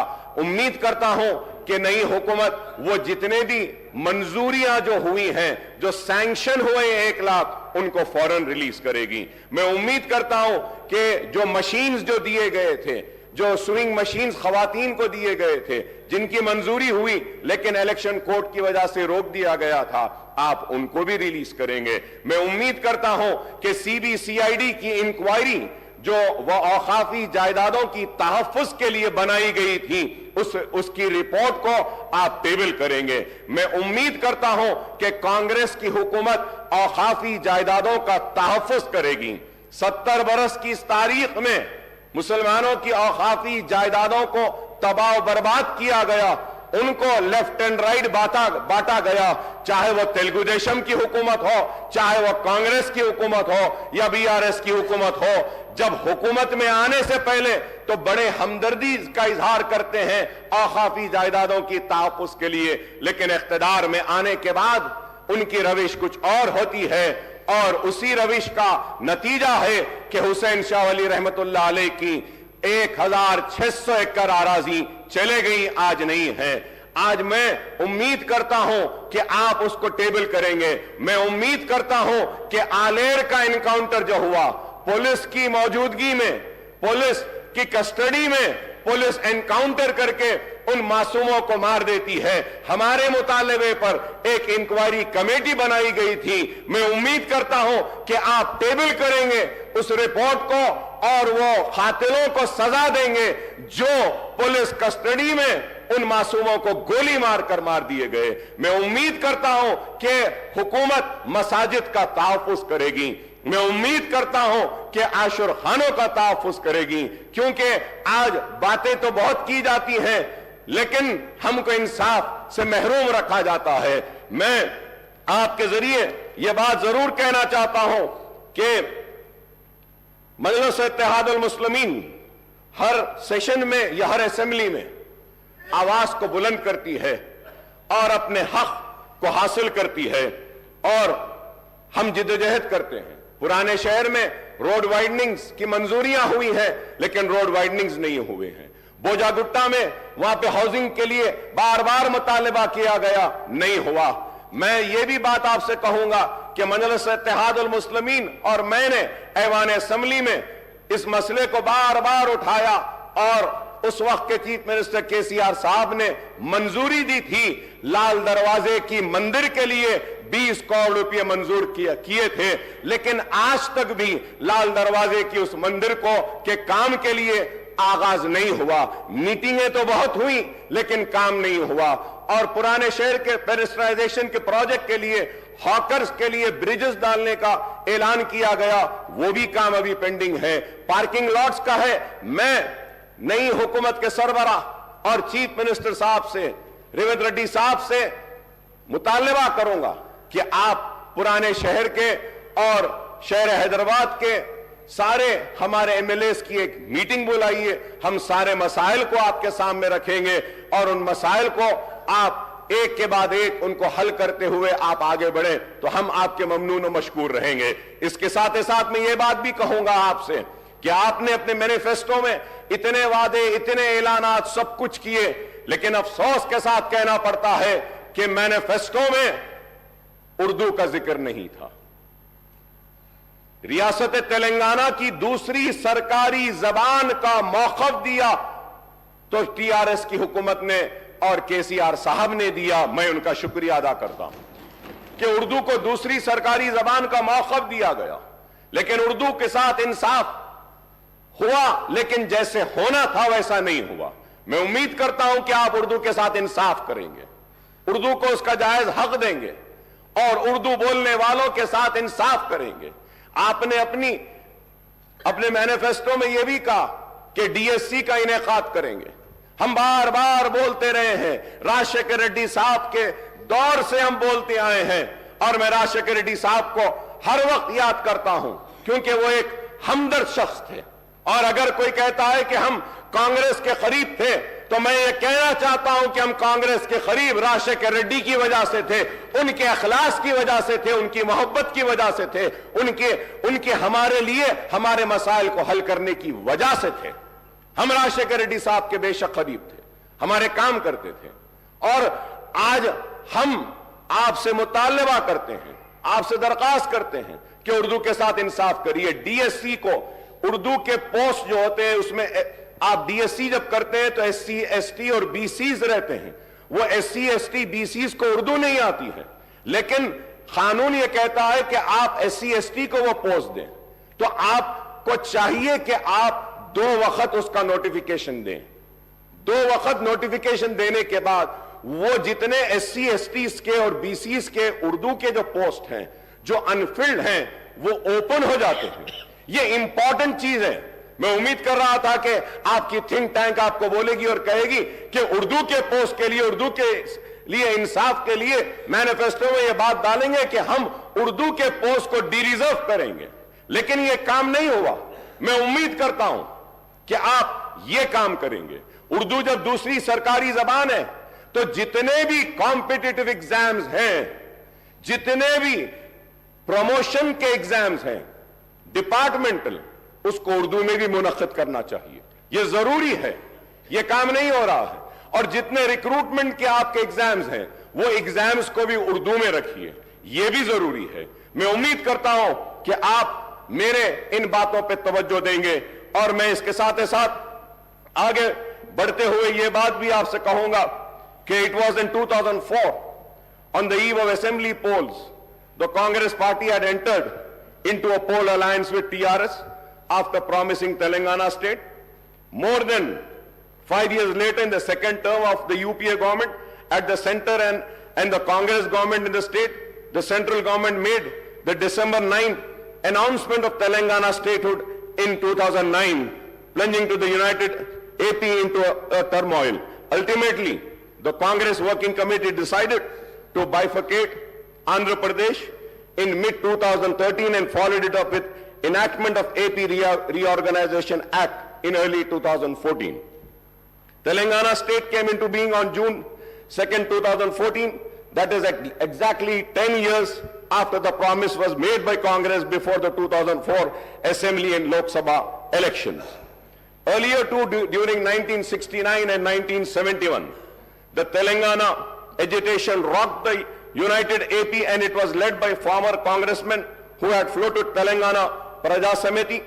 Incidentally, this earlier movement was suppressed by the Congress government at the state and in the united Andhra Pradesh state, sir. Sir, I would like to tell my Congress friends that the history cannot be one-sided and it has to be 2 sides.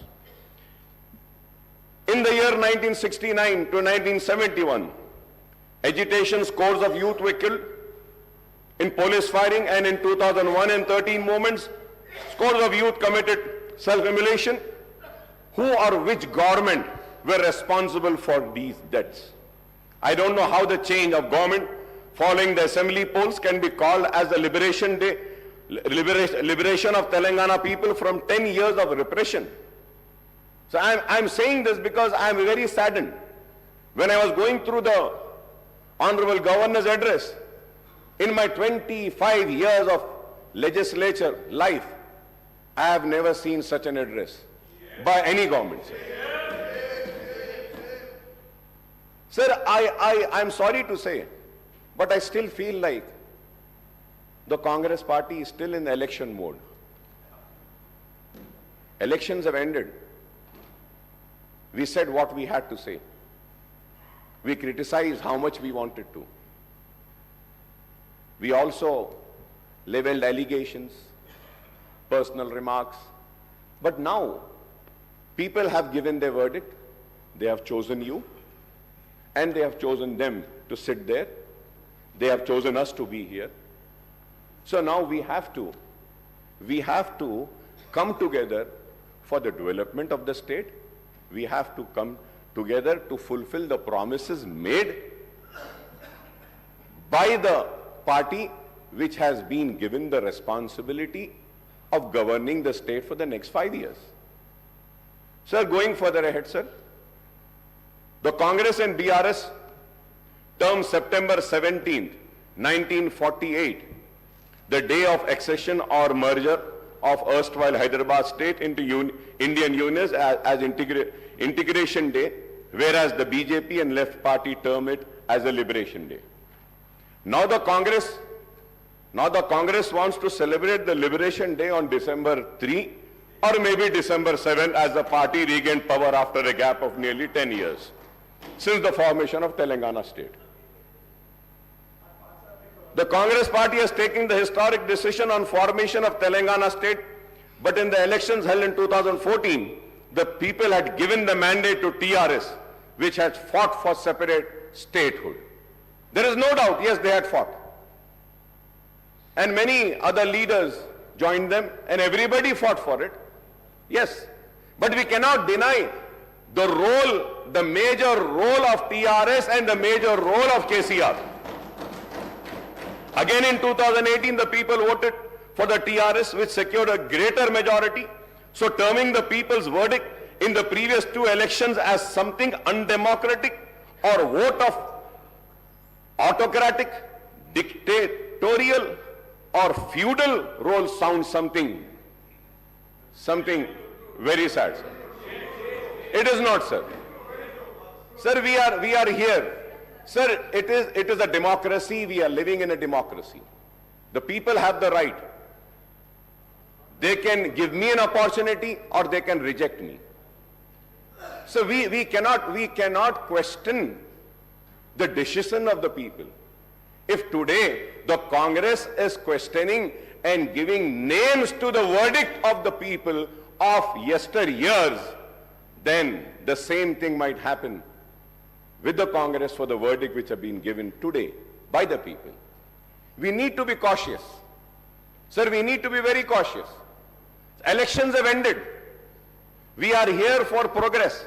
We are here for development. We are here to fulfill the promises made to the people.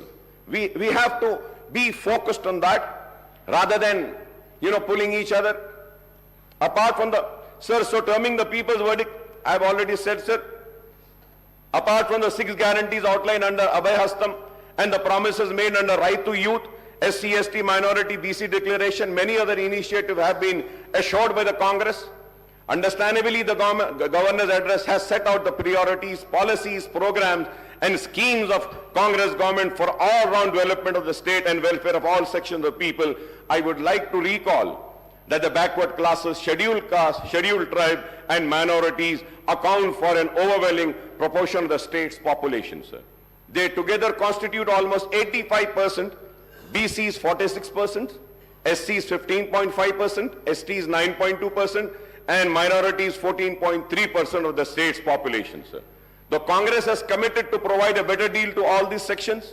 It has promised to introduce minority sub-plan as also the BC sub-plan, named after Mahatma Jyoti Phule. The Congress has assured to spend 2,000 crore per annum, amounting to rupees 1 lakh crore in 5 years period for BC welfare, and this is a welcome step, sir.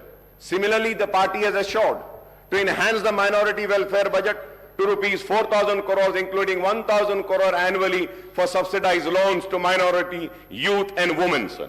Sir, when I say about, and I talk about 4,000 crores for minority, let me make it very, very clear to the government, sir, what the Congress government is doing in Karnataka and what it was doing in Rajasthan. And, they were calculating the amount spent on other schemes also in the minority budget. Kindly do not do that. If we have to see the other schemes with which the minorities got benefited in the last 9.5 years, like in pension, like in Shadi Mubarak or Raitu Bandhu, Raitu Bima and other schemes, where Muslims are also part. If we have to take into account that amount and the 2,200 crores, we have already crossed 5,500 crores. I hope that The 4,000 crores will be only for minority welfare department. I hope that. I hope. So the Congress has promised to rename Dalit Bandhu scheme as Ambedkar Abhaya Hastam and extend it to both SCs and STs and to raise the financial assistance to rupees 12 lakh per family, sir. The party has also assured to raise the reservation of SC/STs to 18% and 12% respectively, sir. However, the Congress has maintained a silence on the demand for raising the reservation for socially and economically backward sections of Muslims of 12%, sir. Congress ने अपनी election की campaigning में इल्जाम लगाया 12%, मगर 12% का जिक्र अपने मैनिफेस्टो में नहीं किया। मैं जानना चाह रहा हूं चीफ मिनिस्टर साहब से, ठीक है इन्होंने नहीं दिया, क्या आप देने वाले हैं? क्या आप देंगे? क्या आप सिंसियर हैं? सवाल है। और असेंबली के रिकॉर्ड्स को उठाकर देखिए, मजलिस इत्तेहादुल मुस्लिमीन की तरफ से मैंने खड़े होकर उस वक्त कहा था 12% मिलता है, मिलने दो नहीं, हमको 4% जो हम हासिल करें राजशेखर रेड्डी साहब के दौर में, उसको कायम रखना, ये बड़ी जिम्मेदारी है। तो आप ठीक है ये नहीं दिए, आप दे रहे हैं क्या बताइए? क्या आप देंगे क्या? And I go for the red, sir. Sir, I may recall that the Telangana government has enacted a bill in the state legislature based on the report of the state BC Commission and ST/SC Commission and the findings of Sudhi Commission and Chellappa Commission to raise the quantum of reservation to 12% for BCE category and 10% for STs. Sir, I would like the Honorable Chief Minister Saab, Mr. Revanth Reddy Saab, to clarify on the government stand on this issue, sir. Regarding the minority sub-plan and BC sub-plan, I may point out that this has been a persistent demand of AIMIM in the United Andhra Pradesh when the Congress was in power and in Telangana state after its formation, sir.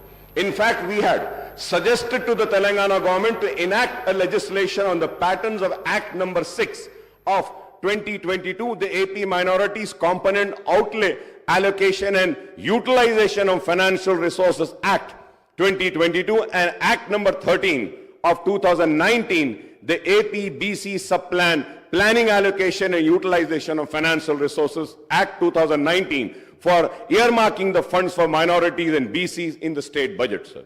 So now our party AIMIM once again reiterates the demand for enacting the two separate legislation, one for the minorities and other for the backward classes, providing for minority component and BC component in Telangana state budget and making allocation for the sub-plan for the forthcoming state budget for the financial year 2024 and 2025, sir. Sir, when I say this, sir, you can go through the records and see about the BCs, sir. The treatment given to the BCs, all the BCs corporation. My learned friend, Sridhar Babu, was with me as a member in Public Accounts Committee. We had asked for the details and we saw the details of the allocation made to the BC, मुख्तलिफ BC के महकुमों को, तो देखकर बड़ी हैरत हुई थी। मैं उम्मीद करता हूं कि आप उनके साथ इंसाफ करेंगे। SC और ST के रिजर्व सीट्स पर भी शायद अगर मैं गलत ना हो तो सबसे ज्यादा सीटों पर आवाम ने आपको मुंतखब किया, इस उम्मीद के साथ कि उनके साथ भी इंसाफ होगा। और हम उम्मीद करते हैं कि आप सब के साथ इंसाफ करेंगे। We hope that the Congress government would fulfill its assurance to conduct a caste census and effect an increase in BC reservation within 6 months of assuming power in the state, sir. क्योंकि आपने कहा है ये बात, और फिर the Congress has not elaborated on the quantum of raise in BC reservation in education and public employment in the state except promising a hike. कितना करेंगे आप, वो आपने नहीं कहा. This is in contrast to the assurance to raise the BC reservation in local bodies as well as in award of government civil construction and maintenance contract to 42%, sir.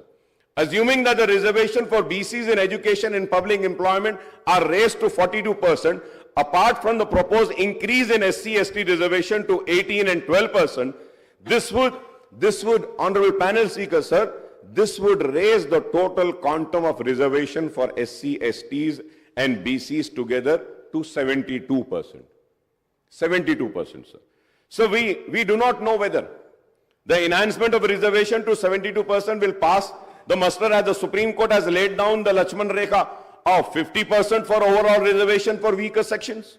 If we add the BC reservation, Honorable Panel Speaker, sir, if we add the BC, if we add the EBC reservation of 10% and an increase of 8% reservation for SEBC, Muslim category BCE, the overall reservation will reach 90%.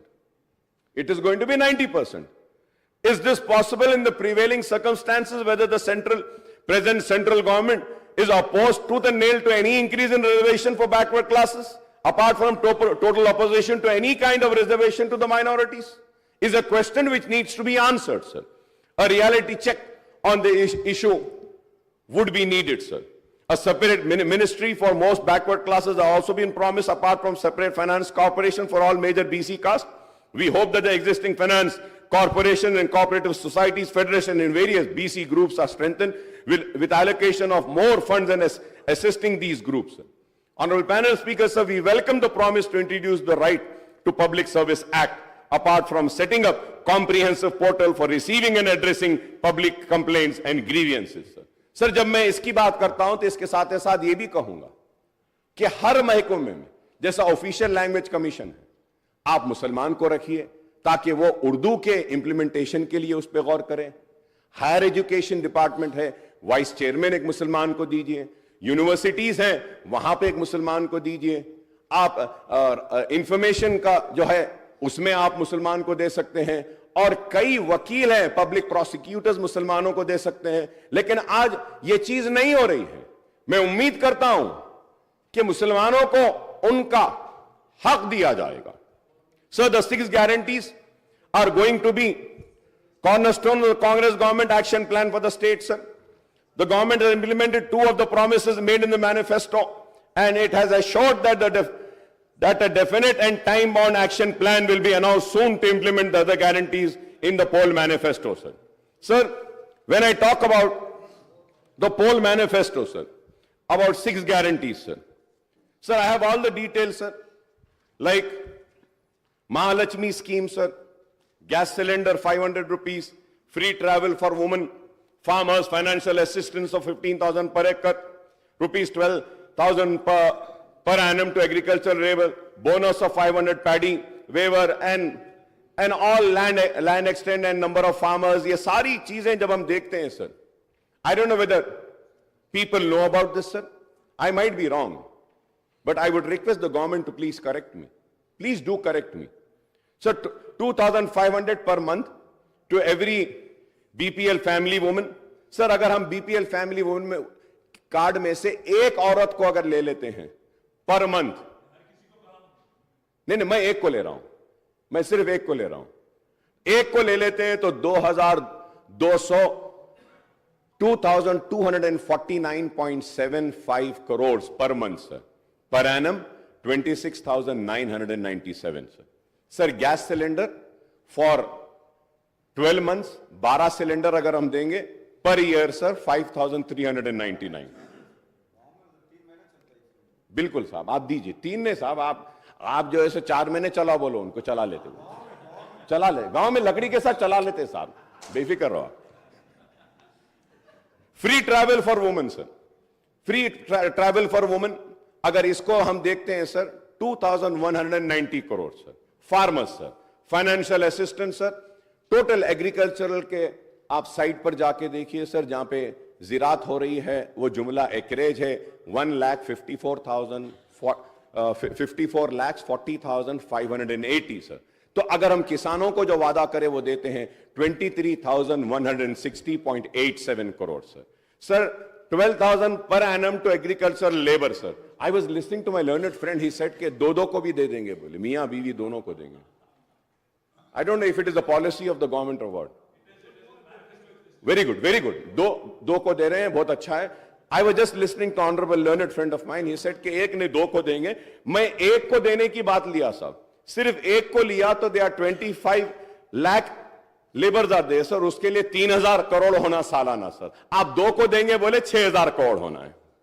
अब हम आगे बढ़ते हैं और देखिए साहब, bonus 500. Sir, if we have to go, I have all the details, Honorable Panel Speaker, sir.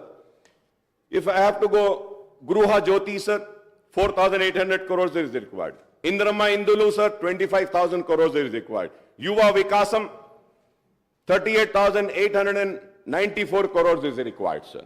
I have all the details, sir. It is not that I have done my homework and research, sir. Sir, implementation of Vidya Jyoti Patakam, Abdul Kalam, Tofe Talim and all this, sir. For that, 6,476.66 crores is required, sir. Sir, MPhil, PhD, sir, for that, और उसके बाद में graduates को भी आप देंगे बोले, फिर इंटर स्टूडेंट्स को भी देंगे बोले, एसएससी को भी देंगे बोले, तो उसके लिए और फिर वो सारे जब हम देखते हैं सर 294, 1,800, 2,600, अब इतने हैं सर, thousands and thousands है sir. And I wish you all the luck because I know this, sir. Because I know this. Congress have ruled this country and ruled the state 16 times, sir. Very learned people are there. Educated people are there. They know how to rule, and I'm sure and I'm confident they are going to fulfill the promises.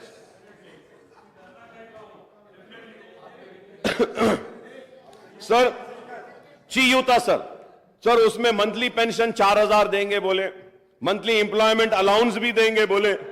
Sir, I was reading the newspaper, sir. So in that it was written that the required amount would be 70,000, sir. But sir, I want to correct, sir. As per my calculation, I might be wrong. I'm not saying I'm perfect. I might be wrong. Kindly you give the right figures. As per my homework, my research, my calculations, sir, the total requirement only for 6 guarantees is going to be 2,16,018.15 crores per annum. और उसके बाद में if you have to see the entire many other promises, जैसा वो bike देते बोले, वो allowance देते बोले, हाँ वो डबल बेडरूम, वो सारे चीजें sir when we finally sir अब उसको पूरा देखते हैं सर, तो I might be again wrong, sir. I want the government to correct me, sir. 3,10,492.15 crores, मतलब 3,10,492.15 crores are required. And I'm sure the people who have prepared the manifesto knew about the financial state of our state. So, and sir, I listen, bhaiya, आप इतना गुस्से में क्यों आ रहे हो? That's what I'm saying. Sir. मैं यही कह रहा हूं. आप नहीं करेंगे बोल के मैं थोड़ी बोला आपको. आप काबिल है बोला मैं. आप लोग हिंदुस्तान में सबसे ज्यादा हुकूमत करे बोल रहा हूं. रियासत में आप लोग करे हैं बोल रहा हूं. और मैं ये कह रहा हूं कि काबिल लोगों ने बड़ी काबिलियत के साथ, बड़ी ही मेहनत के साथ इस मैनिफेस्टो को बनाया है और इस मैनिफेस्टो पे अवाम ने भरोसा किया है. और मैं ये भी कह रहा हूं कि ये प्रॉमिसेस को फुलफिल करने के लिए ना सिर्फ मैं, हम सब आपका ताउन करने तैयार हैं. गुस्से में आने की बात क्या है बताइए?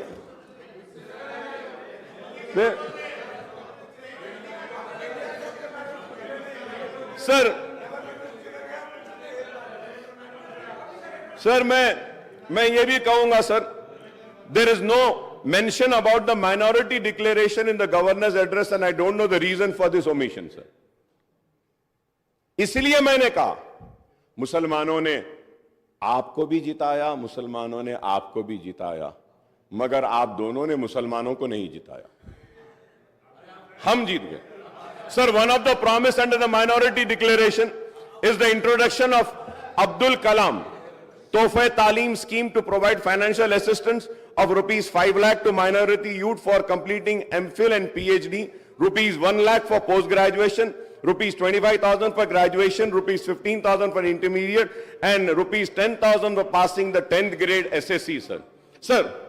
Sir, I would like to once again ask the people responsible for preparation of this manifesto, sir. Sir, by the way, sir, who is this Abdul Kalam? Is it? No, sir, it is written Abdul Kalam. Is it the India's first education minister, Maulana Abdul Kalam Azad, or it is Abdul Kalam, India's missile man and former president, Mr. APJ Abdul Kalam? It cannot be both. इसमें तो सिर्फ अब्दुल कलाम लिखा, इसलिए मैं पूछ रहा हूं साहब, इस पे भी गुस्सा मत आओ, ये भी पूछ रहा हूं कि किसके जी। तो मैं ये पूछ रहा हूं, ये भाई ये मैनिफेस्टो आपका है भाई, सीएम साहब ये आपका है, आपके उसमें है, तो इसमें अब्दुल कलाम 2 है, तो मैं क्लैरिफिकेशन ले रहा हूं, मौलाना अब्दुल कलाम आजाद के नाम पे है या Abdul Kalam the missile man के नाम पे है? तो दोनों के नाम से, दोनों के नाम से जी। अच्छा नहीं, मैं पूछ रहा था साहब, पूछना है ना। Under the Mahalakshmi guarantee women are promise monthly financial assistance of rupees 2,500 per month, and that is 30,000 per annum, besides free travel in RTC buses, sir. Sir, when I talk about RTC buses, sir, Honorable Panel Speaker, sir, so this is Telangana Road Transport Corporation 22-23 report, sir. And also, I had raised a question, sir. अब इसमें लिखा हुआ है, sir, कि out of the 9,000 buses, 6,000 buses are old, 15 years old. और इसमें पूरा detail दिए साहब, कितने पुराने हैं, क्या है क्या नहीं। अब ये देखिए सर, ये 23-24, ये पेज ही नहीं है साहब इसमें। नहीं, आपके दौर में हुआ सो है ये, सॉरी, आपके दौर में हुआ सो है। तो सर, पैनल स्पीकर सर, मैं नई गवर्नमेंट से कहूंगा कि ऐसे डेलिबरेट omissions pages के नहीं होना चाहिए, because you had promised a transparent government. It has to be there. बहुत है सर, so many demands, बहुत सारे demands भी देखते हैं सर, demands में एक important page गायब हो जाता है, demands table नहीं होते, demands पे discussion होता है। तो I hope we have faced this.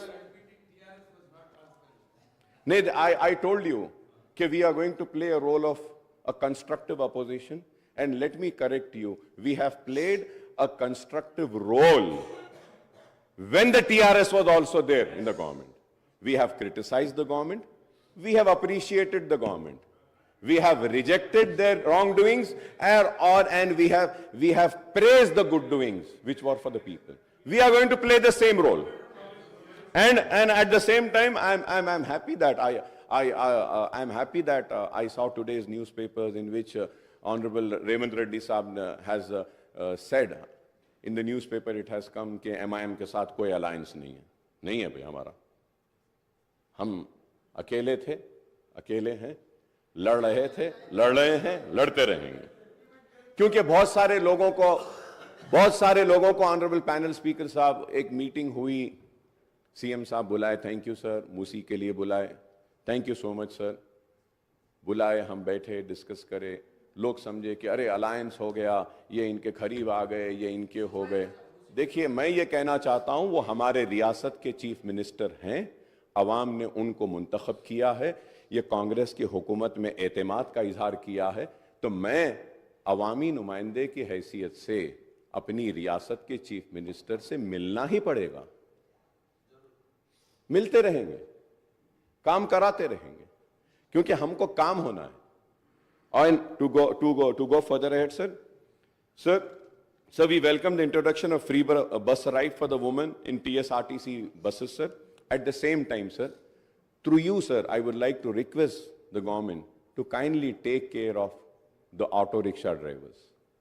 Auto rickshaw के drivers बहुत परेशान हैं, Uber and Ola वाले बहुत परेशान हैं, ख़वातीन को तो अच्छा मौका मिला कि बस में वो सफ़र कर रहे हैं, बहुत अच्छी बात है, लेकिन हमको इनका भी ख्याल करना चाहिए, क्योंकि आपने इलेक्शन मैनिफेस्टो में ऐलान किया था कि आप जितने चालानात हुए हैं, चालानात को भी आप माफ़ करेंगे, आधा माफ़ करेंगे। तो मैं आपसे रिक्वेस्ट करूंगा कि अहकामात जारी करिए कि जितने भी चालानात है उसको हम 50% वेव ऑफ करते हैं, और ऑटोज़ वालों को किस तरीके से हम मदद पहुंचा सकते हैं वो कुछ पैसे भरते हैं रोड टैक्स का, इसका, अगर उसमें अगर उनको कुछ एग्जेम्पशन अगर कुछ देते हैं तो एक उनको भी एतमाद में लिए वैसा होगा। सर उसके साथ ही साथ जी नहीं, अब देते बोले थे साहब, आपके मैनिफेस्टो में बोले थे आप, अब देंगे बोल के बोले थे। केसीआर साहब अनाउंस करे थे कि हम गवर्नमेंट में अगर आएंगे तो ऑटो वालों को ये देंगे, इट वाज अनाउंस्ड। तो मैं चीफ मिनिस्टर साहब से रिक्वेस्ट करूंगा कि ऑटो वालों का भी थोड़ा सा अगर आप देखते हैं तो उनका भी थोड़ा अच्छा फायदा हो जाएगा। और इसके साथ ही साथ ऑनरेबल पैनल स्पीकर सर, मैं ये जरूर कहना चाहूंगा कि आउट ऑफ 9,000 6,000 तो पुराने बसेस है और फिर नुकसान 2,000 करोड़ का है, तो ये पेट्रोल डीजल के लिए भी देना है। So there are many other things, sir, which I think in the next budget session I will go further ahead and discuss about this, sir. But as per my knowledge, sir, 12 crore का शायद नुकसान हो रहा है RTC को इससे। अब इसको हम कैसा करेंगे, इसका भी आप कुछ प्रोग्राम बनाइए sir. Sir and domestic gas cylinders के ताल्लुक से भी मैंने पहले ही कहा है और फिर से कहूंगा और उम्मीद करता हूं कि आप करेंगे। और under Rythu Bharosa the assistant of 70 lakh farmers is been raised to 15,000 per acre and the coverage is been extended to 6 lakh share of khaldars also, sir, bonus of 500। ये सारी चीजें हैं जो आप जानते हैं, मैं भी जानता हूं। क्रॉप लोन्स के बारे में भी आपने वेव करेंगे कहा, ₹2 lakh at one go would require 36,000 crores, sir, ₹30,000 crores towards loan amount and ₹6,000 crores towards interest, so 36,000 है। I hope that under Gruha Jyoti guarantee 200 unit of free electricity a promise for all household। अब ये 200 कैसा देंगे, इसमें भी confusion है sir. 200 unit कैसा देंगे? अब अगर मुझे 201 आएगा यूनिट तो क्या 200 माफ करके 1 यूनिट के पैसे लेंगे, या अगर मुझे 500 यूनिट आ रहा है तो वो 500 यूनिट में से आप 300 माइनस करके 200 का लेंगे? इसमें क्लैरिटी नहीं है sir. So I request kindly issue the guidelines with which ये 200 यूनिट फ्री जो मिलेगा। The power sector in the state, TS Genco, TS Transco and northern southern discoms are already saddled with huge losses of 50,275 crores and staggering depth of 81,516 crores। क्योंकि ये सिर्फ मैं newspapers में, honourable speaker sir, मैं newspapers में देख रहा था, हर कोई बोल रहे थे कि 50,000 का इसमें लॉसेज है, 80,000 के लॉसेज है कहें सर। लेकिन the thing is that we are already saddled with the huge losses of 50,275 crores and staggering depth of 81,516 crores, sir. Sir, under Indulu scheme, families not owning houses are promised a house site and a financial assistance ₹5 lakhs for construction of houses, sir. Sir, ये 2 bedroom houses के ताल्लुक से भी speaker साहब मैं आपके जरिए हुकूमत की तवज्जो इस बात पे लाना चाहता हूं कि सर इलेक्शन कोड आने की वजह से जो लोगों को सर्टिफिकेट्स दे दिए गए थे, जो लोगों को हाथ में कागज दे दिया गया था कि ये यूनिट आपका है, तो उसकी चाबी अब तक नहीं दी गई और जो लिस्ट सैंक्शन हुई थी वो भी वैसी रुकी हुई है। सर आपके जरिए मैं हुकूमत और हमारे चीफ मिनिस्टर साहब रेवंत रेड्डी साहब की तवज्जो इस बात पे लाना चाहता हूं कि मेरे कॉन्स्टिट्यूंसी में पुराने जो घर थे उनको तोड़कर 2 बेडरूम बनाए थे और उनसे वादा किया गया था कि बनने के बाद उनको दिया जाएगा, लेकिन इलेक्शन कोड आने की वजह से रुक गया है। काइंडली आपसे रिक्वेस्ट है कि हैदराबाद कलेक्टर साहब को बोल के उसको क्लियर करवा दीजिए, क्योंकि हमारे अश्योरेंस पे, हमारी जबान पे उन लोगों ने अपने घरों को खाली करके 2 बेडरूम बनाने की इजाजत दी। अगर उनको नहीं मिलेगा तो बड़ा प्रॉब्लम होगा। Honourable speaker sir, through you also very important issue I want to bring to the kind notice of the government is that, sir, under JNNURM, WAMBE scheme and other schemes, housing was taken up, sir. Right from Mr. Chandrababu Naidu was the chief minister then, से लेकर आज तक भी ये हो रहा है। वो घर जो है सो 20 साल 15 साल पुराने हो गए, बहुत खराब हो गए हैं। तो हमारी नुमाइंदगी पर HMDA से 100 करोड़ रुपये रिलीज हुए थे, वो 150 करोड़ रुपया पूरे शहर के JNNURM, बॉम्बे और ये दूसरे हाउसिंग स्कीम के पुराने घरों के मेंटेनेंस वर्क के लिए। तो मैं आपके जरिए हुकूमत से रिक्वेस्ट करूंगा कि हैदराबाद और सिकंदराबाद के जितने पुराने घर हैं जो डिलैपिलेटेड कंडीशन में, जिसके लिए अमाउंट भी रिलीज हुआ है, kindly give instructions that these amounts are released to the contractors and the work can be taken up so that it will help the poorest of the poor people, sir. Sir, about SC/ST's promise assistance of 6 lakhs for construction of houses and for other it is 5 lakhs. I don't know why this difference, sir. SC/ST को आप 6 लाख देते बोले, यहाँ पे 5 लाख है.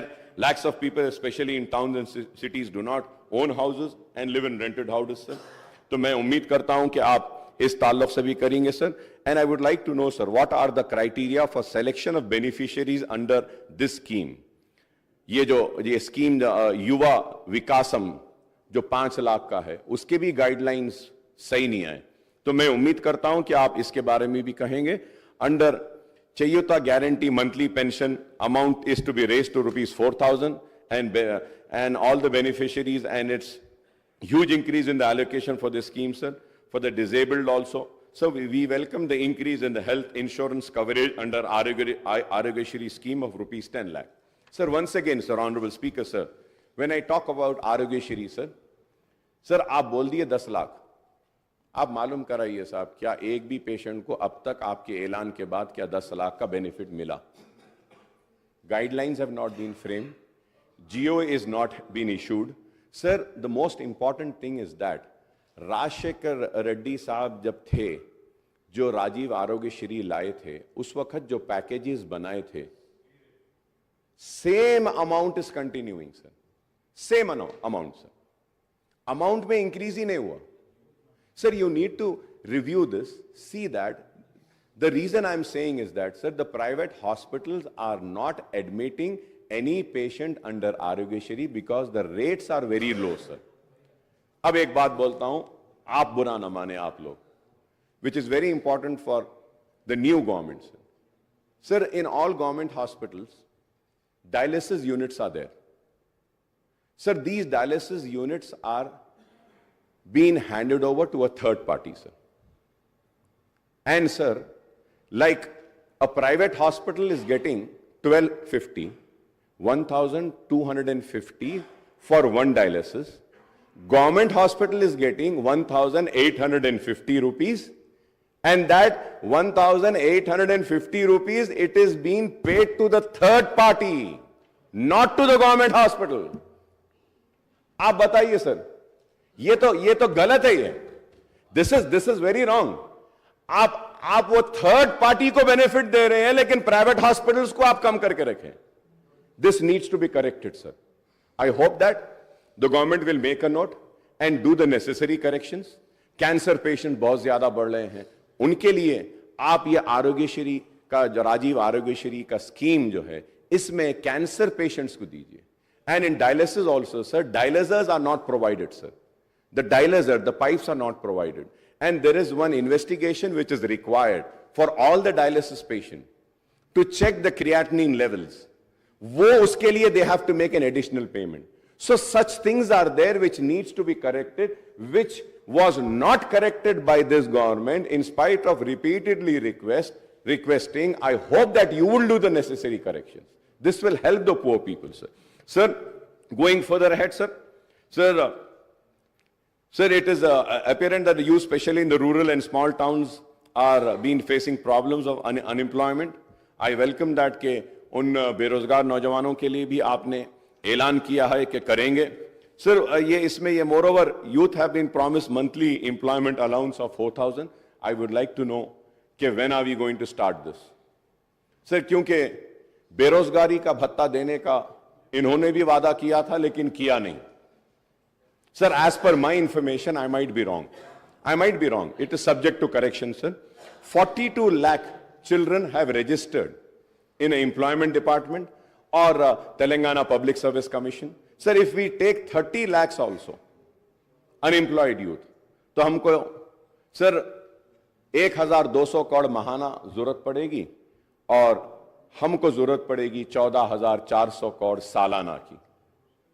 14,400 crores yearly will be required. So I hope that कि आप इस पर भी गौर करेंगे. For young woman 18 years pursuing education, electric scooter का प्रॉमिस करे हैं. We welcome this when we hope that कि ये promise भी fulfill होगी. So the issue of SC categorization into ABCD category has been hanging fire for over 2 decades now. Despite the effort of the successive government, the United AP and Telangana government to implement it in a letter and spirit, sir, unless constitutional amendments are moved by the central government to overcome the hurdles in implementing the categorization in selected state instead of entire country, this issue cannot be resolved, sir. Regarding the minority declaration, let me point out that most of the schemes and initiative included in this declaration are already under implementation in the states since Telangana came into being in June 2014, sir. The Congress has promised about Setwin, sir. I hope that कि सेटविन को आप मजबूत बनाएंगे, अच्छा बनाएंगे, ताकि unemployed youth को skill development का ट्रेनिंग का प्रोग्राम भी होगा. और मैं ये भी कहूँगा कि कांग्रेस के टाइम में ओल्ड सिटी में हम नेशनल एकेडमी ऑफ कंस्ट्रक्शन का एक सेंटर लाए थे. तो मैं आपसे रिक्वेस्ट करूँगा कि नेशनल एकेडमी ऑफ कंस्ट्रक्शन के सेंटर को माइनॉरिटी वेलफेयर डिपार्टमेंट से जोड़ दीजिए. तो at least minority welfare department can take up the skill development programme with collaboration with National Academy of Construction, sir. So you have also promised about additional funds to Khuli Qutub Shah, sir.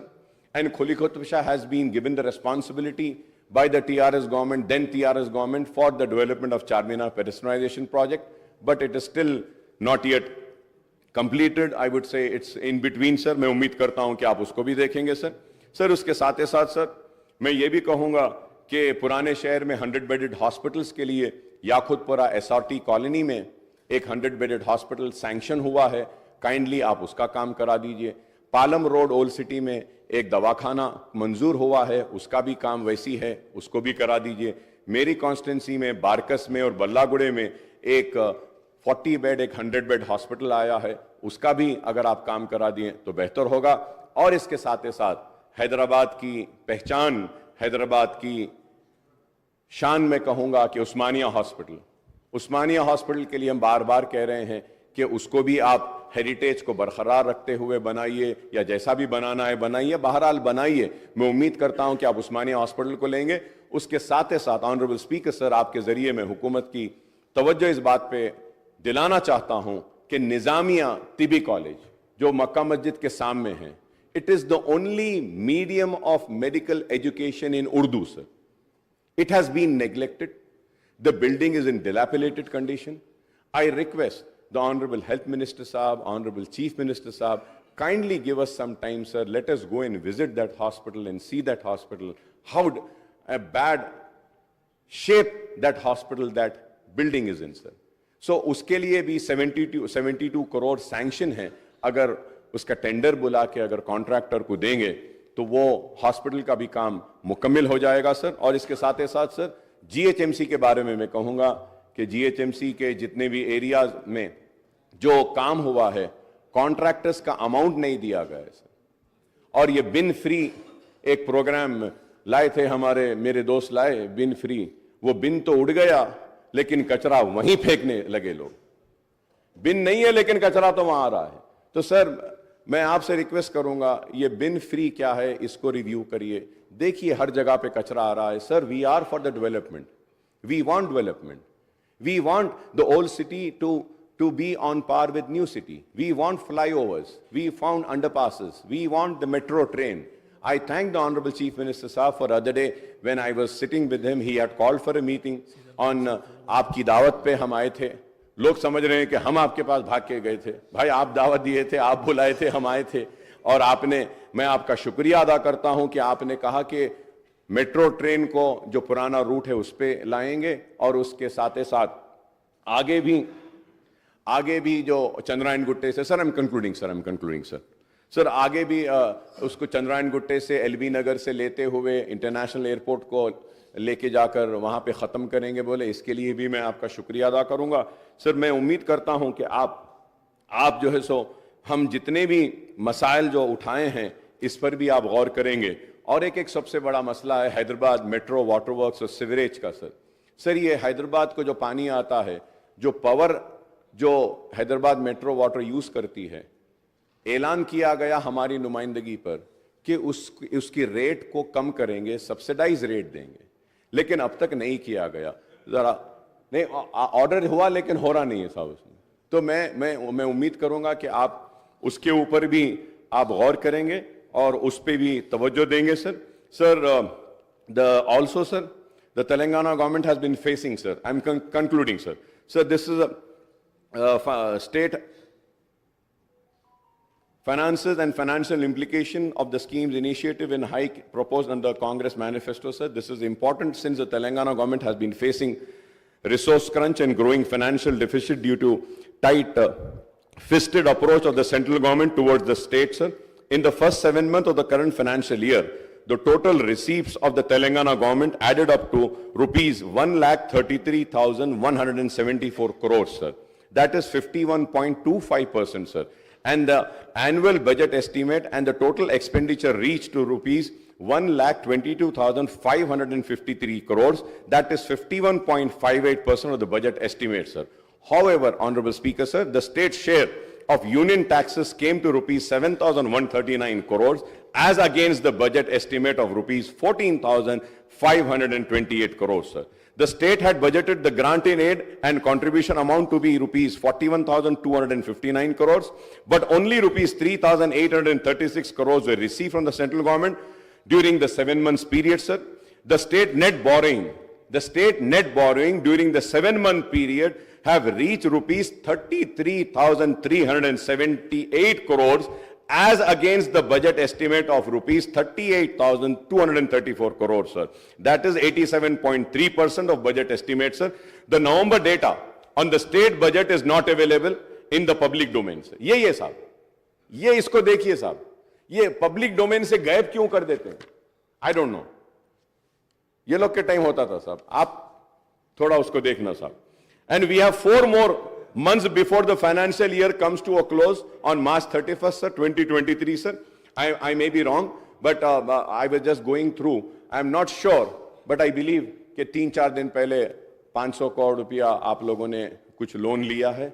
So क्या लिया है तो please बोलिए, और मैं चाहूंगा कि आप व्हाइट पेपर भी जारी करिए स्टेट के फाइनेंसेस पर, so that the people know कि what is the real financial position of the state, sir. The state cannot pile up borrowing as per its requirement, as it is hamstrung by the condition and restriction imposed by the Physical Responsibility and Budget Management FRBM Act, sir. According to the latest data, the borrowing limit for the Telangana government for the current year has been fixed to rupees 57,813 crores by the Union Finance Minister, but it was actually curtailed to rupees 42,225 crores after taking into account the additional borrowings of rupees 15,588 crores in the previous years.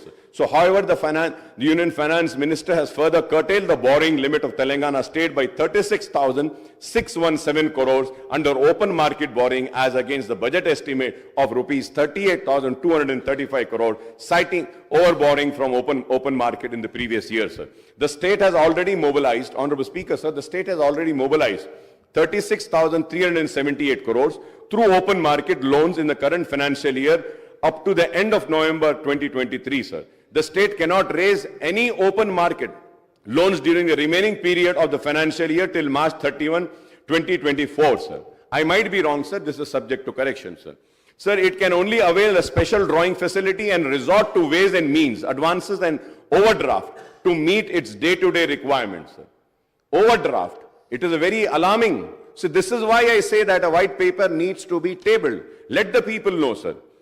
Sir, this is the grim financial scenario of the state at the Telangana government, and this is solely the result of policies and restraint imposed by the central government as well as the lesser central assistance by the way of grant in aid and devolution of central taxes. I would like to remind that I was the one person who is to always caution and say that devolution of funds, GST आपको नुकसान होगा, लेकिन आप लोगों ने मेरी बात नहीं सुनी. उस वक्त मैंने बार बार कहा था, सीएम साहब, उस वक्त के सीएम साहब केसीआर साहब ने उठकर मुझसे कहा कि अकबर भाई आप बेफिक्र रहिए, हमारे स्टेट को पूरे पैसे आएंगे. लेकिन देखिए हमारे स्टेट को पैसे नहीं आए, हमारे स्टेट का नुकसान हुआ, और उस वजह से आज हमको मुसीबतें उठानी पड़ेगी. Sir, I wish my old colleague, my friend and my very close friend, I would say, Mr. Bhatti Saab, the Deputy Chief Minister Saab, Bhatti Vikrama Saab, who looks after the finances. My best wishes and best of luck with you, sir. And we are there for whatever support and assistance or help is needed, sir. Incidentally, a few days ago, Deputy CM Saab have released a booklet on Telangana economy and Telangana at a glance on the financial indicators of state during the financial year 22-23. Telangana gross state domestic product GSDP at current prices 22-23 reached to rupees 13,13,391 crore with 16.3% growth, which was marked higher than India's growth of 16.1, sir. और उसके साथ ही साथ 2 दिन पहले हमारे हैदराबाद को भी एक अवार्ड मिला है, बेस्ट सिटी, राइट. ऑपरेशन को तो नहीं था अवार्ड वो, right, it was an award. Good. So I congratulate the officials who are responsible for this award, and I also congratulate the then government TRS also, sir. Sir, moreover the Telangana, sir, isme led the other big states in the country with the highest per capita income of 3,12,398 during the year 22-23, sir. The state has certainly progressed since it was granted statehood in 2014, sir. There are many other issues which may have time to discuss during the forthcoming budget, sir. Before I conclude, I may recall that one issue which I have been highlighting it frequently during the session of Telangana Assembly was conduct and duration of budget monsoon winter session of the Assembly, sir. Sir, मैं इनको भी criticize करता हूं, sir. My friends are there, sir. Sir, Andhra Pradesh था बोलकर आंध्र प्रदेश में 40 दिन budget session होता था, सर. बोले कि नहीं सर, वो आधे मेंबर्स उधर चले गए तो 40 के बजाय कम कर देंगे. Sir, I request, sir, we should have session, sir. We should have discussion, sir. Sir, इसमें हुआ ये, sir, in the last budget session, sir. I am sorry, Secretary Saab is there, he might feel offended, but the demands were not tabled and we were discussing on demands, sir. कैसे होगा, sir, ये? ठीक है, सब सारे लोग नहीं पढ़ते होंगे, लेकिन बात पढ़ने वाले लोग हैं, सर. हम जैसे लोग जो टूटा फूटा जैसा भी है पढ़ लेते हैं. ठीक है, हम उतने काबिल नहीं हैं, उतने ज्यादा पढ़े लिखे नहीं हैं, उतने डिग्रीज नहीं है, लेकिन फिर भी, sir, I may point out whether it is assembly or a small state like Sikkim or large state like Uttar Pradesh, there is nothing to prevent these assemblies for holding sittings for longer duration and for holding, sir. Sir, we in Telangana have 119 members, AP has 175. Sir, Andhra Pradesh Assembly regularly budget session hota hai, और हमारे पास the budget session used to be sitting of 29 days, sir, 40 days span में होता था. लेकिन अगर हम देखते हैं, sir, during the first term, 2014 and 18, the assembly sittings were held for 126 days, annual average of 25 days, sir. Moreover, in the successive sessions, the question hour were dispensed. Question hour chale gaya. With too often and no discussions were held in form of half an hour. Discussion rule 29, LAQ rule 39, SNQ rule 51, short discussion rule 60, calling attention rule 74, and matter of urgent public importance, sir. In the BSc meeting held in this connection, the previous sittings and session of Assembly, our party had given a list of issues for discussion, sir. Sir, therefore, I urge the Honorable Chief Minister, the Leader of the House and the Legislative Affairs Minister, sir, to ensure that Assembly sessions are conveyed for longer duration and all the 3 session budget, monsoon and winter will be held, sir. तो मैं उम्मीद करता हूं, sir, आपने जो मुझे मौका दिया है, इसके लिए मैं आपका शुक्रिया अदा करता हूं, और शुक्रिया अदा करते हुए आपकी हुकूमत के साथ अपनी सारी नेक ख्वाहिशात का इजहार करता हूं, और हमारा ताउन आपके साथ रहेगा. जो रियासत की बेहतरी के लिए है, हम उसकी तायीद करेंगे. जो रियासत के अवाम के खिलाफ होगा, हम उसकी मुखालिफत करेंगे. हम खड़े रहकर अपने हक की लड़ाई लड़ेंगे. हम मुसलमानों की आवाज बनकर इस ऐवान में गूंजते रहे हैं, हमारी आवाज गूंजते रहेगी, और हम अपने मुतालिबात को आपके सामने रखेंगे. और उम्मीद करता हूं कि छोटे व्यापारियों का भी आप ख्याल करेंगे, ऑटो वालों का ख्याल करेंगे, माइनॉरिटीज के इश्यूज जब उठाए उसके ताल्लुक से आप संजीदा रहेंगे, उर्दू के ताल्लुक से हमने जो उठाया है, और उसके साथ ही साथ, सर, हाईटेक सिटी में दुकानें 24 घंटे खुले रहते हैं, सर. आपकी गवर्नमेंट आने के बाद से 10:30 11 बजे ओल्ड सिटी में दुकानें बंद कर दे रहे हैं, सर. ये छोटे कारोबार वाले हैं, सर. थोड़ा उन पे भी रहम करिए। मेरी आपसे अदबन दरखास्त है कि एक मीटिंग भी बुलाइए, माइनॉरिटीज के इश्यूज को हम आपके सामने लाएंगे, आपके सामने रखेंगे और उम्मीद करते हैं कि आपकी हुकूमत काम करेगी, आवाम के दिलों को जीतेगी, अपने मैनिफेस्टो को मुकम्मल करेगी। चाहे कितना भी पैसा हो, वो अपने जबान से, अपने मैनिफेस्टो से, अपने तयखुन से और अपने जो उम्मीद जो आवाम को दिलाई है उसको नहीं तोड़ेगी। बहुत बहुत शुक्रिया स्पीकर साहब। శ్రీ కూనమనేని స్పీకర్ సార్, ఒక్క నిమిషం, leader of the speaker sir, governor గారి ప్రసంగం రిప్లై సందర్భంగా ఎంఐఎం సభాపక్ష నాయకులు అక్బరుద్దీన్ ఓవైసీ గారు ప్రభుత్వం తీసుకున్న నిర్ణయం రాజీవ్ ఆరోగ్యశ్రీ పథకం అమలు జరగడం లేదు, జీవో ఇవ్వలేదని వారు చెప్పిండ్రు. వారు సమాచార లోపం వల్ల ఏమన్నా చెప్పిండ్రేమో. ఈ ప్రభుత్వం బాధ్యత తీసుకున్న మొదటి రోజే మంత్రివర్గ సమావేశాన్ని ఏర్పాటు చేసి మంత్రివర్గ సమావేశం 7 తారీఖు నాడే ఆమోదం తీసుకొని 8 తారీఖు రోజు జీఓఎంఎస్ నెంబర్ 191 ఈ జీవో స్పష్టంగా రాజీవ్ ఆరోగ్యశ్రీ పథకంలో పేదలకు వైద్య ఆరోగ్య ఖర్చుల కోసం 5 లక్షల నుంచి 10 లక్షలకు పెంచడం జరిగింది.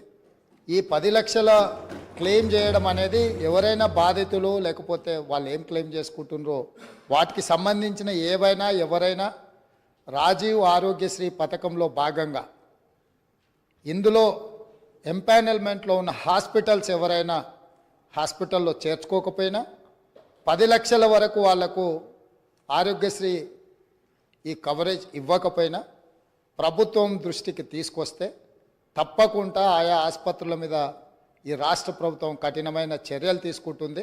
కాబట్టి దయచేసి మా సహచర సభ్యులకు నా సూచన, రాజీవ్ ఆరోగ్యశ్రీ పథకాన్ని 7 తారీఖు నాడు ప్రభుత్వం బాధ్యత తీసుకున్న రోజే మంత్రివర్గ సమావేశంలో ఆమోదం తీసుకున్నాం. 8 తారీఖు రోజు జీఓఎంఎస్ నెంబర్ 191 ఆల్రెడీ 5 లక్షల నుంచి 10 లక్షలకు పెంచుతూ విధానపరమైన నిర్ణయం తీసుకొని జీవో ఇవ్వడం జరిగింది. కాబట్టి మీ ద్వారా సభ్యులందరికీ 119 మంది సభ్యులకు తెలంగాణ రాష్ట్ర ప్రజలందరికీ కూడా ఈ వివరాలను తెలియజేస్తున్న అధ్యక్ష. ధన్యవాదాలు.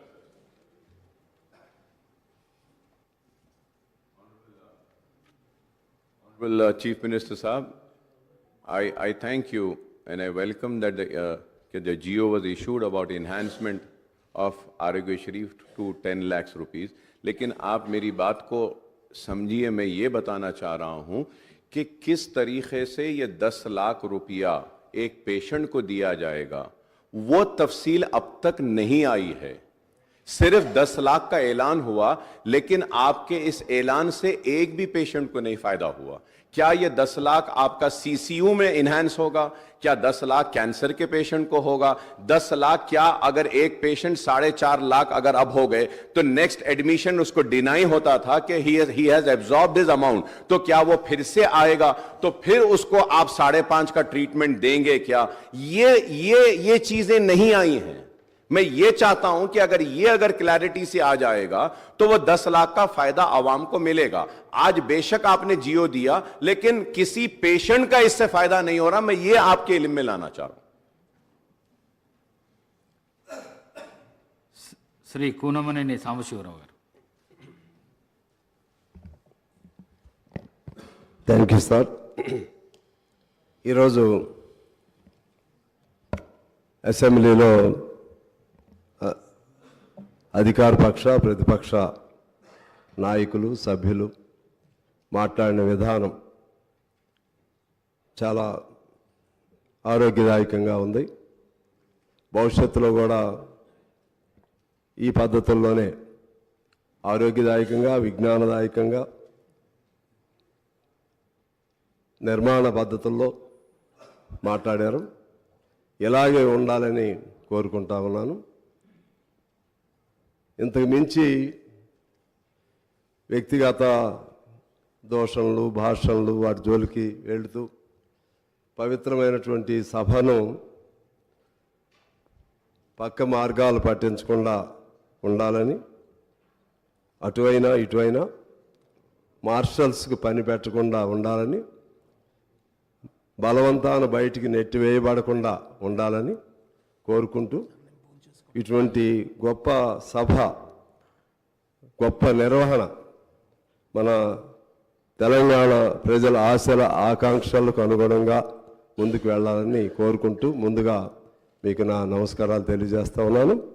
అలాగే కొత్తగా ప్రభుత్వంలోకి వచ్చినటువంటి కాంగ్రెస్ పార్టీకు, ముఖ్యమంత్రి రేవంత్ రెడ్డి గారికి, వారి మంత్రివర్గ సహచరులకు నేను మనస్ఫూర్తిగా అభినందనలు తెలియజేస్తా ఉన్నాను. కేటీఆర్ గారు మరెవరు మాట్లాడుతూ మీరు 65 మంది, మేము మిగిలిన 54 ఏదో చెప్పారు. అంటే నన్ను కూడా అటు కలిపేశారు.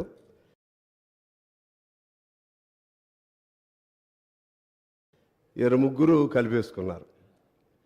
ఎంఐఎం, బీజేపీ,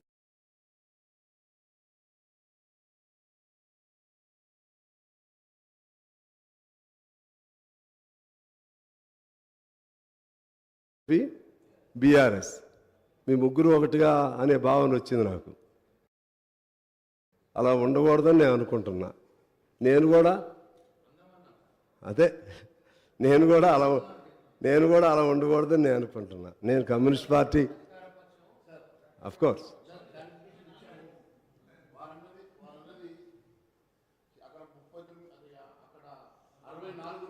ముప్పై 39 ఉన్నాం. 64 కాకుండా మిగిలిన వాళ్ళు ఇటువైపు ఉన్నారని చెప్పారు. ఎప్పుడు కూడా భారతీయ జనతా పార్టీ ఏ ఒక్కరితోటి కూడా కలిసి పనిచేసే సమస్య లేదు. మేము కన్స్ట్రక్టివ్ అపోజిషన్గా పార్టీ సిద్ధాంతాలు అనుగుణంగా పనిచేస్తాం. ఖచ్చితంగా ఈ ప్రభుత్వం తీసుకునేటువంటి మంచి సంక్షేమ కార్యక్రమాలకు మద్దతు ఇస్తాం. ప్రజా వ్యతిరేక కార్యక్రమాలకు మేము ఎప్పటికప్పుడు ఎండగడతామని తెలియజేస్తున్నాం సార్. సిద్ధాంతాలు ఏదైనా కలిసి ఉండటం మంచిది. అందరం కలిసి నిర్మాణపరంగా చర్చించుకోవడం మంచిది. అలాగే ముఖ్యంగా ఇదే పద్ధతి కొనసాగాలంటే అసెంబ్లీని కూడా ఎక్కువ రోజులు నడిపే విధంగా అధికార పక్షం శ్రద్ధ పెట్టాలి, ప్రతిపక్షం సహకరించాలి. మీకు గత అసెంబ్లీది అంటే జరిగిపోయినటువంటి 5 ఏళ్ల లెక్కలు చెప్తే 2019లో కేవలం 19 రోజులు మాత్రమే అసెంబ్లీ నడిచింది. 2020లో కేవలం 17 రోజులు మాత్రమే అసెంబ్లీ నడిచింది.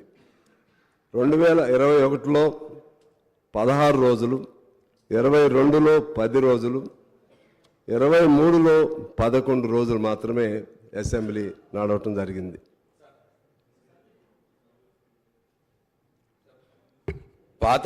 పాత అసెంబ్లీ గురించి మాట్లాడినారు కాబట్టి పాత ఎల్ఏ మినిస్టర్ నేనున్నాను. అప్పుడు అసెంబ్లీ ఎన్ని రోజుల కంటే ఎక్కువగా అప్పుడు మేము అవలంబించిన విధానం ఏంటంటే ఎన్ని అవర్స్ జరిగింది, ఎంత కన్స్ట్రక్టివ్ అవర్స్ జరిగింది, ఎంత క్వాలిటేటివ్ అవర్స్ జరిగింది అసెంబ్లీ అన్నదానికే మేము ప్రాముఖ్యతనిచ్చాము అధ్యక్ష. ప్రతిరోజు 12 గంటలు వర్కింగ్ అవర్స్, 13 గంటలు వర్కింగ్ అవర్స్ కూడా జరిగిన రోజులు చాలా రోజులు ఉన్నాయి. అన్ని పద్ధతుల మీద చర్చలు జరిగినాయి, బడ్జెట్లో మంచి చర్చలు జరిగినాయి. ఎక్కడ కూడా ప్రతిపక్ష నాయకులకు కూడా యాంపుల్ టైం ఇవ్వడం జరిగింది. కాబట్టి దయచేసి ఆ విషయాన్ని పరిగణలో తీసుకోవాల్సిందిగా నేను సిపిఐ సభ్యుడికి మనవి చేస్తా ఉన్నాను.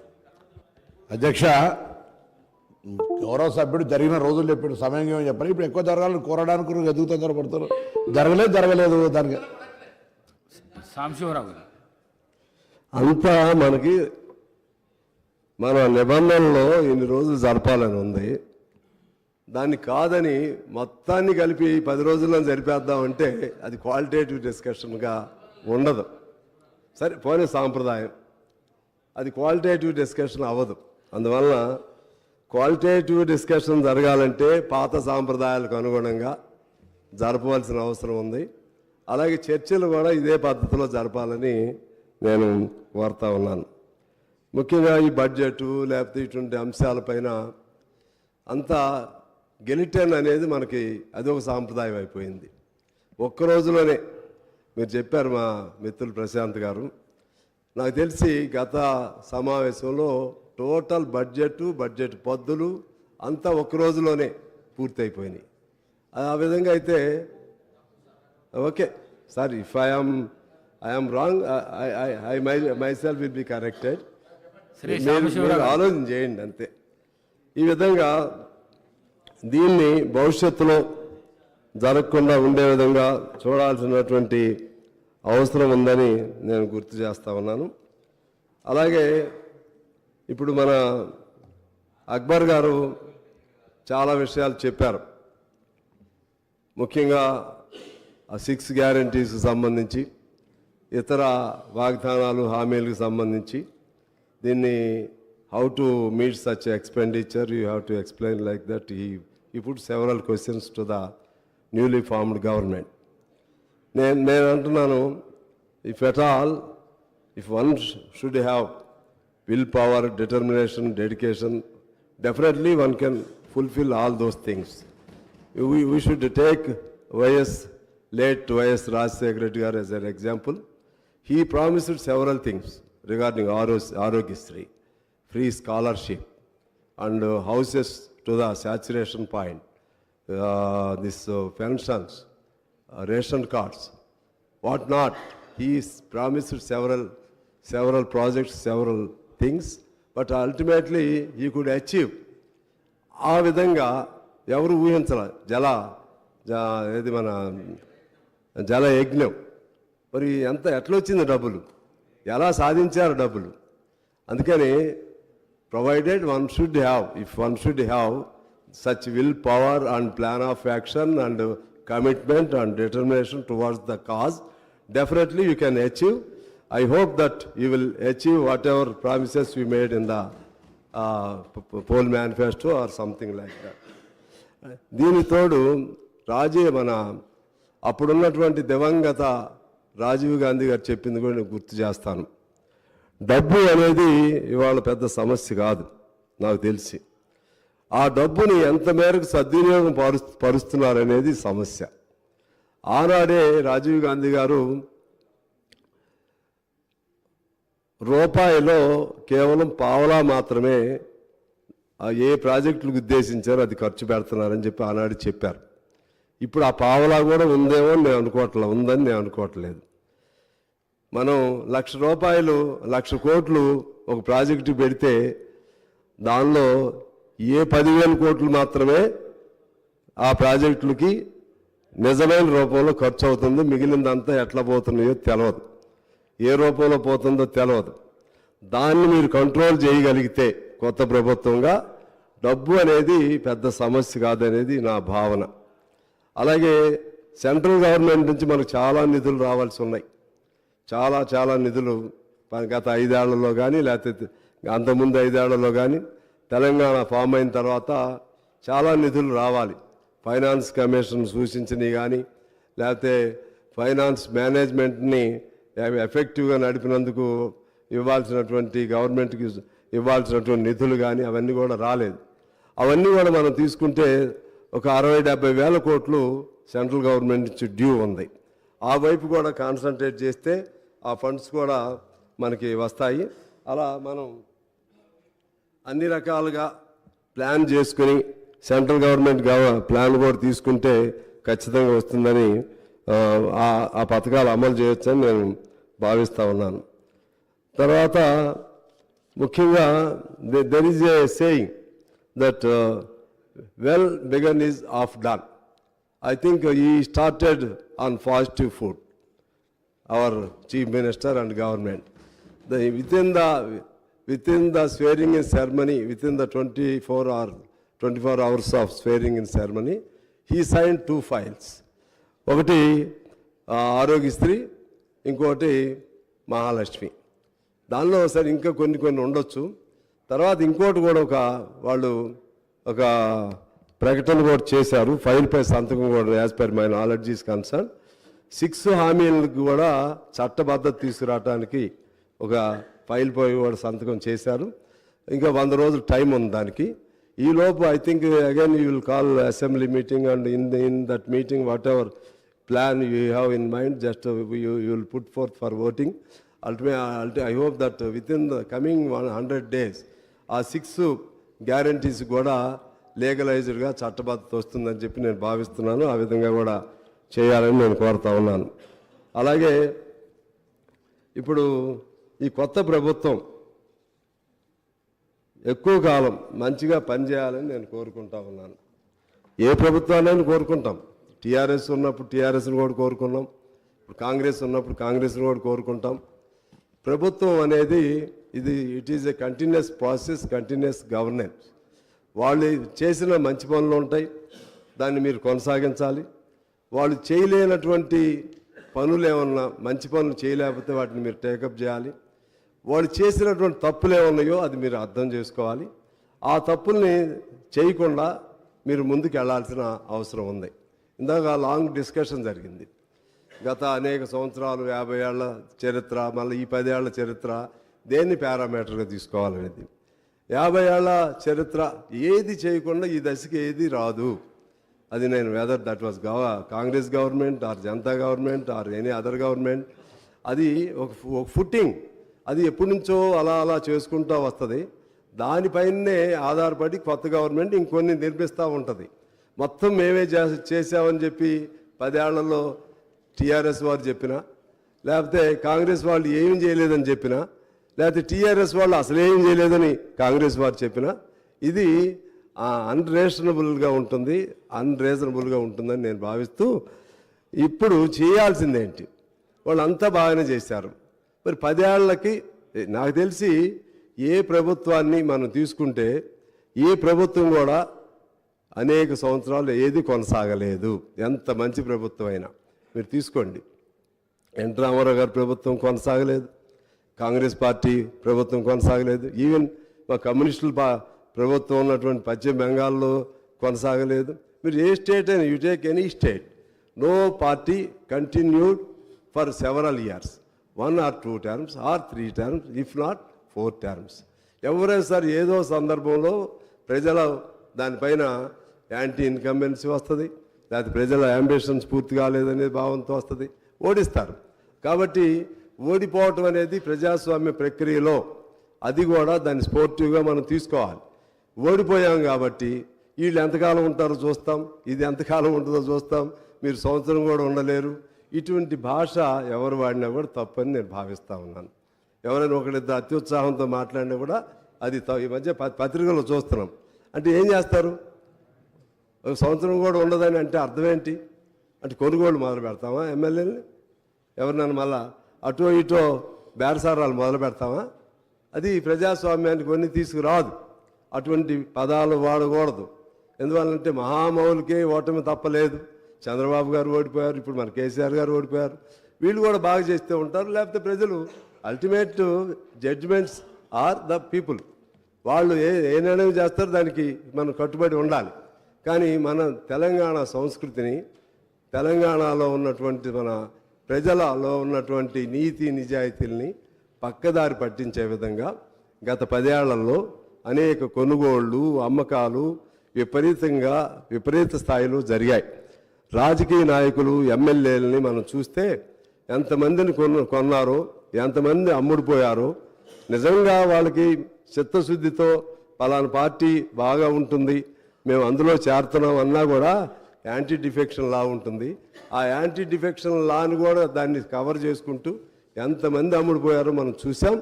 అమ్ముడుపోయినటువంటి ఒక్కళ్ళు కూడా ఈసారి తిరిగి అసెంబ్లీలోకి రాలేదు. అంటే ప్రజలు అమాయకంగా లేరు, ప్రజలు తేలిగ్గా లేరు. నిన్నగా మనం జరిగినటువంటి మా ఎన్నికల్లో చూసాం. నిన్నగా వ్యక్తులను కొనేస్తున్నారు, సర్పంచులను కొంటున్నారు, ఎంపీటీసీలను కొంటున్నారు.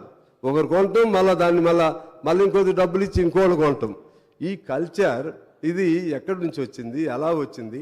చివరికి భారతదేశంలో నాకు తెలిసి తెలంగాణలో ఉన్నటువంటి ఒకనాడు తెలంగాణ అంటే పౌరుషాల గడ్డ, ఇది పోరాటాల గడ్డ, తిరుగుబాటుకి బానిసత్వం లేకపోతే స్వేచ్ఛ లేనటువంటి తనానికి వ్యతిరేకంగా నిలబడ్డటువంటిది. దీనిలో అటువంటి కల్చర్ని ఎవరు కూడా డెవలప్ చేయకూడదు అనేది నేను కోరుతా ఉన్నాను. ఎందుకు ఆ సందర్భం ఎందుకు చెప్తున్నానంటే, జరిగిన తప్పులు జరిగినాయి, ఇక నుంచి జరగొద్దు. మీకు ఉదాహరణ చెప్తాను. 2011లో లెఫ్ట్ ఎల్డిఎఫ్ కేరళలో ఓడిపోయింది. ఎంత తేడాతో ఓడిపోయింది? 0.09 ఓట్లు తేడాతో. ఎన్ని స్థానాలు తేడాతో ఓడిపోయింది? కేవలం నలుగురే అప్పుడు యూడిఎఫ్కి ఎక్కువ ఉన్నారు అక్కడ. కానీ ఎల్డిఎఫ్ ఒక స్టేట్మెంట్ ఇచ్చింది, మీరు నిశ్చింతగా పరిపాలన చేసుకోండి, మీ ఎటువంటి అస్థిరత కల్పించం, మీ ప్రభుత్వానికి ఎటువంటి ఇబ్బందులు కల్పించం అని స్టేట్మెంట్, అంటే కమ్యూనిస్టు నాయకత్వంలో ఉన్న ఎల్డిఎఫ్ ప్రకటన చేసింది. 5 ఏళ్ళు కూడా సహకరించింది. ఆ పద్ధతుల్లో మనం ఒకరికొకరు సహకరించుకుని ముందుకు వెళ్ళవలసినటువంటి అవసరం ఉందని నేను మనవి చేస్తూ ఉన్నాను. అదేవిధంగా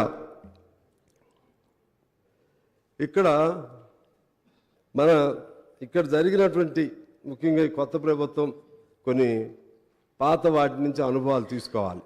మీకేం కోపం రావద్దు, ఎందుకంటే మేము కూడా మీతో సహచర్యం కొంతకాలం చేశాం, కోపం రావాల్సిన పని లేదు. ఎందుకు ఫెయిల్ అయ్యారనేది మీరు విమర్శ ఎట్లయినా ఆత్మవిమర్శ చేసుకుంటారు. సహజంగా 2 సార్లు చేశారు. వాళ్ళు ఎందుకు ఫెయిల్ అయ్యారు అనేది మీరు జాగ్రత్త తీసుకోవాలి. ఆ తప్పులు జరగకుండా చూసుకోవాలి. ఆ తప్పులుగా చూడాలంటే నేను కొన్ని పాయింట్స్ రాశాను. ఒకటి, మొదటి తప్పు ఎమ్మెల్యేలను కొనుగోలు చేయటం.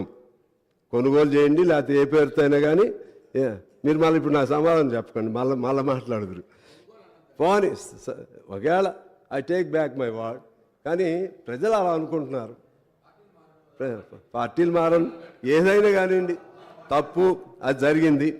అది దాంతో ప్రజల్లో బాగా నెగటివ్ ఇది వచ్చింది. రెండోది, పోనీ అయారం గయారం. రెండోది స్వేచ్ఛ. ప్రజాస్వామ్యం అంటే స్వేచ్ఛ, అదేవిధంగా సమానత్వం, లేకపోతే వాక్ స్వాతంత్రం, భావ స్వాతంత్ర్యం, ఇవన్నిటితో కూడినటువంటిది ప్రజాస్వామ్యం. మనం ఉద్యమ పార్టీగా మీరు అధికారంలోకి వచ్చారు. టిఆర్ఎస్ వారు ఉద్యమ పార్టీగా అధికారంలోకి వచ్చారు. ఆనాడు తెలంగాణ ఉద్యమాన్ని ముందుకు తీసుకెళ్లడంలో కేసీఆర్ గారు రోల్ అద్భుతమైనటువంటి రోల్. మేము వీ సపోర్టెడ్ దట్ మూమెంట్. నేను కూడా అప్పుడు ఎమ్మెల్యేగా ఉండి కేసీఆర్ గారిని ఖమ్మంలో తీసుకొచ్చినప్పుడు I was the lone MLA who went there and who consoled him and who tried to bring him from the hospital to the street. ఆ విధంగా నేను ప్రయత్నం చేశాను. ఆయన జైల్లో పెడితే నేను వెళ్ళాను. నేను 500 కిలోమీటర్లు పాదయాత్ర చేశాం. అప్పుడు తెలంగాణ ఖమ్మంలో లేదు. 7 రోజులు ఇండెఫినెట్ హంగర్ స్ట్రైక్ చేశా. 7 రోజులు ఇండెఫినెట్ హంగర్ ఎవరిని పెట్టారు? ఫస్ట్ ఖమ్మం జైల్లో తీసుకొచ్చి, నాకు తెలుసండి, నాకు తెలుసు ప్రభాకర్ గారు, ఫస్ట్ అక్కడికి తీసుకొచ్చారు. అక్కడి నుంచి తీసుకొచ్చి హాస్పిటల్కి తీసుకొచ్చారు. జైల్లో ఒక రోజు ఉంచారు, అక్కడి నుంచి మరుసటి రోజు హాస్పిటల్కి తీసుకొచ్చారు. నాకు తెలుసు. అవును, ఫస్ట్ మేము వెళ్ళామండి, పువ్వాడ గారు నేను ఇద్దరం వెళ్ళాము. తీసుకొచ్చి అక్కడి నుంచి తీసుకొచ్చారులేండి, తెలుసు అప్పటికి. సరే, ఓకే. అయితే అటువంటి ఆయన పాత్రని మేము ఎప్పుడు కూడా, కాకపోతే ఎవరు చేయలేని పద్ధతుల్లో ఆయన ఉద్యమాన్ని జాగ్రత్తగా నడిపారు. ఆ తర్వాత జరిగిన ఈ 10 ఏళ్ల కాలంలో ఎవరెవరు ఎన్నిసార్లు జైలుకి వెళ్ళారు, ఎవరెవరు ఎన్నిసార్లు హౌస్ అరెస్టులు అయ్యారు, ఇది ఒకసారి మనం తీసుకోవాలి, గమనంలో తీసుకోవాలి.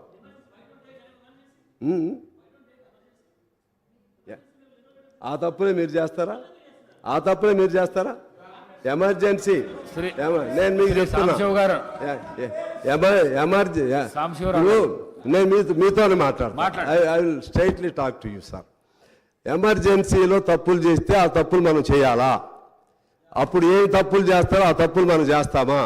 ఇప్పుడు కాంగ్రెస్ పార్టీ తప్పులు చేసింది, అందుకనే కదా వారు కూడా అందులోంచి కూడా తిరగబడి ఆ తప్పులు సరిదిద్దుకోవడానికే సోనియా గాంధీ గారు తెలంగాణ ఇవ్వడానికి సంసిద్ధురాలయ్యారు. ఆ తప్పులంటే ఉమ్మడి రాష్ట్రంలో జరిగినటువంటి కొన్ని తప్పులు ఉన్నాయి, కొన్ని మంచి పనులు కూడా ఉన్నాయి. మనం అవి చేయొద్దు కదా. ఇప్పుడు కూడా నేనేం చెప్తున్నానంటే, అవి వీళ్ళని చేయొద్దని చెప్పడానికి సూచనగా సలహాలుగా నేను చెప్తున్నాను. ఎందువల్లంటే సార్, మీరు అంగీకరించకపోతే నేనేం చేయలేను. నేను వ్యక్తిగతంగా ఏం మాట్లాడలేదు. కోదండరావు గారిని ఎన్నిసార్లు హౌస్ అరెస్ట్ చేశారు చెప్పండి? ఇదే రేవంత్ రెడ్డి గారిని ఎన్నిసార్లు హౌస్ అరెస్ట్ చేశారు చెప్పండి. మేము మీకు సపోర్ట్ ఉన్నప్పటికి కూడా ఎవరైనా మంత్రి వస్తుంటే, ఏదైనా ప్రాంతానికి ఎవరైనా వస్తుంటే మమ్మల్ని అందరిని కూడా ఎన్నిసార్లు అరెస్ట్ చేశారు. మేము సపోర్ట్ ఉన్నప్పుడు కూడా మేము మంచి ఉద్దేశంగా కూడా చెప్పాం, ఇది మంచి పద్ధతి కాదని కూడా చెప్పాం. ఇలా చేసుకుంటా పోతే ప్రజల్లో నువ్వు బంగారం పెట్టు, బంగారంతో కూడినటువంటి లేకపోతే పంచభక్ష పరిమాణాలను పెట్టు, హంస తూలికా తల్పాలను ఏర్పాటు చేయి, నువ్వు ఎంతైనా చేయి, స్వేచ్ఛ లేనటువంటి మానవ జీవితాన్ని ఎవడు అంగీకరించడు. తెలంగాణలో అసలే అంగీకరించడు. తెలంగాణ అస్తిత్వం ఆవిర్భావం మొత్తం కూడా అటువంటి తిరుగుబాటులో నుంచే వచ్చిందని నేను మీకు మనవి చేస్తున్నాను. ఆనాడు 48లో 45 నుంచి 52 వరకు జరిగినటువంటి ఆనాటి ఉద్యమం కూడా ఆ విధంగా తిరుగుబాటు ద్వారానే వచ్చింది. అయినా కూడా పాతయన్నీ మర్చిపోయి మరలా మనం ఇది శాశ్వతం అనుకుని, ఈ అధికారం శాశ్వతం అనుకుని ఎవరు కూడా చేయటం తప్పు అనేది ఆ జాగ్రత్త తీసుకోమని నేను మీకు మనవి చేస్తా ఉన్నాను. ఎందుకంటే రేవంత్ గారు లోపలే ఉన్నాడు, మీరు మన ప్రభాకర్ గారు మీరు అందరూ లోపల ఉన్నారు, మేమందరం కూడా లోపల ఉన్నాం. ఇలా ఉండే పరిస్థితి రాకుండా స్వేచ్ఛా వాయువులతో కూడినటువంటి స్వచ్ఛమైనటువంటి సమానత్వంతో కూడినటువంటి స్వేచ్ఛా తెలంగాణ మనకు కావాలి.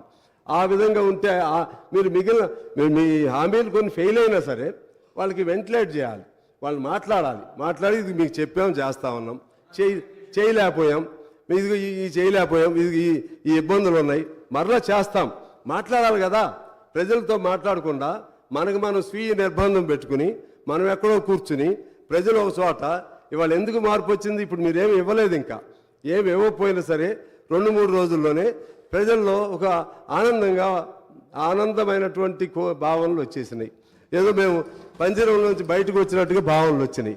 ఇది ఎంతకాలం ఉంటుంది? ఉండాలని కోరుకుంటున్నాం. ఎందుకంటే ప్రభుత్వాలకు ఉన్న సహజమైన స్వభావం ఏంటంటే రాజ్య స్వభావం అంటారు దాన్ని. ఆ రాజ్య స్వభావం ఏంటంటే అల్టిమేట్గా పోలీసుల మీద ఆధారపడతారు, పోలీసుల మీద నిర్బంధాల మీద ఆధారపడతారు, జైళ్ళ మీద ఆధారపడతారు, ప్రశ్నించేవాడిని లోపలేస్తారు, ఇంకా ఎక్కువ ప్రశ్నిస్తే ఓపాలని చట్టాలు పెడతారు. చట్టాలు పెట్టకూడదని తెలిసి కూడా మనమే ఉద్యమాల్లో చేస్తాం, మనమే ఆందోళన చేస్తాం. ప్రతిపక్షంలో ఉన్నప్పుడు అధికార పక్షంలోకి వచ్చినప్పుడు అవన్నీ మర్చిపోతూ ఉంటాం. దయచేసి అటువంటి వాటి జోలికి వెళ్ళొద్దని చెప్పడానికే నేను మీకు ఇవన్నీ కూడా చెప్తానే ఉన్నాను. అదేవిధంగా ధర్నాలు లేవు ఆ రోజుల్లో, అసెంబ్లీలో మాట్లాడే అవకాశం లేదు, ఆందోళనలు లేవు, సమ్మెలు చేస్తే ఉద్యోగాల నుంచి తీసివేశారు. ఒక్కో సమ్మె తీసుకోండి, చిన్న వాళ్ళు, ఎస్సీలు, ఎస్టీలు, పంచాయతీల్లో పనిచేసేవాళ్ళు, మున్సిపాలిటీలో పనిచేసేవాళ్ళు, వాళ్ళని సమ్మె చేశారని చెప్పి మీరు సమ్మె చేస్తారా? సమ్మె అనేది బ్రిటిష్ వాడే మనకి ఇచ్చినటువంటి చట్టం. బ్రిటిష్ వాడి కాలంలోనే సమ్మెలు చేసేసాం, వాళ్ళని తీసేశారు. అది కరెక్ట్ కాదు అని చెప్తున్నాం. మేము అప్పుడు చెప్పాం, ఇప్పుడు చెప్పాం, రేపైనా చెప్తాం, మీకైనా చెప్తాం, ఎవరికైనా చెప్తాం. మా బాధ్యత అది, మా బాధ్యత. ఇవాళ మీ సపోర్ట్తో నేను గెలిచినా, కాంగ్రెస్ పొత్తులో గెలిచినా సరే ఇటువంటి ఇబ్బందులు వచ్చినప్పుడు ఖచ్చితంగా చెప్తాం. చెప్పడం మీకు మంచిది, ఎవరికైనా మంచిది. అందువలన మీరు కూడా తప్పుగా తీసుకోవద్దని నేను కోరుతా ఉన్నాను. జరిగినాయా లేదో ఒకసారి మీరే చూసుకోండి. ఓపాలాంటి చట్టాలు కేంద్రం ఇక్కడ ఎందుకు పెట్టాలి? మనం ఎన్ని ఆర్గనైజేషన్స్ మీద బ్యాన్ పెట్టారు చెప్పండి? పౌర హక్కుల పైన బ్యాన్ పెడతారు, అది కేంద్ర ప్రభుత్వం చట్టం. కానీ అమలు చేయాల్సింది మనం. దాన్ని అమలు చేయొద్దు అనుకుంటే చేయకూడదు. నాకు చట్టం తెలుసు, నాకు I know the law. Even central government decided to put any case against any person. It is the discrimination of the state government to follow it or not. ఇది మీ పరిధిలో ఉంది. మీరు ఎన్నిటిని బ్యాన్ చేస్తారండి? 26 ఆర్గనైజేషన్స్ బ్యాన్ చేశారు. దాన్ని మాట్లాడొద్దా? ఏం చేయొద్దా? తీసేయాలి. ఓపా చట్టం ఫైట్ చేయాలి వాళ్ళు కూడా. నేను అంటున్నా ఓపా మీద నేను వాళ్ళకే చెప్తున్నా. మీరేనండి ఎటు చూడాలో నేను చూస్తాను, ఆగండి. నేను అనేది ఏంటంటే మీ అల్టిమేట్గా మీ వైపే చూస్తాను. వీళ్ళు డైవర్ట్ చేస్తున్నారు. నేను అనేది ఏంటంటే అటు కేంద్రంలో డ్రకానియన్ లాస్ ఏదైనా ఉన్నా సరే అమలు చేయకపోవటం అనేది మన ప్రెరోగేటివ్, అది మన పరిధిలో ఉండాలి. అది జాగ్రత్తగా ఉండమని చెప్పి నేను మీ అందరికీ కూడా మనవి చేస్తూ ఉన్నాను. అదే పద్ధతుల్లో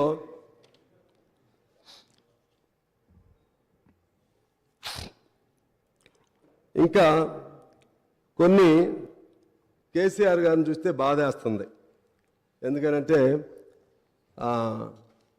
ఆయన చాలా విజన్ ఉన్న నాయకుడు, అందులో తప్పులేదు.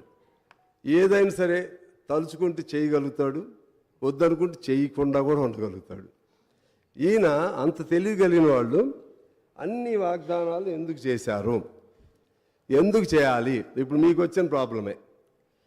మరి మా అక్బర్ గారు, I don't think that whether you have asked during the rule of the KCR when he promised about several things, like just like 3 acres for every Dalit family, 3 acres for every Girijan family, and 2 bedrooms for everyone,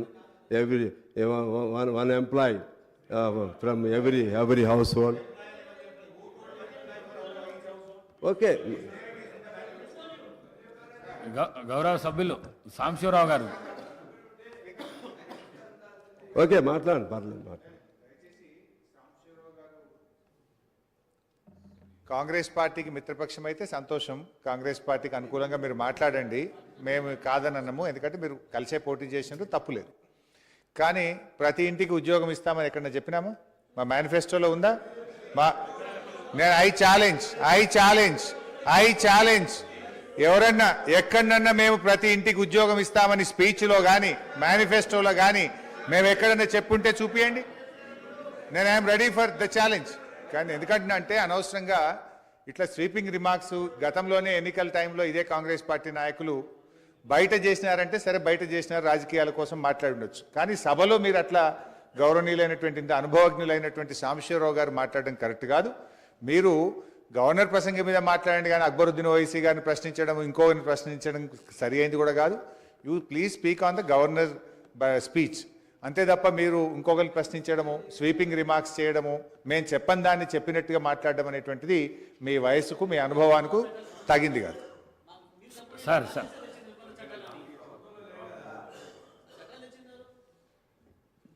My learned friend had just asked me a question whether I have raised the issue about the land to be given. Honorable, my dear friend is not there, Sridhar Babu and Bhatti Vikrama. Madam is there, Sitaka is here. They are witnessed. I have raised this issue not only in this house, sir.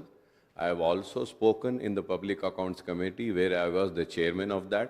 In that also we have raised the same question and replies was given. I have the documental evidence also. I have told before and repeating once again that we have played a constructive role and we will continue playing the constructive opposition role, sir. I have no such doubt because always you will be on constructive side. But just I wanted to know that whether you have raised it or not. So anyway, so all these things are related to the government speech only, Mr. Brother Harish Rao. All whatever we have spoken here, everybody spoke something. Everybody spoke something. దీనిలో ఈ budget అదే మన governor speech కి సంబంధించి అన్ని వచ్చినాయి.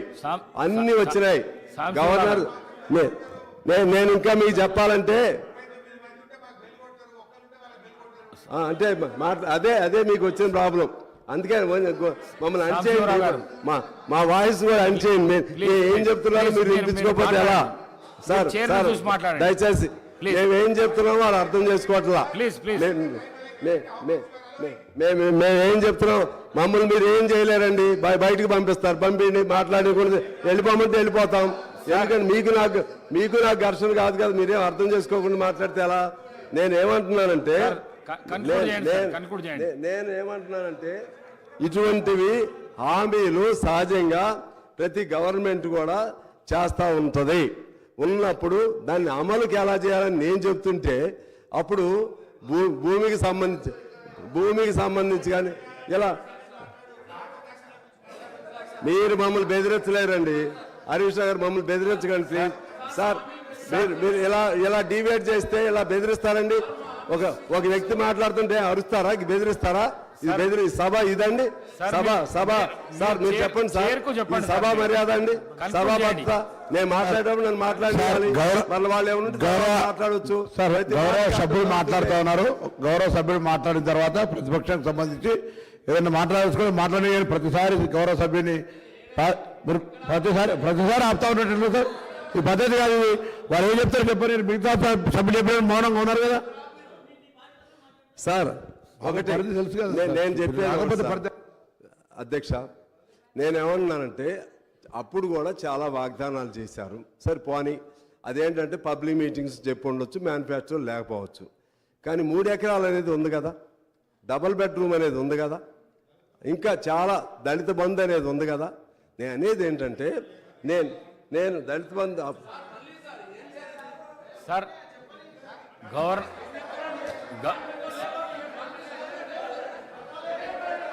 ప్రశాంత్ రెడ్డి గారు please please please please please sir నన్ను కంటిన్యూ చేయండి సార్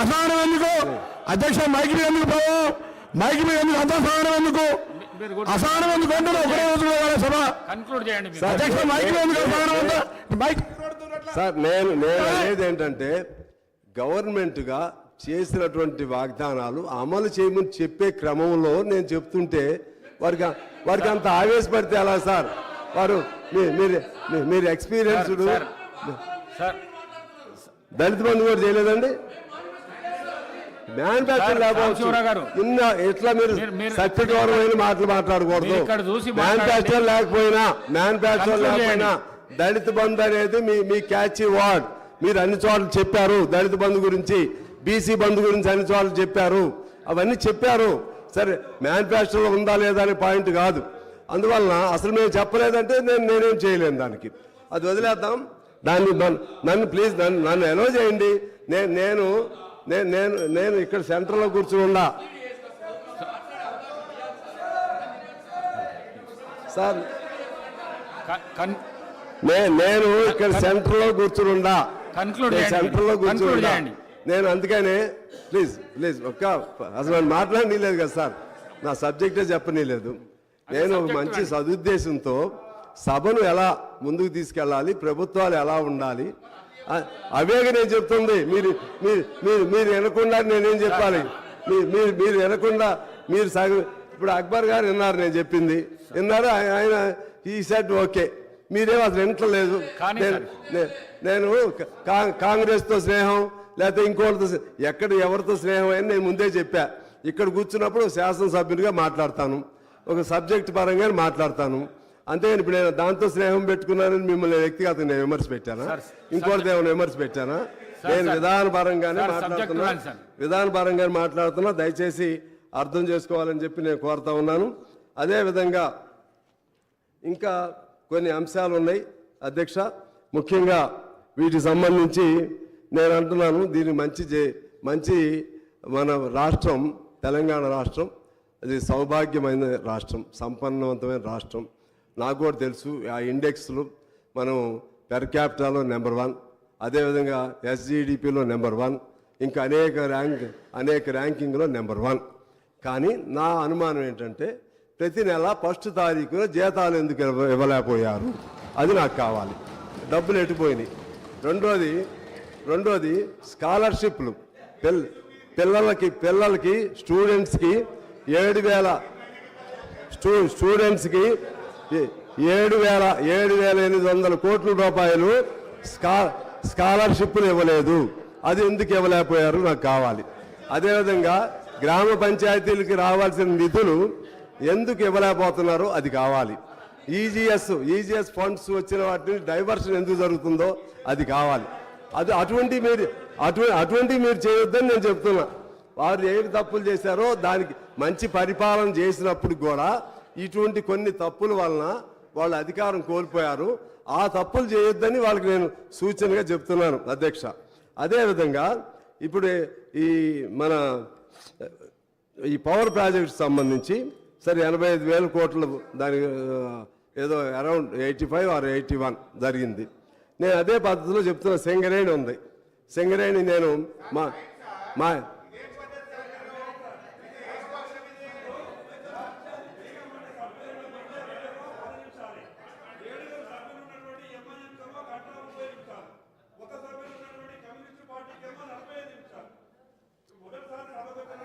సార్ సార్ సాంశివరావు గారు